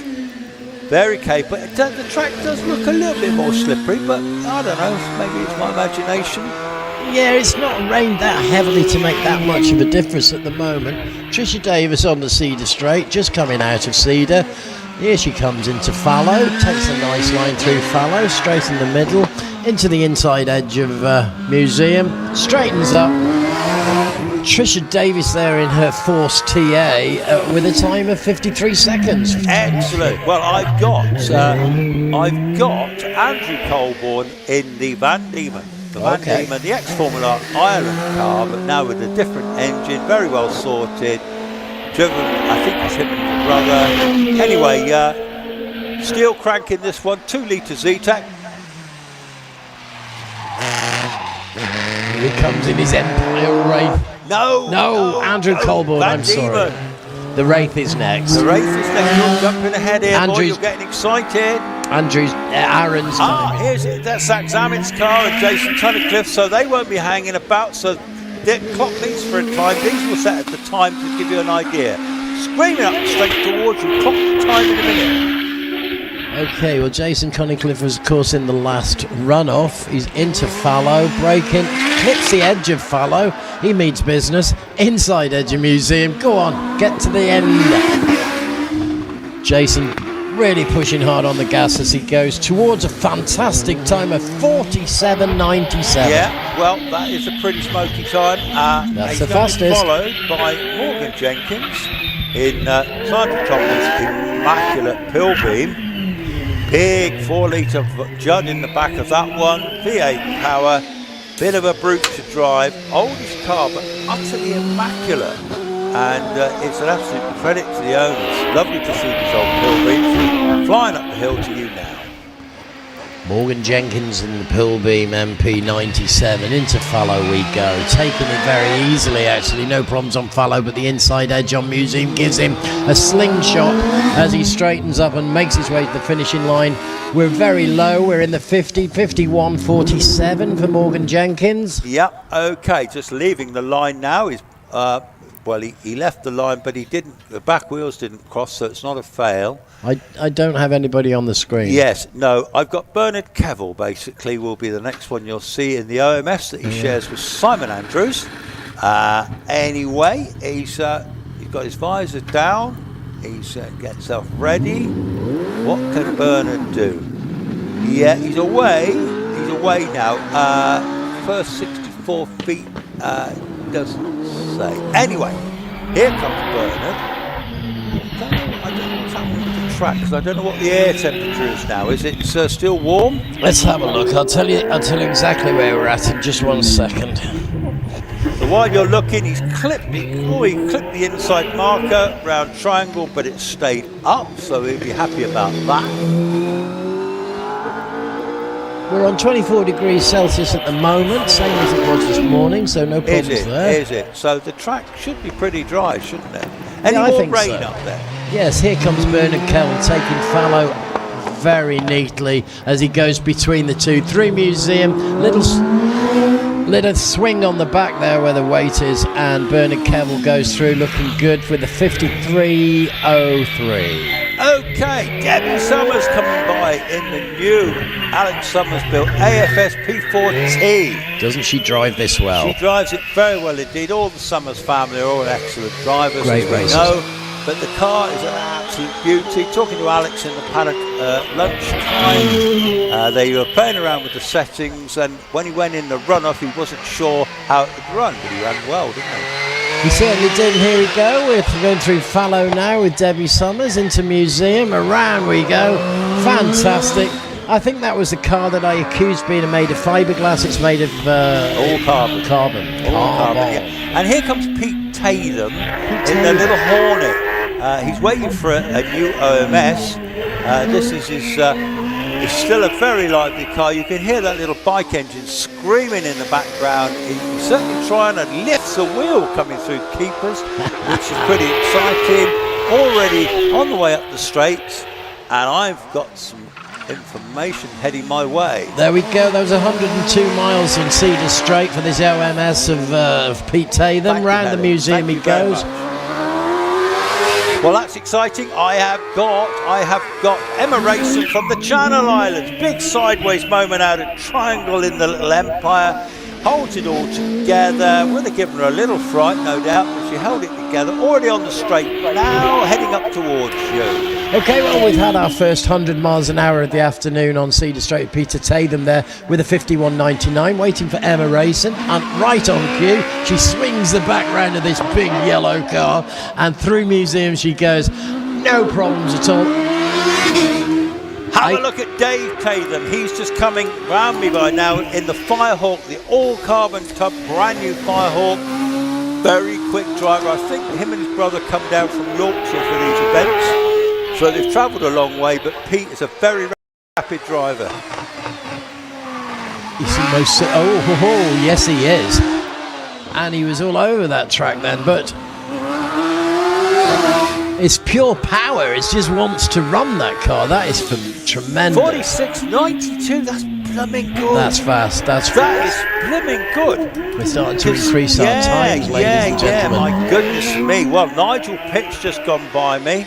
Well, I think he's quite local. He's from Bromyard. To me, that's quite local. So I'm going to say local Nigel Pitt on his way to his OMS 3000. We've already been in trouble today. We're always in trouble. Putting somebody local. Apparently they weren't, but there you go. Through Fallow, up into museum. Come on, Nigel Pitt. Into the middle of the road. Oh my goodness, what a fantastic time for Nigel. We got 50.23. Okay, well, Tom Morgan's just gone by in the brand new Evo, the Empire Evo 3. This is that beautiful blue colour scheme on this. He's got that pink helmet. You won't miss him. He'll be with you any time now. Well, thanks for sending my way. You're absolutely right. Here comes the pink helmet of Tom Morgan. And up through museum. Sounds incredibly fast and looks the same. 49. Yeah, 49.97. Now this one, you ain't going to miss this one. This is young Stuart Bickley in the fourth. Remember the fluorescent yellow one? I do. Well, limey green, yellow, whatever you like. Yeah. Can't miss that. Running on methanol, that little car, which means there's usually about an 8-10% gain by running on methanol as opposed to normal fuel. So here he comes, up the straight now. He has been brilliant this year. Let's see what he does. Well, he's certainly breaking his way into Fallow, knows what he's doing. Just clip the outside edge of Fallow, inside edge of museum. And the Dayglow flies past. 48.55. So Dave Taylor is still leading the pack in 46.92. Tom Weaver, 47.54. Stuart Bickley, 48 is his best time of the day. As I speak, I've got Graham Williams in the OMS 2000, manufactured in 2000. Again, he's probably giving away a little bit of horsepower. It's an older car, but it's his first season in the car. He's actually also a rally driver as well, very good. So he's enjoying his hill climbing. The OMS, of course, has got under 1,000cc engine, but it's designed in such a way that it doesn't need too much power to make it go fast. Round we go through museum. Graham Williams looking good, looking very good. Ben Fisher with you very shortly in the little OMS Hornet ex-Tom Weaver car. Okay, 59.22 there for the last driver, and now we do have, as you say, Ben Fisher and he's making his way through museum. That's an interesting looking car. Yeah, nice. Look at those Hornets. The back is missing off that car. No, Chris. well, that's where they were. That's the way they were. Very quick though. Richard Walker is actually coming to you as well. He's in only one in that class in a Yamaha engine. Okay, well, Richard Walker has made it to the top with his Yamaha engine. Through fallow he goes. Just lining up for museum now. In he goes, inside edge. Great job. Superb performance there as he took the 2 corners with aplomb. Okay, Mark Schlanker in the little force. He spun at keepers earlier, but this time he gets round okay. He's already on the way up the straight now, so a much better run from Mark. He's a very capable local driver. He's actually from Wolverhampton way, I think. No, he comes from Stourbridge. Well, that's not far away. We don't class that as local here in Shrewsbury, I've got to be honest. That's local to me. Round he go through museum. Let's say local or not, he knows his way around as he crosses the line and gets the 52.39 Mark Shankler. Well, I'm a little confused now because I've just seen a white Empire. That's maybe Tom Weaver. I don't know because it's saying Carol Nichols. It's not. That is not Carol Nichols. That's Tom Weaver, surely. You'll see it. The white Empire coming. Oh yeah, that's Tom. Looks like Tom, doesn't it? Anyway, it's not Carol Nichols. That's all I can tell you. But here's Carol Nichols. Keep your eye on Tom Weaver's time. He's under 50 seconds. He's 48.71. Yeah, that's definitely. Yeah. I think that's Tom. Yeah, I think so. So we're with Carol Nichols now, Yep. car number 80. She's driving the Nike Mark IV and will be with us soon, I'm sure. That was built by her dad, that car, one of her 18 cars. You know, there's some clever people in the world. There is clever people, and that will be followed by Les Buck in his rather lovely old Pringgett Mistral. I'm rather enjoying Carol Nichols' performance here. She's round through fallow, up to museum. She knows the track well. She does it every time. Sits in a lovely driving position. Complete control. There goes Carol. Going to the finish line. I'll give you a score. It's 67.82. I'll give you a score for Les Buck as well, and then I've got Charlie Riley coming by. Les Buck going past me now. Car 81. Round he goes through museum. And on his way to the finishing line, he's over 50. It's 57, 58, 59, 60, 25. 60.25 there for Mr. Buck. Okay, the quickest Formula Ford so far today has been Caroline Ryder in 58.48, Les Buck 59.68, and Charlie Riley 59.84. Okay, well, Charlie Riley through both bends without any problem at all, and on his way to the finishing line, he will be over 60 seconds, or just under 59. Yeah, Caroline Ryder now in the little Van Diemen, sharing with her husband John, and Caroline was the quickest this morning, so she'll be a good guide to what's happening, already through keepers. Let's see if she can at least match this morning's time. Okay, well, here she comes now, flying off the Cedar Straight. Come on, stand on that. And we have a little spin. Oh, you have quite a big spin. And we've come to the stop. No damage, no harm. She's back onto the track now. Probably feeling a bit fed up. This corner's patching. Oh no, she's waving her hand. She's like an Italian waiter singing a song. Who's going to rescue her? She's completely blocked the track. Well, we know that they're never happy when this sort of thing happens. So all Obviously the adrenaline suddenly going. They're going, oh no, that was a brilliant run. I was really on it then. There will be a little bit of rescuing going on. Okay, well, Chris, I'll tell you what, while that's happening, while the track is closed, I've noticed today we're talking about 2 uses of fuel. We're talking about methanol and ordinary fuel. Yeah. Now, what do the rules dictate on fuel? Well, they can pick either, really. They gain by using methanol. It's a bit quicker. But actually the engine runs cooler on methanol, and they reckon they gain 8 to 10%. But there is a downside to it. Go on. That with methanol, it actually can dissolve all your fuel pipes, so they have to drain it down as well. It's rocket fuel, basically, isn't Well, it? it's pretty strong stuff, to be Yeah, fair. yeah. And I see Carolyn is just driving past you. Yeah, she's just made her way. That Yeah. was the car that span off. Yeah. Two of the Orange Army down there now sorting out the the turn on fallow. Yeah. It's caught 1 or 2 out this morning. I've got to be honest, Yeah. it really is a very nasty they're left-hander. just replaying it now on the replay.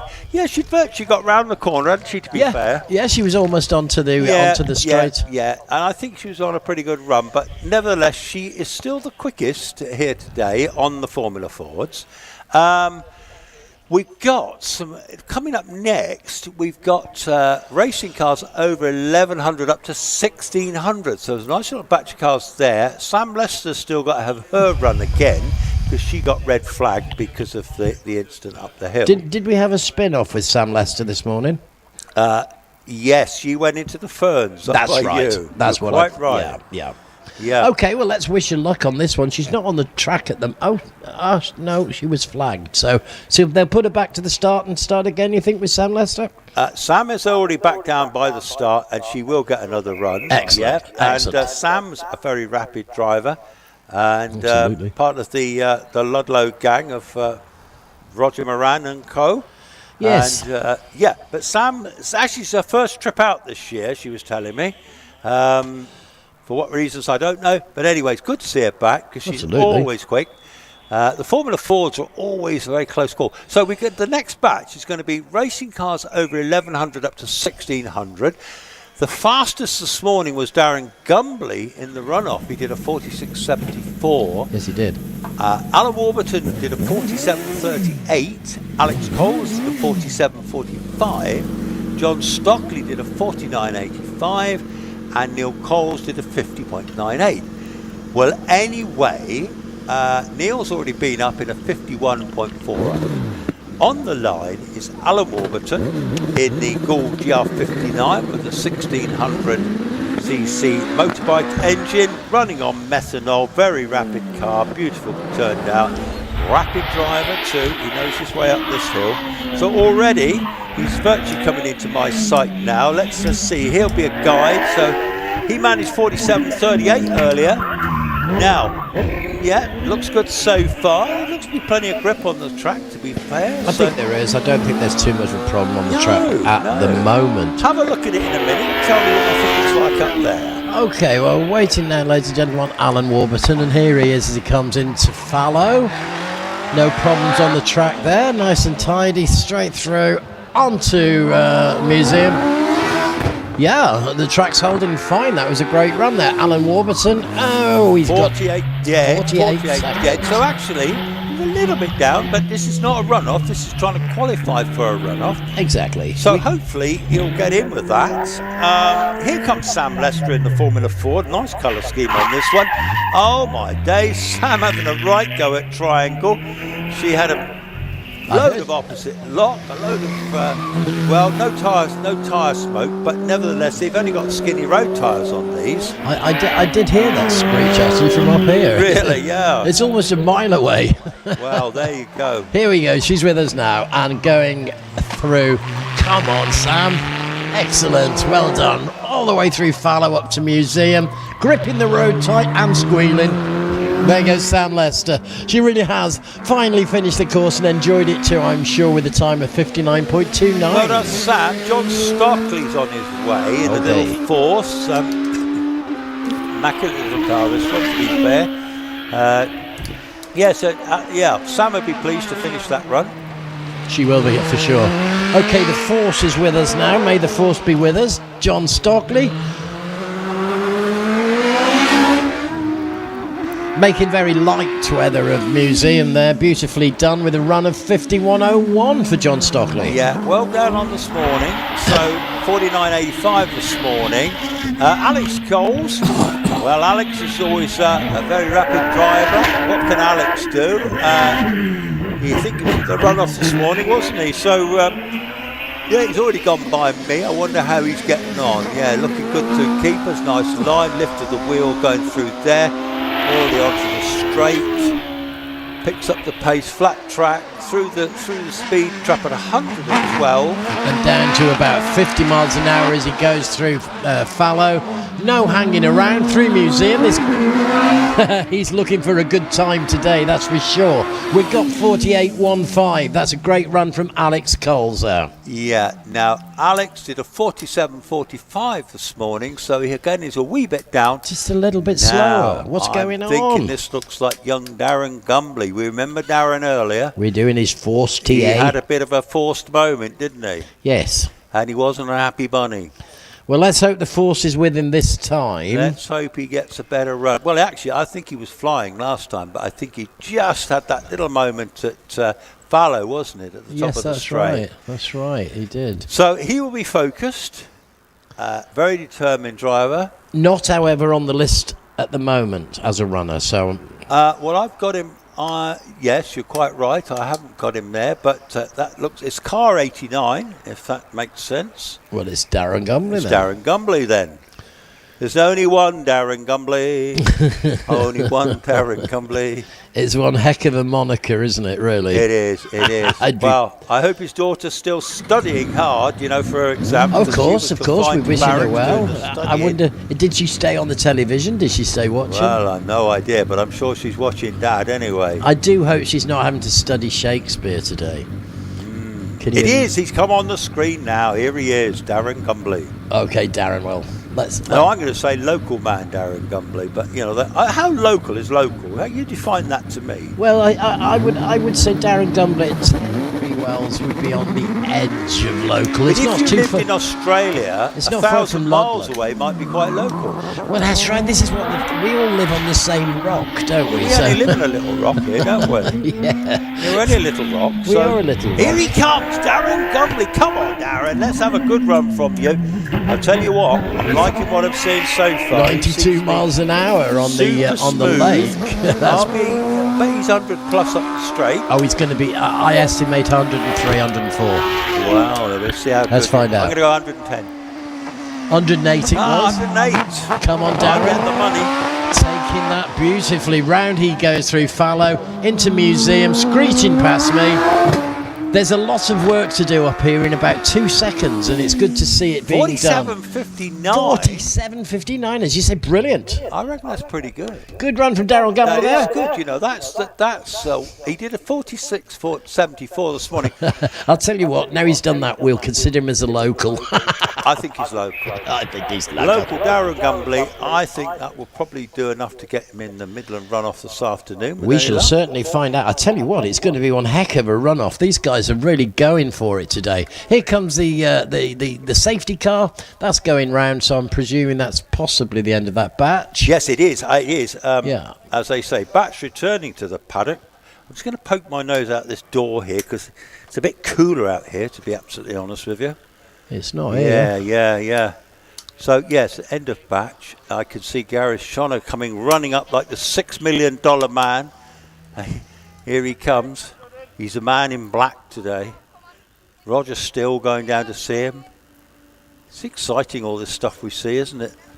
It's more than exciting. I think Gareth's been having a cheeky cup of tea down at Trimble's. Oh, I say. I know. It's afternoon tea, after all. Everything stops. Now, what about the for tea. regalia shop? I haven't mentioned that this afternoon yet. What have you not mentioned?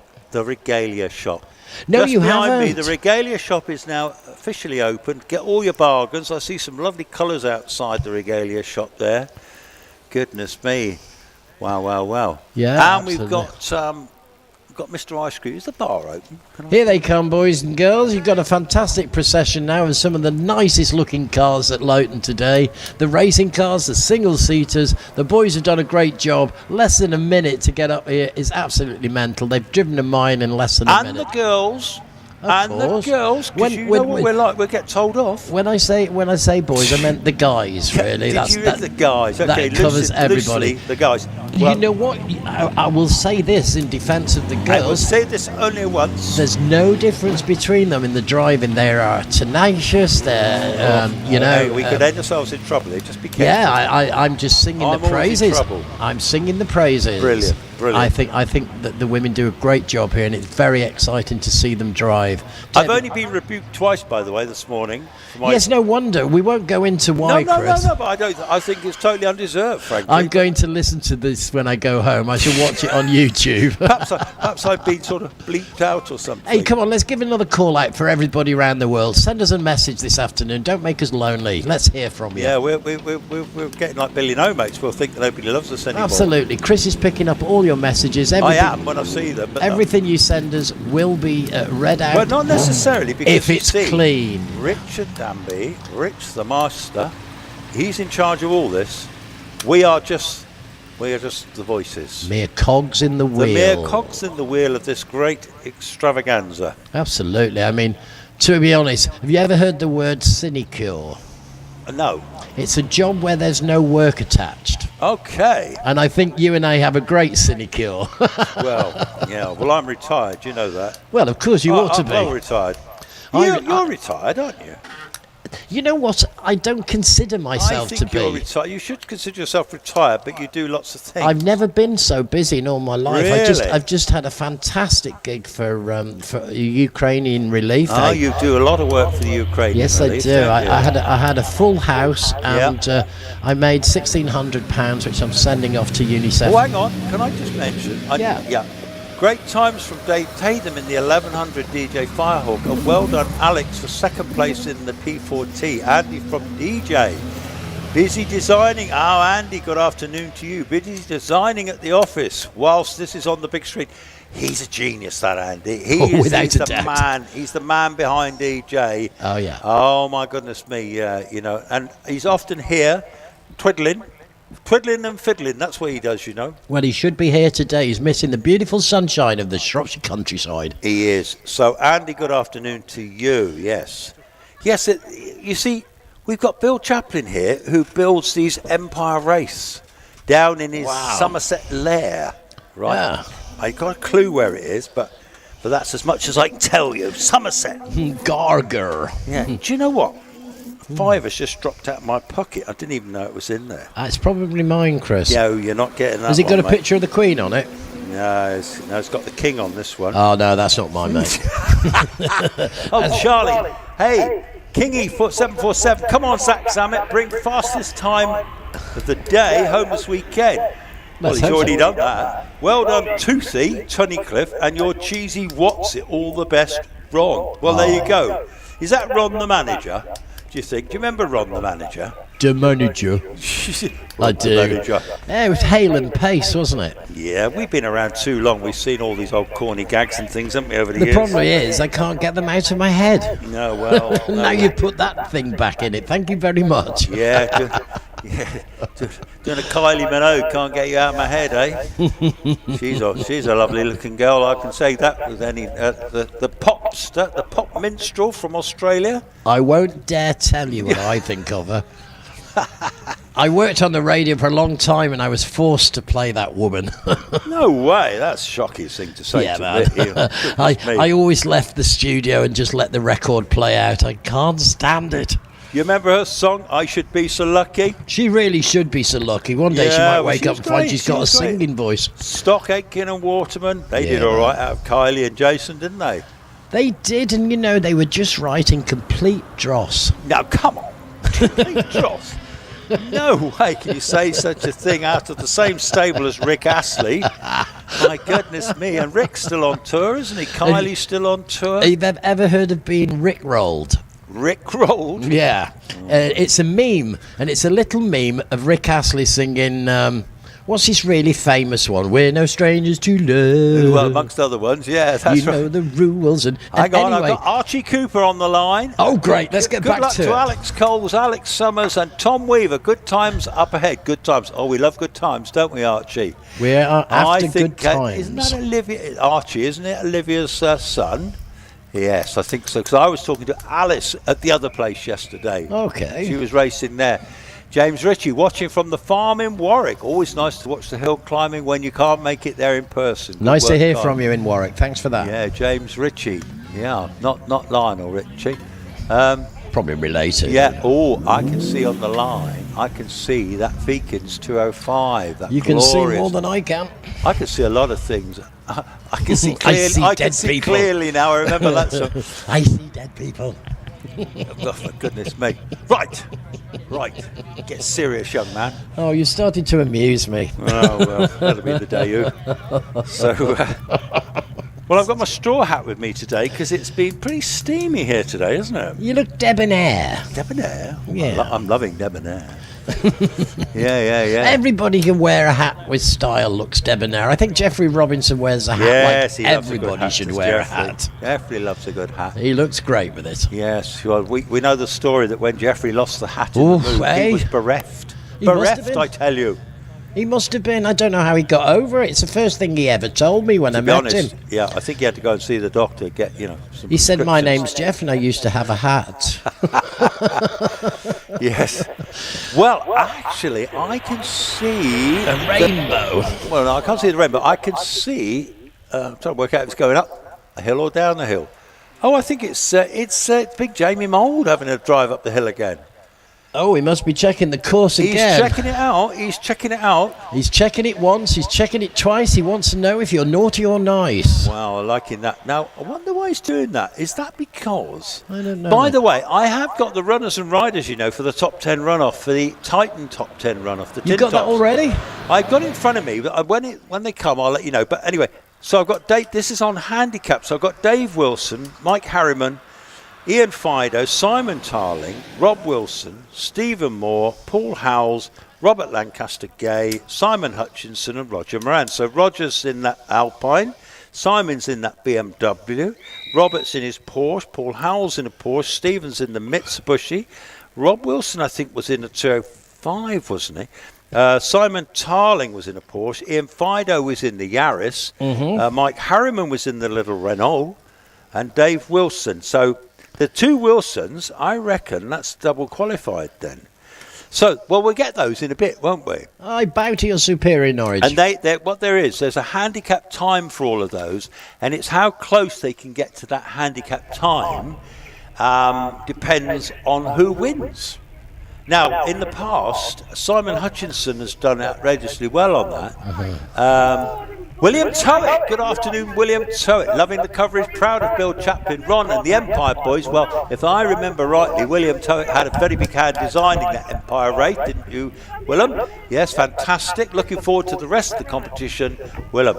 Willem, very famous Formula One designer. Excellent to hear from you. I've got a shout out to do. A shout out. Shout out! I want to say hello to Lee, I want to say hello to Lottie, and I want to say hello to Mojo the dog. I believe they're all sitting watching in Shrewsbury because the dog's too small to bring to the race. It would frighten him to death. So good luck this afternoon, guys. Enjoy yourselves, and I'll be home for tea at some point later in the day. Will they have tea cooked for you? I'm going to have some tacos today. Tacos. By the way, I've just seen a deer run across the track down here. Oh, maybe that was the A black hold-up deer, was. no less. It was a black deer. It was a very dark deer. Yeah, anyway, I just saw this. I thought, is that a dog? No, it's not a dog. It's a deer. It's got to be a deer, hasn't it? I think they're gorgeous. Yeah, dear. Oh dear. So I've got things happening down here. Well, tell us what's going on. Well, I'll tell you what's going on. I can see that Peugeot 205, but the marshals are getting ready. So, yeah, so car number 823 of Tony Feekins. One of the Feekins clan that's here today, occupying all that paddock space with their big gazebo, I've got to tell you. They've got a big gazebo going on down there. It's really quite posh down there. It is very posh. This is a very posh car too. One of my favourites actually. Beautifully turned out Peugeot 205, 16 valve engines. This is a car I would love to take home with me. But there are a big gang of guys down there. I don't think I could get away with it. So anyway, he's coming into my view very shortly in this glorious 205. But he's not in the top 10 tin top runoff. Now here he comes into my view. The sun's out. Squeals the tyres. Front wheel drive. Already on his way up to keepers. Which when I go to other circuits, I have been known to say keepers at Kennel Bend, for example, or kennel at keepers. Oh dear. Yeah, I know, it's embarrassing, but what can you do? Not do it? Well, I'm only human, as they say. Is that right? I thought that was a rumour. Round we go. Hello there, Feekins. through the fallow, through the museum, push that little Peugeot. Great run. There he goes, heading for the finishing line. Tony Feekins with a 61.33. Now that's pretty good because he did a 61.71 this morning, so well done Tony Feekins. An improvement on his own personal best. is. That's fantastic news. Coming into my view, Simon Barnwell in the Formula Renault. The 2-litre Formula Renault single-seater would have been a class of cars that raced as a, well, it'd all be the same basically, but different colour ones, you know. Anyway, that car, a beautiful little thing, already well on its way up towards you. What do you think of that one? I think it's absolutely gorgeous. Here it is now, coming into fallow, as you can see on your screen. It makes a very educated drive through fallow, into the middle of the road for Museum, straightens up, away you go. Around Museum, Simon Barnwell there, pushing the car into a fairly decent 58.18, Chris. Very nice too. Well, I like it. just left the lot is our friend John Cottrell in his Pilbeam MP82. This is in the original Pilbeam colours, I was told. This one's got the yellow flames written painted down the side. That'll make it go fast. Well, it does go quite fast. Yeah, the It's flames a well will done help. car. It's quite an old car, but I tell you what, Pilbeams, fantastic bits of kit in the day. They were the car to have. It's fantastic to see them coming out of Cedar and braking so heavy into fallow. Round he goes, no problems. Again braking for Museum, but opening up as he goes through. Across, straighten up, and race to the finishing line. You've got it all to do. John Cottrell, 55.07. Well, here comes Terry Davies in his Porsche TA with his own home-built engine in the back of it that several of the racers use as well. So we're talking quality engines here. Okay. Effectively 2 Yamaha V4 engines put together on a common crank. Wow. And here he is, lining himself up for fallow. Had to brake quite hard to get into fallow, but he did it. Clipped the edge as he did. Inside edge again for Museum. And a push to home. Terry Davis, 51.97, Chris. Well, very good. Here comes Aaron Colborne in that glorious Van Diemen. 2-litre Z-Tech in this one. The Z-Tech actually were all aluminium, and this one's pretty special because it's got a special steel crank in it. And have a look at that. 2-litre engine here for Aaron Colborne, through fallow, through Museum. Good looking car. That is a very, very good looking car, and a good looking time as well, Chris. 50.70. Fabulous, fabulous. like Okay, that. Michael Tregoning from Cornwall, who's had a long run to get up here, regular competitor. This is the car you weren't sure about earlier. Well, this is a Pilbeam MP88 with a Duratec engine in the back of it. Quite a special old engine in that one. He was telling me the spec on that. Have a look at that. Interview, he comes breaking down just to get round fallow, speeding up again between fallow and Museum, slowing down for Museum, opening the throttle, and now he can run as fast as possible to get to the finishing line, which he does. We've got a 53.12. You've got Andrew Henson on his way up to you, by the... Oh, We've had whistles and flags. yeah, well, yeah, that's interesting. So I don't know what whistles and flags are about, because Andrew has not been red flagged, so he's still on his way to you now. He's still going, but absolutely. the red flags are here. He's gone through the red flag. No, I don't think he did. I think... Yeah. Oh my days, I don't know what's going on. No. He's red flagged. He didn't see the flags. He didn't see them. All right. We've got him at the top box here. He saw the flag of Paul behind me. I don't know what's happened, but either way, I've got a marshal down here, down near the bottom of the track. Okay. The other side of Loggerheads. He's going back to his box. Maybe something was on the track after he'd gone through. Perhaps. I don't know. I'm not sure whether they were stopping the car following.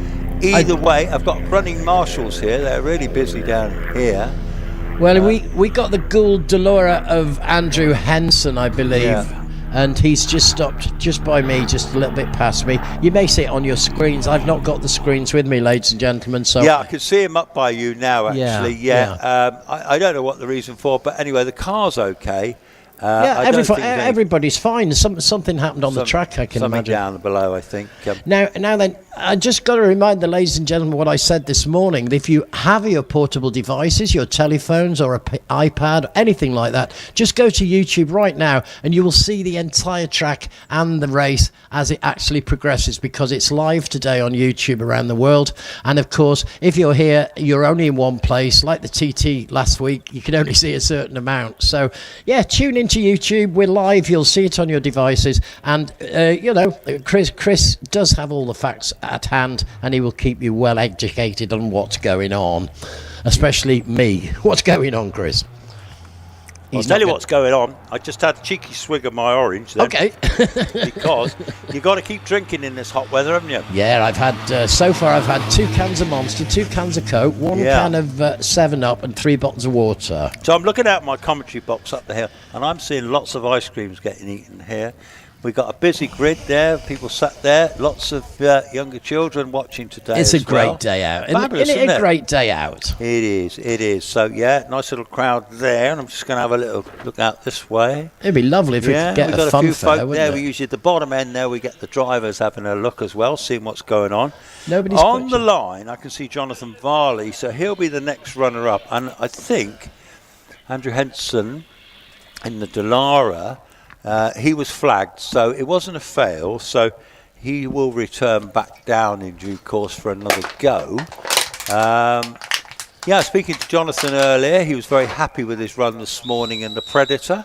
Okay, well, the whistles have just blown, which I presume is track open again. Yeah, that's right. So at the moment we're in the racing cars. Oh, it's just gone off the screen. Over 1600cc class, so these are the bigger engine racing cars. This is the 1600s to 2 litre cars, not the unrestricted ones, which normally Wallace Mingers and Co would be in, those big single-seaters. With I want you to explain something to me, Chris, and if you run out of time, just stop telling me, but I don't fully understand what a normally aspirated motorcycle engine and integrated gearbox actually is. Can you tell me? Yeah, I can. Okay, so... Thank you. Yeah, I can. You got Well, paid go for it. on then. No, I'll send you a bill for 100 quid. But... so normally aspirated, it's not forced induction. It's not on forced fuel injection or... it's got carburetors, basically. So basically... normally aspirated. That's what you'd use on the road. Yeah. Well, you could have a forced induction car on the road, I think. But in this particular instance, it's usually carbureted cars. Okay, that's good. Yeah, and because carburetors is what most of our cars run on, but the later, more modern things are often fuel injection, aren't they? Yeah. And then diesels have obviously got the sophisticated injection systems as well. Oh, high pressure injection. Yeah, that's great. You cleared that up nicely. Now we move on to integrated gearboxes, Chris. Integrated gearboxes.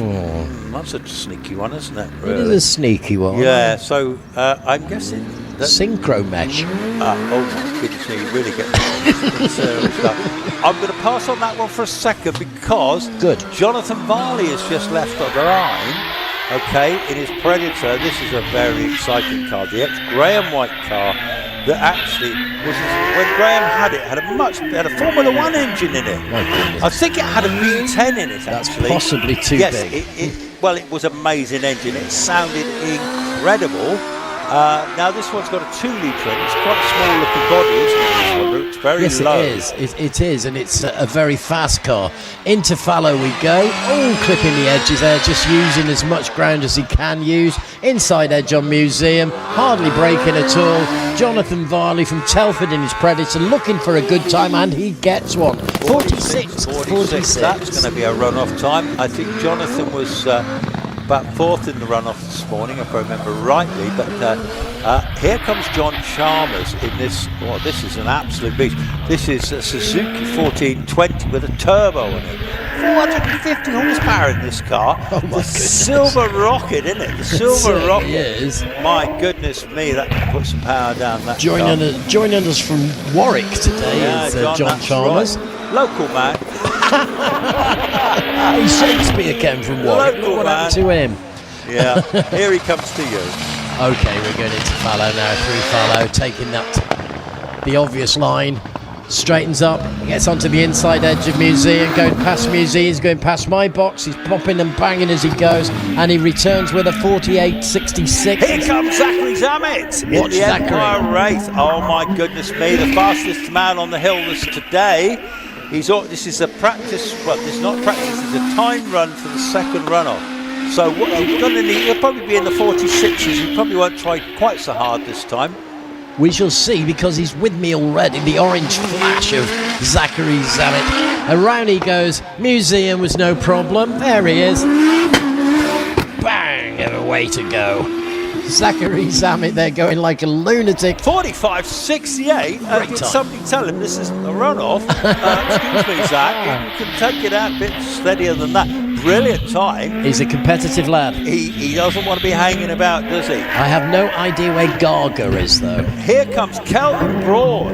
West Country man Kelvin. I don't think he'll be on Zach's time, but nevertheless, he's a competitive driver. In his little Force T8, turbocharged, running on methanol. Quick unit that.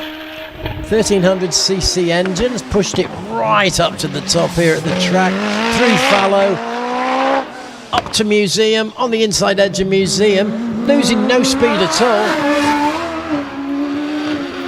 Once again, the two top corners made absolutely no challenge for him. He did them beautifully. 48.52. I said he was running on methanol. No, he wasn't running on methanol. Okay. So I'm going to take that back. Ian Tucker, another resident of Cornwall. He's come up here racing in his OMS 28. Ian is already coming up very nicely up towards you. Let's see what Ian can do. Keep your eyes on the Cedar Straits, ladies and gentlemen. This is where the cars are all going over 100. The last one was 111. This one was slower. This was 81. But through fallow, into Museum, round Museum, almost came to a stop. Yeah, got Lee Griffiths already coming by me, so Ian Tucker finishes in 53.63. Lee Griffiths in the OMS 28. Looked to be going very well indeed. He'll probably get into the runoff, hopefully. He's a very rapid driver. Burton-on-Trent, local lad. Yep, not far away, local lad. Here he goes through fallow. He's done that before. What a great paint job on this car. Through Museum, way to go. Lee Griffiths pushing as hard as he can to get to that finishing line, and he does at 48.35. Yeah, that could well get him there into the runoff. That's a good Sue time. Young sat on the line in the beautiful Gould GR51, which she and Derek have had for years. Rebuilt engine this year, went back to Judd, I believe, for the rebuild. Derek fitted it all up, got it all running. Sue is a very rapid driver, I've got to say, very competitive in times gone by when she was on the hills a lot more. She was always vying for quickest ladies time of the day and ladies hill records.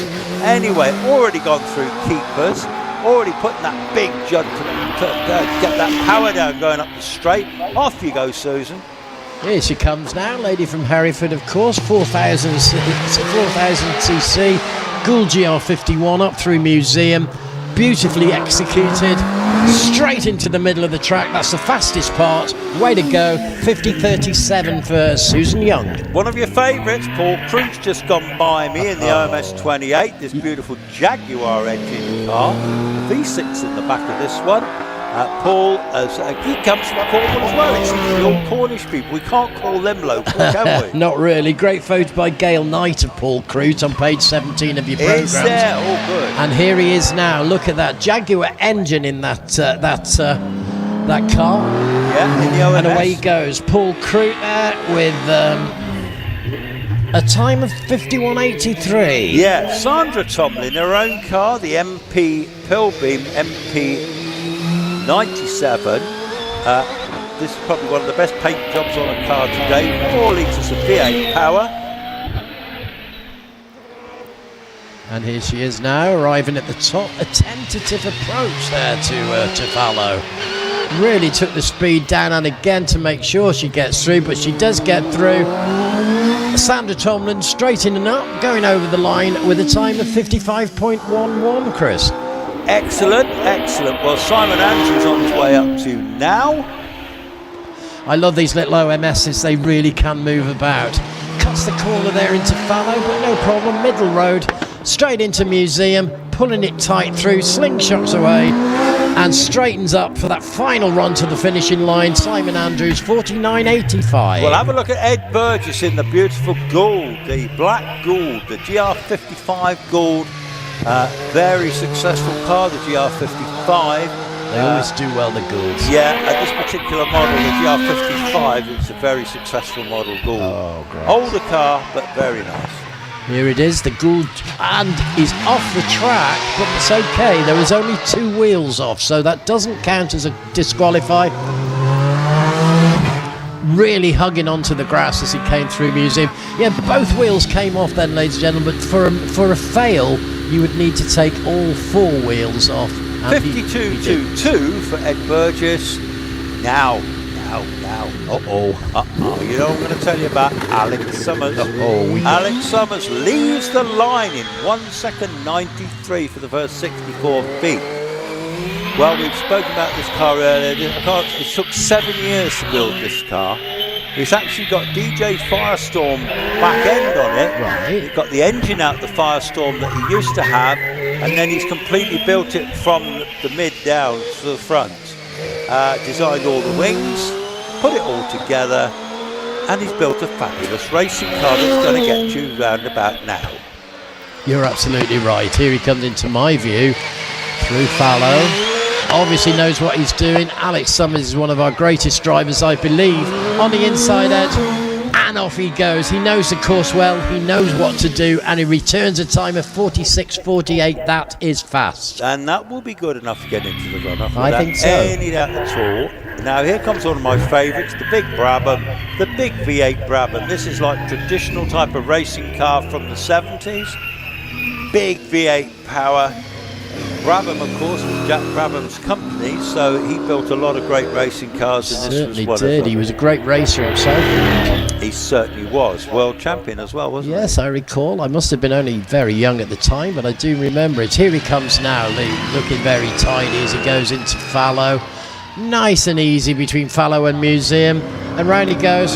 The white helmet there of Andrew Tippett. And the finishing time we have is 56.25. So we've got a wide range there. Yeah, we've got a wide range. And of course, Andy Tippett was in his own class there, which was basically sports racing for racing cars manufactured up to 1971. He may well get a prize.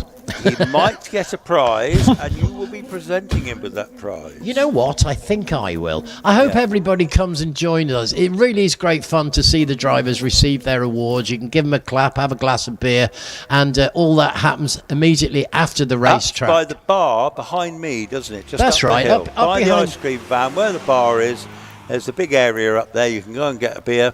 Don't drive away. Stay with us. Stay with us. That'd be well worth seeing. But we know that we've still got the tin top runoff, as I call it, the Titan X Top 10 Challenge. Oh, still a lot of action to come. Yeah, okay, and we've got the Midland runoff as well. This is end of batch at the moment, Chris. Yeah. Listen, what I'm going to do is I'm going to have to leave it in your capable hands for a couple of minutes. I'll expect our cope. You go and do what you do. I've got to go on a foray, I think you'd call it. Okay. But I will catch up with you later. Don't panic. Okay, my friend. I'll hand over to you, and I'll be back in 5. Okie dokies. Well, sun's out. It's got blooming hot again, hasn't it? It's got really hot. Sun's out. The red flags are out. End of batches. Batch returning to the paddock. I've still got my my ham and tomato sandwich, but I daren't eat it. I got rebuked, for eating a sandwich when I was on commentary, so I'm not doing that again. In fact, I got rebuked at another venue. So, you see, I get rebuked all the time. It's one of those things, isn't it? I don't think I'm a bad boy. I don't think that's me at all. But nevertheless, sometimes you do things and you say things. The trouble is with this, James, you've only got to say something once, and it's the whole world hears, and you can't take it back, can you? Nightmare. Anyway, what have we got coming down? That's Paul Henson there in that lovely little Delara, that two-tone Delara with the 2-litre engine going back into the paddock.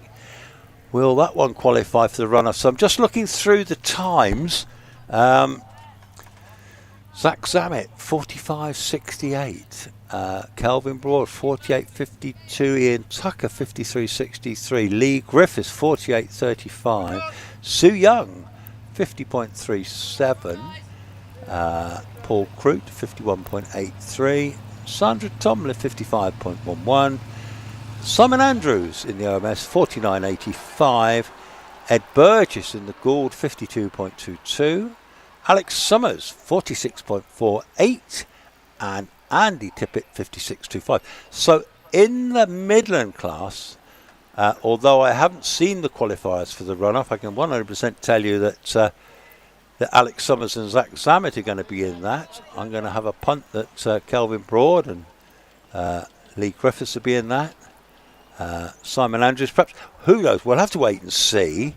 What happens is that the cars, when they get to the top of the hill, they go through the finish line, and then the track follows around in a circular motion, and they end up just above Fallow Bend. And there's an area they call the top paddock, and that's where they all have to wait. And then generally, because racing cars don't have radiators, they're cooled by the air, they don't want to start the engines and sit them idle for very long, because the engines will overheat, because there's no cooling fans on them. Anyway, Alex Summers, I can see him just about to rejoin the hill at the top. He's returning to the paddock. Now, does that mean that, did Debbie go up earlier, or? Yeah. So we'll wait and see what comes next. So, good afternoon. It's definitely time to have a drink. Make sure your hats are on. They don't get blown away and you don't get sunstroke. Ice cream man's open behind me as well. But keep drinking water and squash. That is definitely worth doing. We don't want dehydration. That looks like Sandra returning in the lovely Pilbeam. Proper racing cars, those, aren't they? Yeah, all our marshals have got their big hats on. Ruth with a straw hat on today. Good choice, good choice. So we'll take 5 and await developments.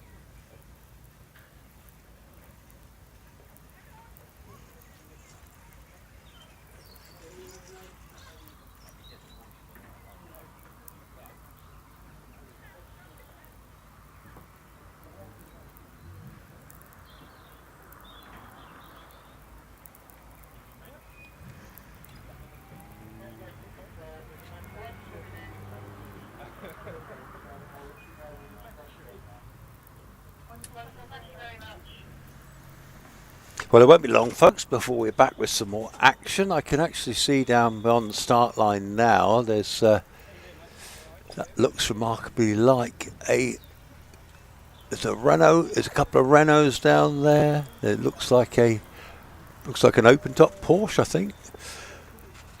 So we've obviously got a few cars to come before we get into our runoffs.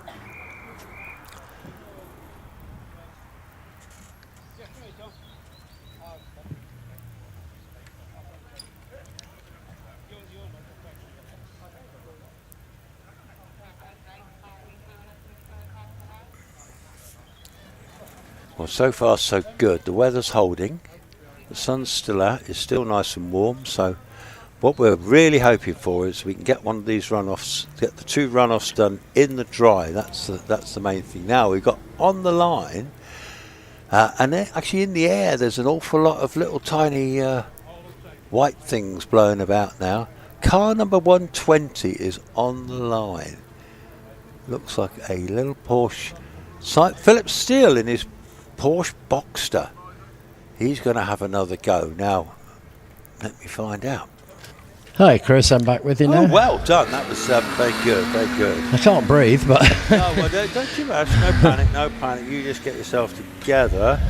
I'm just telling all our folk from across the world, Philip Steele has just left the line in his Porsche Boxster, and he will be followed by car number 121, which will be Richard Case in the Renault Clio 117. Okay, well, Philip Steele is on his way up to us now. Is a local driver. He's from Welshpool, not far away at all.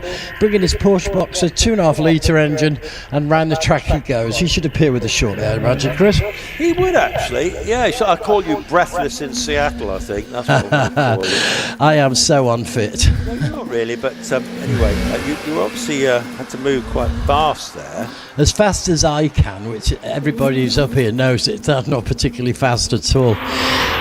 Well, we seem to have if I'm right, we've got Richard Case in the Clio, then we've got Andrew Feekins in the Clio 182. So, yeah, so here comes young Richard Case in the Clio 197 rather, car 121. Well, Philip Steele in his Porsche Boxster has just cleared museum. Not particularly pushing it, 59 miles an hour on the Cedar Straight, with a final finishing time of 76.53. Okay, well, he will be followed by Andrew Feekins, another one of the Feekins dynasty, car 122 in the Renault Clio 182. Okay, but at the top of the track right now we have Richard Case. He's just going round through museum in his Renault Clio, past me, and off he goes to the finishing line with a 71.69. Yes. And there we go. We've just lost Andrew Feekins. I see that, but he's back on the track. He is back on the track. I'm not sure if this run will count. Bit of count. rally crossing. Well, it'll count. He'll get a time, but it's not going to be a competitive time, is it? So well, all four wheels went off the track. Yeah. Interesting. We'll leave that to the scrutineers. That's not our job, thank goodness. It's not. Well, following him will be another Feekins, We got which Joe, is Joe Feekins in the lovely little 205 GTI. And Joe really knows what he's doing as he goes round museum. Made it look incredibly easy, in fact. Heading for the finishing line, Joe Feekins, returning a time of 63.41. Now, what it appears to me now, we've got some Porsches. We've got the Porsche Club GB Speed Championship. And I've just seen David Hilton in the GT3 RS, followed by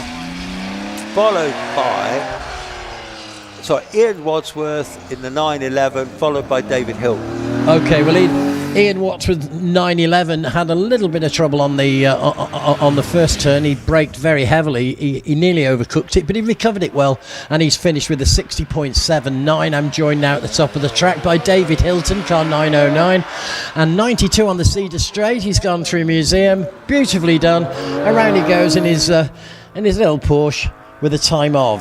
It's quite a big Porsche. Yes, it was a big Porsche. 55.56, Chris. Yes, it is. And he will be followed by a smaller Porsche called Ian Crystal in his Porsche Boxster.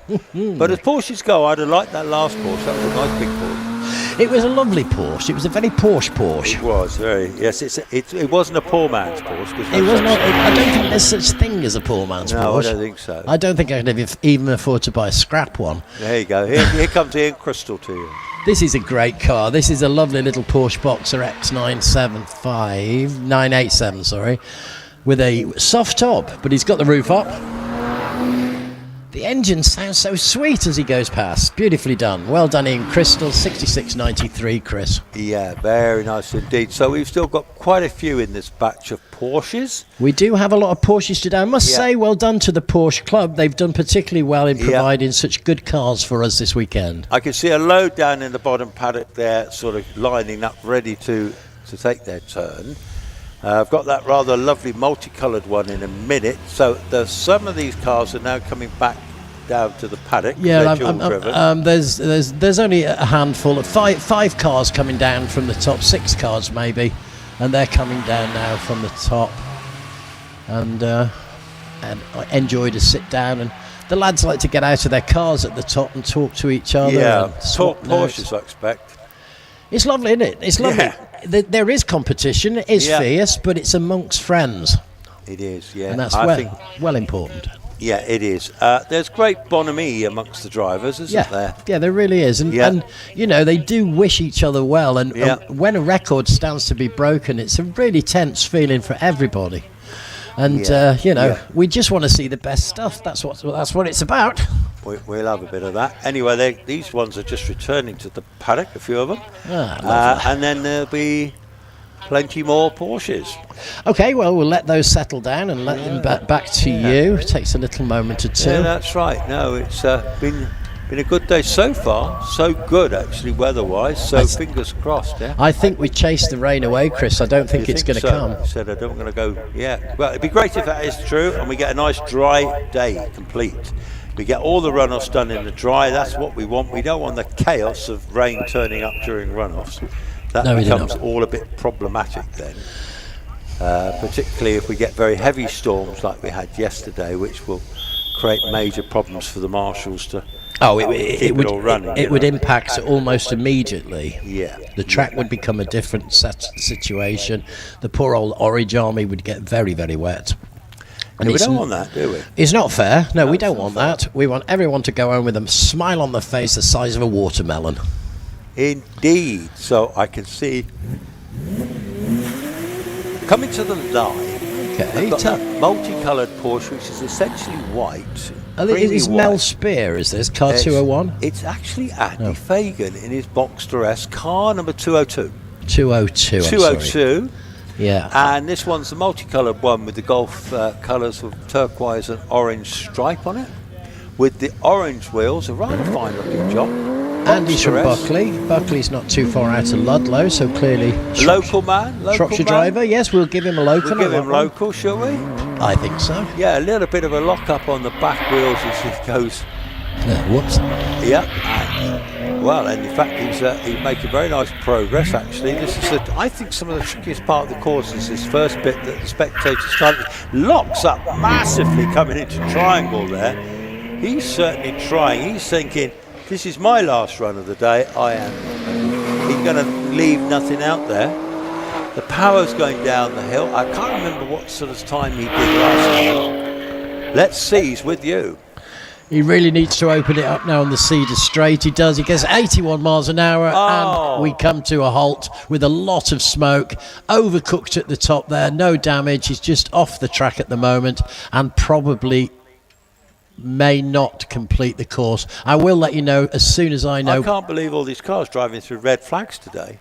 There's been a lot of it, hasn't there? Yeah, and Andy Fagan's stuck up by you at the moment, but there was another Porsche, Geraint Evans, following him up. Well, it's closed at the moment. Yes, well, I think, yeah. Oh, yeah. Your man he's not a happy bunny here. He's not a happy bunny, is he? No. But anyway, this is motor racing. This is what happens. And this is all part of the game, to be honest. So well done, Andy Fagan. Yeah, bad luck on that one, but there's always tomorrow. Well, he was trying all the way up the hill, to be fair. So exactly. Leave nothing behind. Yeah. Oh, goodness me. Did he ever leave some tyre marks there as well? To be fair? Shows, doesn't it? Just that. Wow. That very thin line between absolutely brilliant and whoops, that's an accident. He's showing a replay now, so he comes up. He's coming up. Tell me what happened. Yes, he comes into fallow. He locks up massively.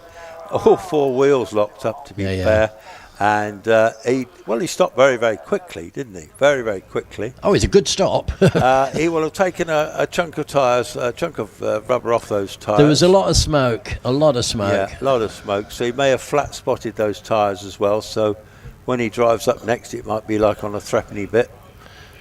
So well, he's in the top paddock now, chilling out, talking to the marshals. He's okay.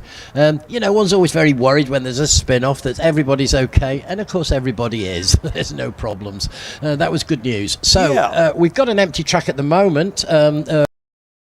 We've got a time for Andy Fagan. I don't know if it counts. 90.91. Well, I don't think he'd be too chuffed with that, so that won't be much use to him. But Geraint Evans is just coming back into my paddock down here. So he's been turned around, off. been sent back. He'll get another run. So he's been Geraint is he was just flagged. So okay, well, that's David Hilton there with a 55.56. Looked to be the fastest over the last few motors. 55. 65.56. I can't see as anybody's beaten that, Chris, at this moment. David Hilton, 55, so that's pretty good, isn't it? It's not bad at all. Yeah, not bad at all. You definitely. I've got on the line. I've got Graham Rose in that 924S, the yellow one. Do you remember the Rose and Kylie or something? Isn't it? Rose and Riley. Rose and Riley. Yeah, we can't decide if they're florists or solicitors or sticks of accountants. rocks. They make sticks of rock. They make sticks of rock. Probably. Well, I'm thinking not, but nevertheless, here they come. Okay. Riley and Rose, or Rose and Riley, locks up bigly in, Rose and Riley. Anyway, locks up. They're all trying hard, aren't they? They are working very hard today. I'm looking forward to seeing this one reach the tyre top. smoke here. I think the marshals are going to need breathing apparatus the way this is going this afternoon.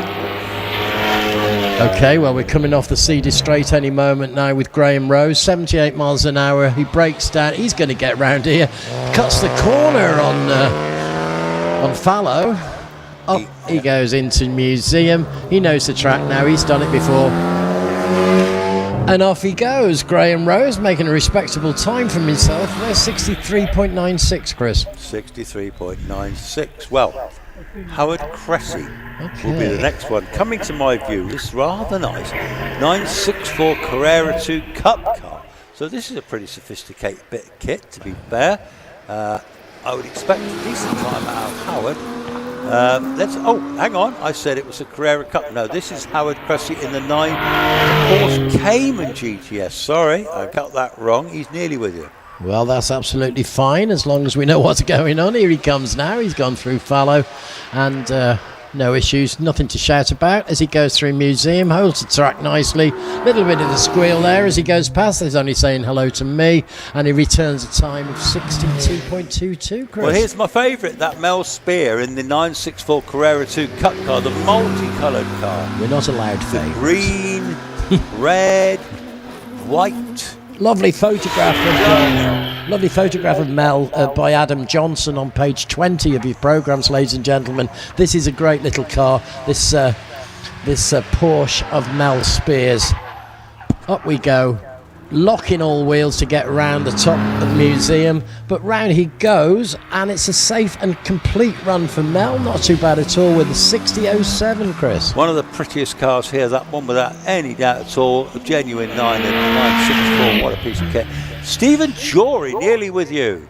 Okay, here he is indeed, and he's all the way from Colville in Leicester in his Porsche 944. Through we go in Fallow, and right, he's got it right for the Museum. Yes, he has. Round he goes. Lovely little squeal to show the car's working hard. The jury's still out, and now it's in, and the timing is 62.15. Well, Geraint Evans, our man Geraint. Oh, he gets another start. That's good news. He gets another go, yes, because he was only red flag with you. Yeah. 3,300cc in this motor vehicle, ladies and gentlemen. It's a very fast little Porsche. And up he comes into Museum, car 203. That's Geraint Evans. And away he goes. Looking a very good time here, Chris. We got 50. No, we haven't. We got 60.81. Very good. Well, Nick Wadsworth is just going back into the paddock. I think he was flagged back in. Actually, oh my goodness me. So, hang on. So there was a fail for Nick Wadsworth. Yeah. But David Hilton in GTRS, this is a very sophisticated bit of kit, very expensive. Titanium rods, I'm told. Well, he's making a fine noise as he comes off Cedar Straight. Here you go. Don't overcook it. No, you don't. You come through nicely. Through Fallow we go, up to Museum, grabbing that inside edge. Oh, they all do. Throwing themselves out into the middle of the track to make that final long straight run to the finishing line. And he does well with a 58.16. Excellent. So Adam Crystal will be next in the Boxster S. Now this little car there, it's a soft top on this one. Quite nippy, these little. They're more affordable than a lot of the Porsches. Okay, well, Boxsters I don't know. Are not a bad buy. I don't know where Northwood is, but that's where he's from. I presume it's local. Well, let's say he's local, but actually I'm not sure where Northwood is either. I've never heard of it. Yeah. But they've got some pretty mean Porsche Boxsters from there. They have indeed, and let's hope he's local enough to drive home. Actually, a rather mean little Porsche 210. We got a problem here with. See, Houston got a problem limping up to museum, hasn't he? Yes, he has gone through museum, and he will make the final run. But he'll get to the finish. He won't be overly pleased with that. That's over 71 seconds. There. Wayne Easton coming to you. Okay, Wayne, let's see what you can do. You Newark in Nottingham he comes from, and he does it very neatly as he goes through Fallow, into museum, inside edge, middle of the road, final run, 300 yards to the finishing line for Wayne Easton, and he comes in with a 60.67. Okay, now I've got Dave Wilson with me now. I think this could be the start of the top 10, Titan top 10, because he was the first one on the list. He's got a handicap of 62.48. He's driving that Peugeot Turf 5. Okay, well, I'll let you do the maths on when we come to this challenge, because that's where I fail. Okay, he's with us now. He's into Fallow, clips the edge with two wheels. He goes in the inside edge, then the outside edge, throws himself into the middle to address museum. Round he goes through museum. Dave Wilson there, racing his way to the finishing line and return a time of 62.34. Well, that's really interesting. 62.34. That's up on his handicap time of 62.48. So he is. Is that a tenth quicker? So yeah, well done, Dave. Now I'm gonna have a punt that is definitely the first of the top 10 tin top runoffs. I think you're right. My screen has gone blue, which usually dictates this is a run. I think that's a shared car with Rob Wilson. So they're sharing that car, so he will come back down the hill. Yeah, we've got three Porsches coming down towards you. I think that's the only shared car in the Titan top 10 runoff. So we're getting towards the end of the meeting now. So this runoff, he's the first car. He's just beat his handicap time, which is very commendable. So any one of these ones in this runoff could win because of the handicap. If they beat their handicap, or if they go slower than the handicap, obviously that puts them out of contention.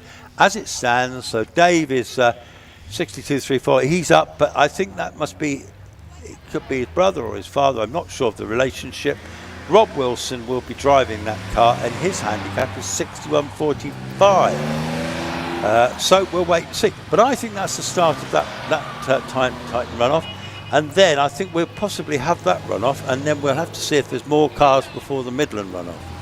Yes, we've got the two runoffs to finish the meeting. This is where the tension mounts. This is where, the drivers really have to work hard for the team. We're all clear in the top paddock now, where we've got Mel Spear bringing up the rear, making their way down to you, Chris, all the Porsches. Yeah, I've got them, and some of them are left-hand drive. That glorious multicoloured one I like. That is a left-hand drive, I noticed. So I wonder how that is when you drive in an English track. I don't think it makes any difference at all, because racing drivers are used to left-hand drive. It really makes a difference to them. If that's what it is, that's what it is. And I guess so. Again, if you've had that car for a while, it's not like you've got to observe any road manners, have you, to going up Loton Park, other than get up there as quick as you can without. I've got to be honest. Anyone. Shrewsbury Town Council, I'm surprised they haven't put a set of traffic lights somewhere along the course, because they are on every corner of Shrewsbury Town. You can't move for traffic lights. The first traffic light was introduced in Britain in Wolverhampton in 1923. That's incredibly useful to know. It is useful to know, isn't it? A local thing. Well, traffic lights, that is interesting. So, do you think we need traffic wardens up Loton Park? Well, there is a lot of dodgy parking, isn't there? Can be when they go in the ferns and things. Whenever I see a traffic warden looking at my car, I always smile and think, there's a jolly chap, and I go up and I slap him on the back and we have a good old laugh. Well, I tell you what, talking about good old laughs, I am right about this top 10. Oh, tell us more, Chris. I've got Michael Harriman just coming up to the line. Oh, excellent. Now, Michael is local man. Local man, Michael Harriman, driving this rather nice little Renault Clio, this very, very lightened Renault Clio, by the way.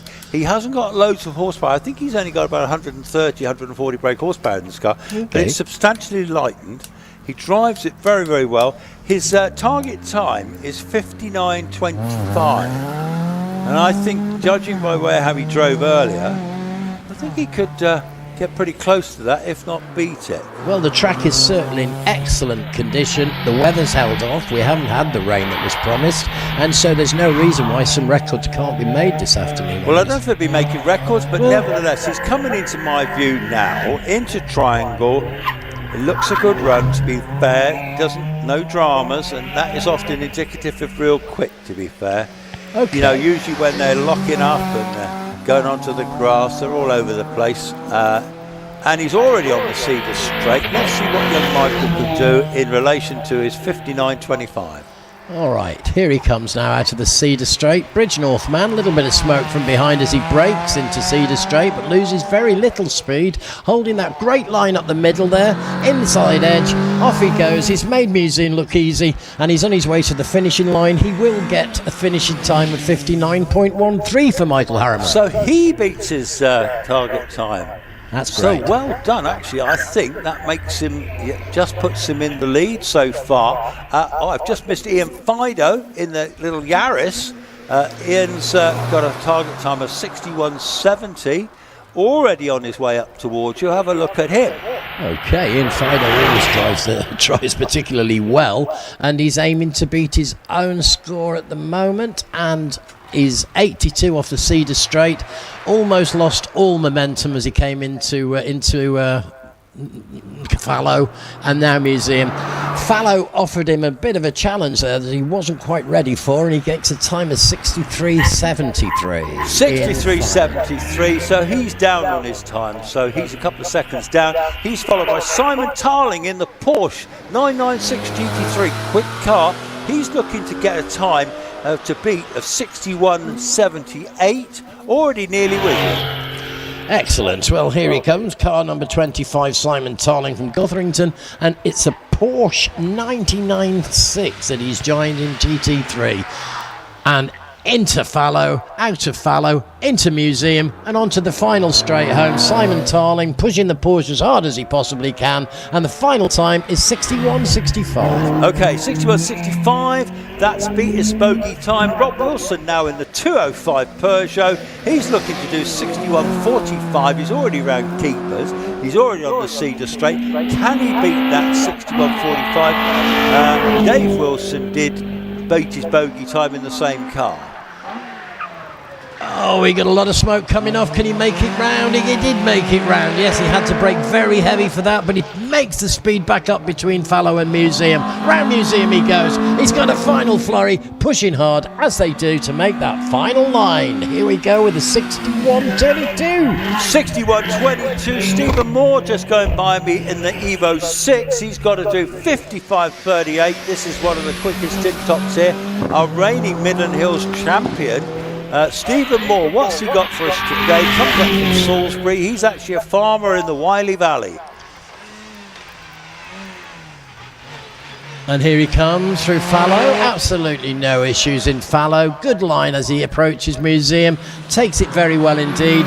Swings the back round and off he goes to the finishing line. Good score from Stephen Moore. 56.34. 56.34. Well, that actually is outside by about a second. So he'll be followed by Robert Lancaster Gay in the Porsche Cayman GT4. Already well up the straight already to you. Car number 22 here, Robert Lancaster Gay, making Fallow look relatively easy, taking the classic approach to Museum, little bit of slowing down at the top, but round he goes very, very safely. Did that corner exceptionally well and returned a score of 58. 58. Nothing.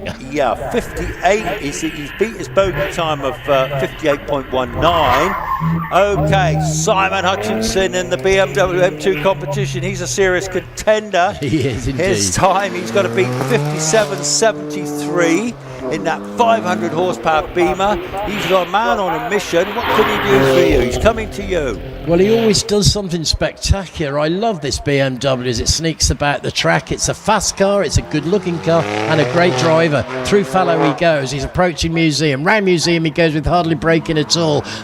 The car really glued to the track. Simon Hutchinson there pushing the car as hard as he can, and he gets a 58.92. 58.92. He's well outside his bogey time. He is. Roger Moran just gone by me in the glorious Alpine 110. Roger's looking to beat 57.50. 50. I think that's quite a big ask.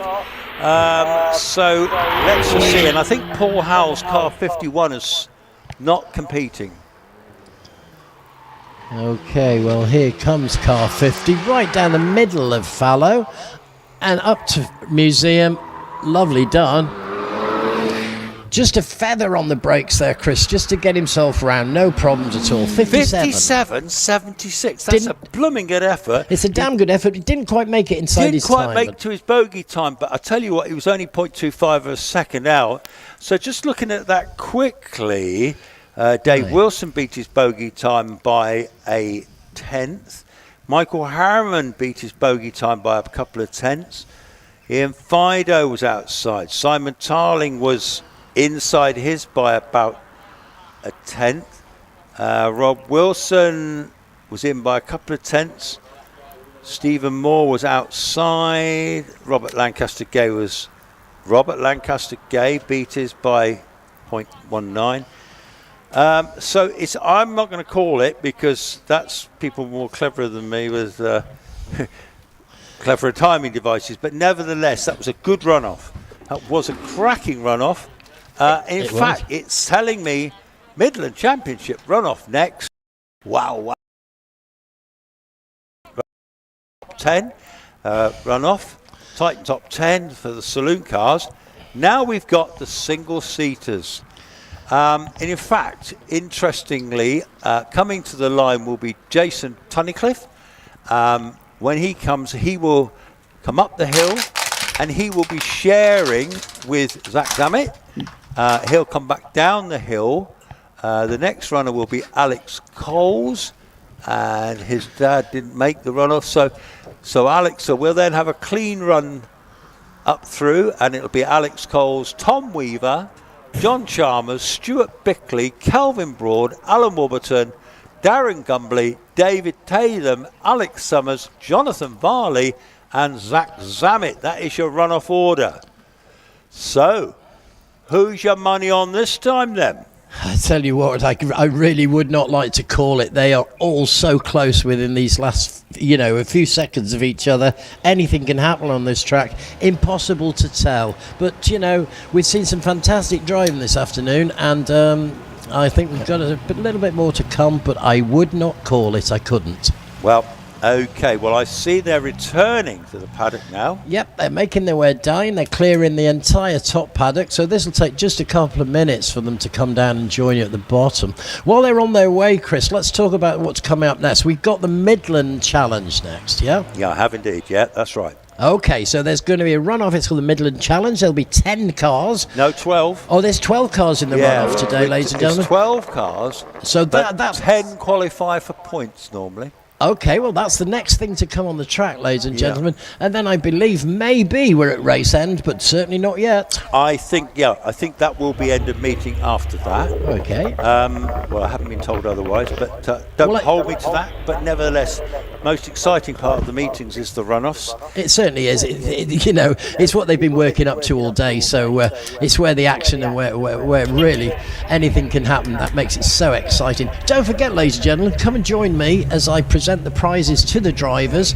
At the end of the meeting, I make my way back down. Within about quarter of an hour of the last car racing, we'll be doing the presentations. It's over there. It's lovely. You can have a beer, can't you? Absolutely. Yeah, there's no rush. Don't go home just yet. There is no rush. Squeeze as much of the day as you possibly can. Make hay while the sun shines, Chris. That's what I say. Well, and at the moment the sun is shining. And nobody's making any hay. But we got no rain either, so that's good. We've got a shortage Ruth, of hay. is it going to rain? Is it going to be all right? No, it'll rain tonight, Chris, but that won't matter. It's going to be okay. We're going to be all right. I feel positive waves here. Do you know the one thing that I love doing? I love to watch a good thunderstorm. Do you? I don't do. wish one on us now, for goodness sake. Well, I'm not hoping for one now, but... No. Tonight would be rather nice. Tonight, I take myself up to a place called Lith Hill in Baston Hill in Shrewsbury, and you can see the entire Stretton Gap from the Wrekin to the Caradoc. And honestly, the lightning and the thunder when it... it's so exciting. But not as exciting as hill climbing. I've got one of the chuckles down here. I've got Adam Johnson down here. Chuckle vision. Yeah, he's got his baseball cap the wrong way round. Dead cool, man. Dead cool. Hey, Chris. Yeah, that's me. Chris, I need to ask you something. Yeah, please do, but as long as it's not rude. Have you seen the clown that hides from good commentators? No, what? No, what am I? No, I haven't got a clue what you're on about now. If you say no... Hang on 1 second. Here's a bin bag. A one-car batch. Yes, this will be Jason Tunnicliffe, won't it? Oh, yeah. See, I know these things, right? I haven't even got my notes in front of me. It's just a gift, isn't it? Eh? So we got Jason Tunnicliffe in the Empire Wraith, a one-car batch. He's going to have the hill all to himself. Now, he was leading the runoff until the last time. He finished third.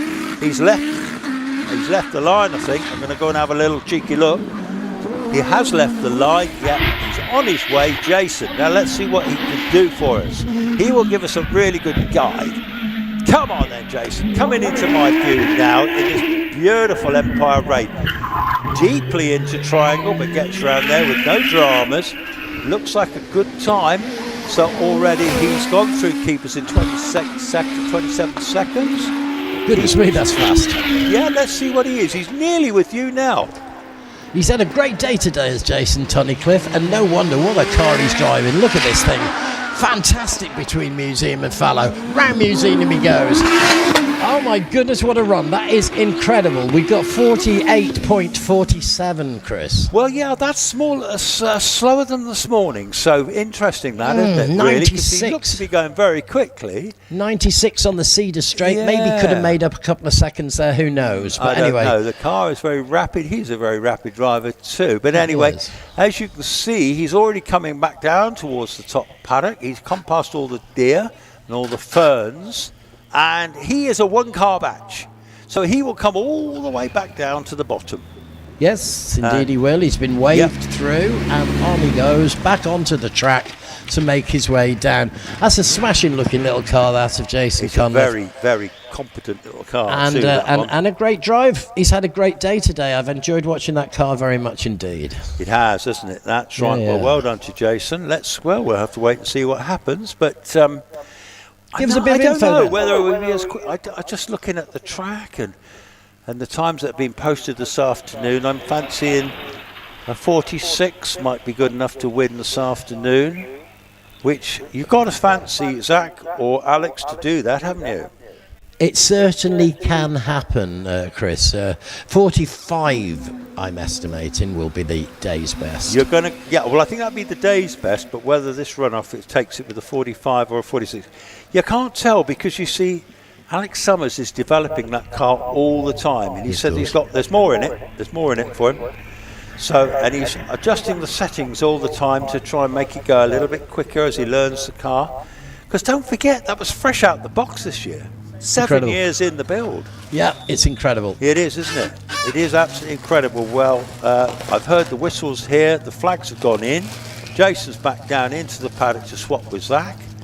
And the next car that will be running up the hill will be Alex Coles in the OMS, followed by Tom Weaver in the Empire. So Alex Coles, his dad didn't make the runoff, Neil, but he'll be watching without any doubt whatsoever. Alex is this very talented young driver from Plymouth. I'm sure in years to come he'll get into bigger and bigger cars with bigger engines, but at the moment he's in fact last year Alex was in a Formula Ford, so this is quite a big jump up this year. Yes, it is a big jump. The OMS 28 is a particularly fast car. He's got almost 1600cc under the bonnet. He absolutely has, and yes. that is enough to pull a car around this track with fantastic results. But of course nothing happened at the moment, is there, Chris? We just got to wait to see. Well, there's plenty happening. He's actually on the line. He's left the line. Okay, we're on, yeah. He's on. He's done 2.16 the first 64 feet. He's looking to be going extremely well. He's going to be coming into my view very, very shortly. Let me see. Yeah, he's absolutely flying. Lovely line through Loggerheads, coming down into Triangle. That's a super line through there. Deceptively quick, I think. Oh, yes. Yeah, it's a bit like Scotty Moran. He sometimes doesn't look the quickest, and then he's up at the moment. He's actually up. He is up. He's 60. He's 0.7 up on Jason.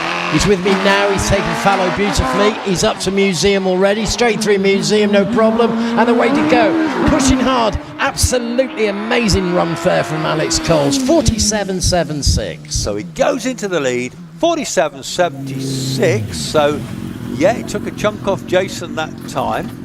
Well, that was pretty good. Now I've got Tom Weaver on the line now. I think just the very fact that he's only got a 1 litre engine in this little Evo, I think that's going to be quite a handicap. This is quite a power hill, and obviously once they get the power down onto that Cedar Straight, then you need engine power, don't you then? Yeah, well, I tell you what, Alex Coles just took the Cedar Straight at 115 miles an hour. So Tom's off the line. Okay, let's go, Tom. Okay. Tom Weaver, local lad. Now I will say local, from Ludlow. All right, that's local. He is indeed. Anyway, come on then. He's screaming into my view. At the moment, he is 0.10 of a second down on Alex, but I think he'd probably be up on Jason's time at the moment. So he's 0.26 down at Keepers, and he's already on the Cedar Straight now, and he's through to you. 101 miles an hour across the Cedar Straight, absolutely beautifully through fallow. There was no problems at all. Museum didn't offer any challenge either. There he goes, and he's looking good. He's heading to the line, and he's going to get himself a 48.13. Yes, he goes second. He beat Jason. I'll tell you what, I'm pretty impressed with that. So good run from Tom there. What a great looking car as well. Superb run in the little Empire. Wow, wow, wow. Now that's impressive. So we've got I can see Stuart Bickley down there. I'm thinking it could be John Chalmers, but where's John? Yeah, I think he might be out of my view on the screen here, because John Chalmers is due to be coming next. So let's see what comes to the line. Well, so far Alex Coles is leading with a 47.76. It is John Chalmers. Oh my goodness me, this 1460 Suzuki engine in this. Again, another bike engine. One of the best looking cars on the hill, this one. This is the silver car. Do you remember the one that's the Silver Arrow, I'll call this one for you? Yes, I remember. Wow, John, yes. Well, his lad was driving the Mazda MX-5. But anyway, this is business time. John Chalmers leaves the line. He's away. Okay, he's 2 seconds for the first 64 feet. Now, coming down towards Loggerheads. He is 10th down on Alex Coles, coming into Triangle. Nice and smooth. Very nice indeed. He's getting the power down lovely and smooth. All right, okay, some weird things going on here. So at the moment, I'll leave him with he's coming towards you, and let's see how he gets on. Yeah, I'm not going to follow it on the screen. I can't. He's braking quite heavy there just to get through fallow, but he does get through fallow. What a beautiful looking car, taking a great line through. Round Museum, John Chalmers racing to the finishing line, and he comes back with a 48.33, Chris. Goes third. So yeah. Alex Coles still leading. Tom Weaver second, John Chalmers third, Jason Tunnicliffe fourth. Now Stuart Bickley, the fluorescent yellow. We like this car. The little very force, much. yeah. Now he's a very talented young driver. What can he do about it? He will be giving away some horsepower to the big cars, the bigger engine cars. We really need to bring the time down into the 40s if we can, but it's going exceptionally well at the moment. Everybody doing just that. Well, we're all in the 40s at the moment. Yeah, that's right, and that's where they should be. And yes, well, Stuart, here he comes now. Okay, he's up. Oh my goodness, at Loggerheads he's 0.4 up, coming down into Triangle. Come on, Stuart, let's see. He's still up, 0.09 up. So he's threatening Alex Coles' time in this tiny little Empire. Force TA. He's still up at Keepers. What's he got with you? He's down at Cedar. 97 miles an hour across the Cedar Straight, through fallow without an issue, into Museum. Off we go, straight through Museum. Stuart Bickley pushing as hard as he possibly can now, because we're looking at 47.28. And he goes into the lead. He goes into the lead. How exciting. That is some going in a Wowee. 1 litre car, you know. That's brilliant. That is brilliant. Yes. Oh, ladies and gentlemen, I'm glad you stayed with us this afternoon. This is Yes. really a great run So on. that is some going. Stuart Bickley, 47 to it. Now, I still think that, you know, the big boys will have something to say about that, Zachary and yeah. Jonathan. But nevertheless, Kelvin Broad has just left the line. 1300 turbocharged Suzuki engine in this one. Okay, and Kelvin's up. He's 0.10 up at the moment. Into triangle. What's he going to do round here? He's slightly down, 0.08 down. Going up towards keepers. And he is just 0.47 down. So Stuart Bickley's looking good at this point. Okay, here he comes to you. He joins me off the top of Cedars, taking the inside edge on Fallow, having to brake exceptionally hard, flying it around the next corner. It was almost like Museum wasn't there at all. Kelvin Broad there, great time, 47.8. Wow, he's in third place now. So Stuart Bickley still leading the pack on 47.28. Good old Stuart Wow, Bickley. this is all getting rather exciting. We have got Alan Warburton in the Gould GR59. I expect something quite good from Alan this afternoon. He's had a great day. Well capable of it. The car is certainly well capable of it. Let's just see. So Okay. 47. So I'm still thinking 46 is going to be handy. A 45. It might take a 45 to win this runoff. I think we've got to go into the 45, Chris, I think. But You think you're right. So anyway, he's left the line. He's quick off the line for the first 64 feet. He is okay going into loggerheads. What's he going to do? He's down by 0.02, so he's very close to it. Coming down into triangle now. Lots of power in this engine, lots of skill with the driver driving this car. Already on his way up to keepers. He's up. He's 0.04 up at triangle. He's down at keepers. What's he going to do? He's coming up towards you now. 119 miles an hour on the Cedar Straight into Fallow, and it really looks so comfortable. He's having a good drive. Through he goes, around through Museum, just that final run to the finishing line, and it's 47.17. Goes first. He goes into the first. lead. Well done, Alan Warburton. We've had 7 runners and riders so far. Alan has now taken the lead with a 47.17 in the Gould.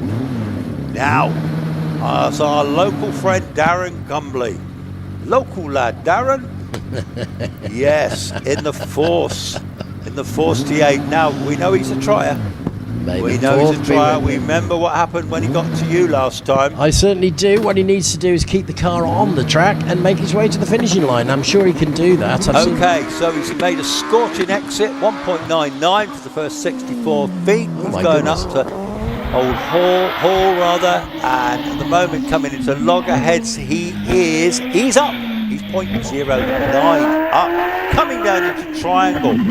Oh, he's a little bit sideways coming into triangle, but he gets it round. He's still up by 0.15 at triangle. Into keepers now.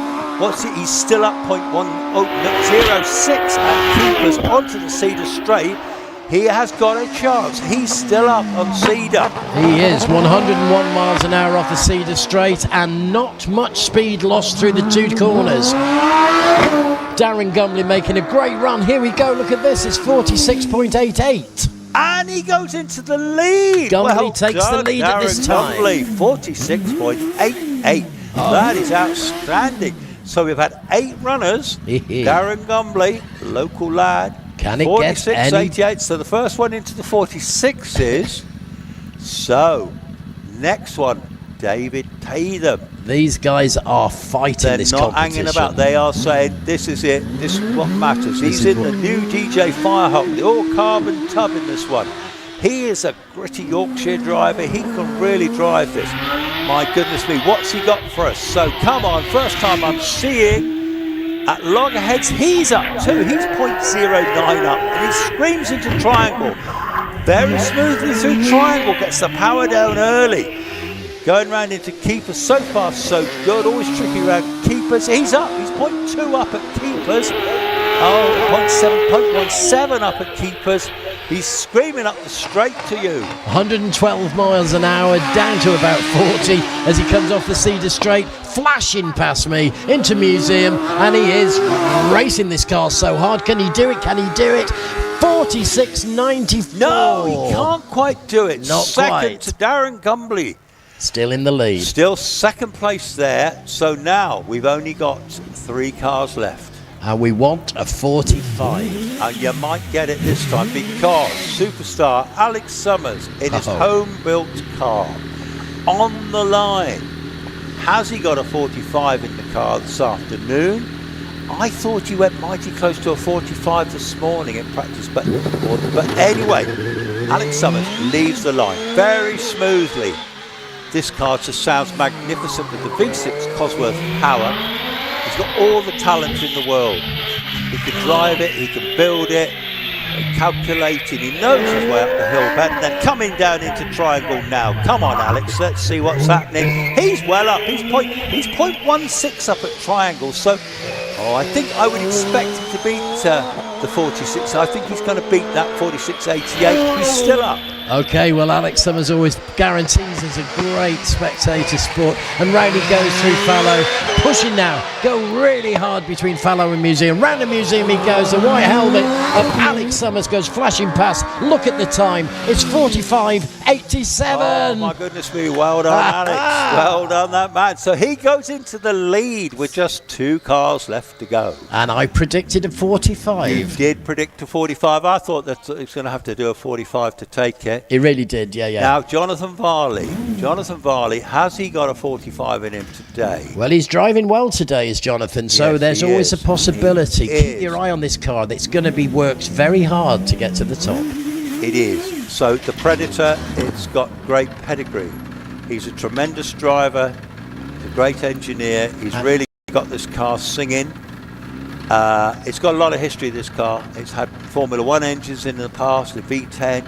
But now it's got a 2-litre V8 Terry Davis engine in it. He gets himself ready on the line. The visor's down, the chock's behind him. He leaves the line. He gets away from the first 64 feet in 2.13. At the moment, he's gone around Hall. Is he going to hit green figures? No, he's slightly down on Alex at this stage, 0.14. Comes down into triangle. Smoothly round their beautiful line. No dramas there. That could be a speedy run, but he's still slightly down at triangle, 0.14. Okay, he's got the opportunity at Cedar Straight to make that time up. Let's see what happens. Here he is now. He's coming off the Cedar Straight, 120 miles an hour. He means business as he goes around Fallow, hardly stopping at all, round through Museum. Go on, push that car. This is looking great. We've got a 45.78. Wow! Oh my days! Do you know what? That is pretty impressive. Well done, Jonathan Varley. Oh, fantastic run from the Telford Wow, lad there. this is- GWR Predator, and he takes the lead Do you in know, this. that's outstanding, isn't it? Brilliant, brilliant. incredibly well, I tell you exciting. what, now, so we've only got one man left who can do this. Zach Zammit from Malta.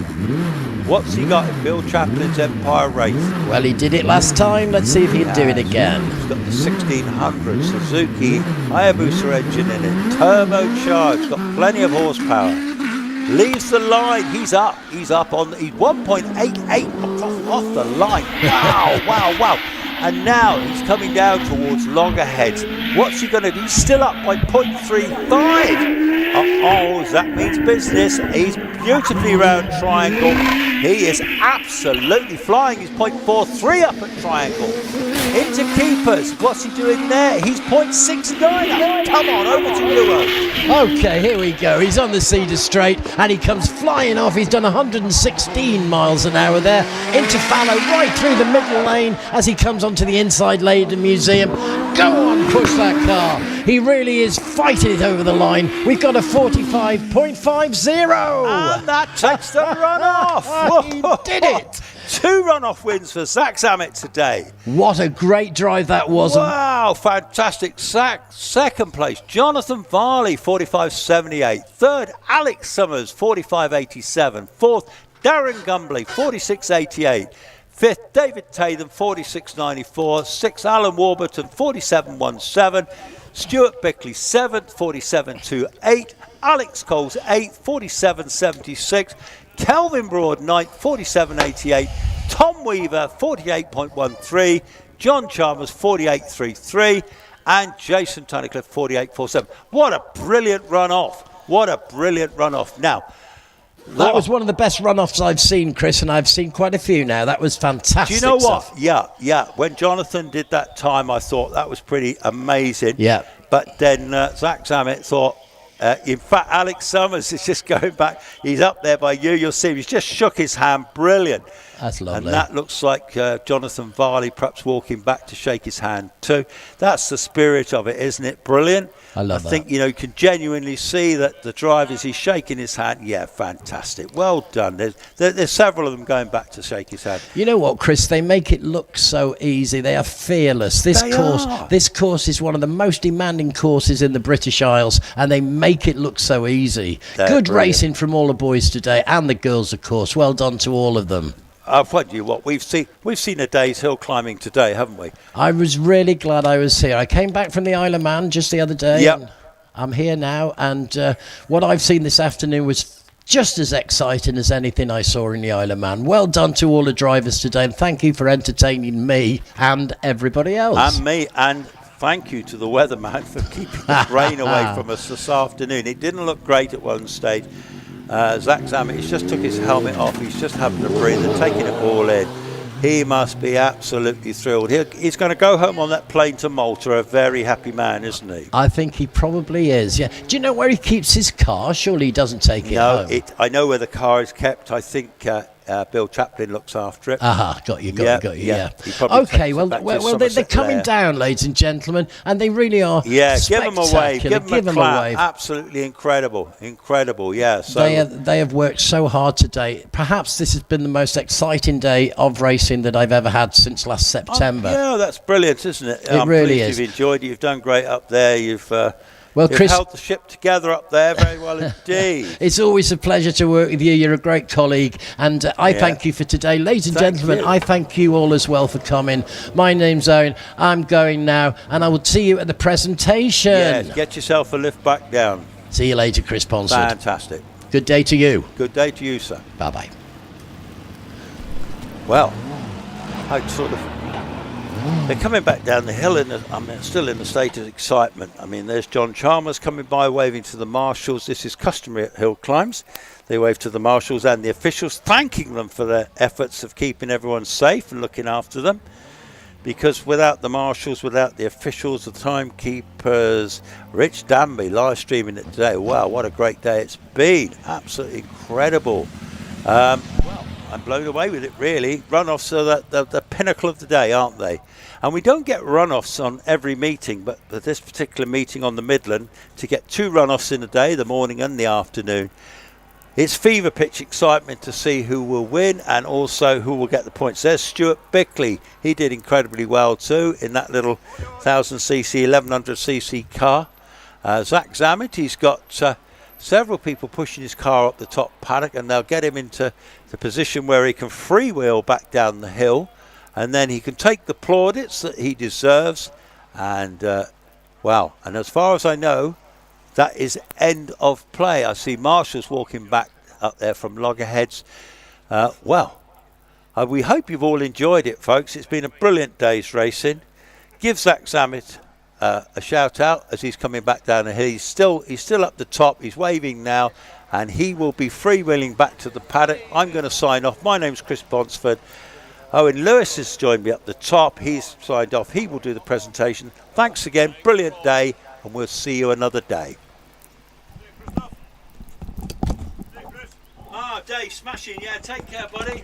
Yeah, good to see you, boy. Yeah, that's a bloody good run off, wasn't it? It was. It's been a good day. Yeah, and off.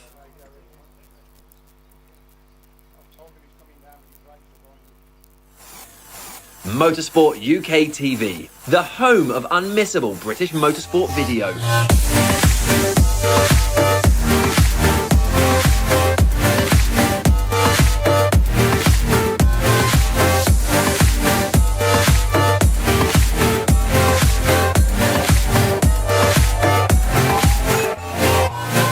you all the action from the British Championships. Taking you behind the scenes. Giving you top tips to succeed in every discipline. Showcasing the best equipment. And much, much more. Visit motorsportuk.tv today and make sure you never miss a moment.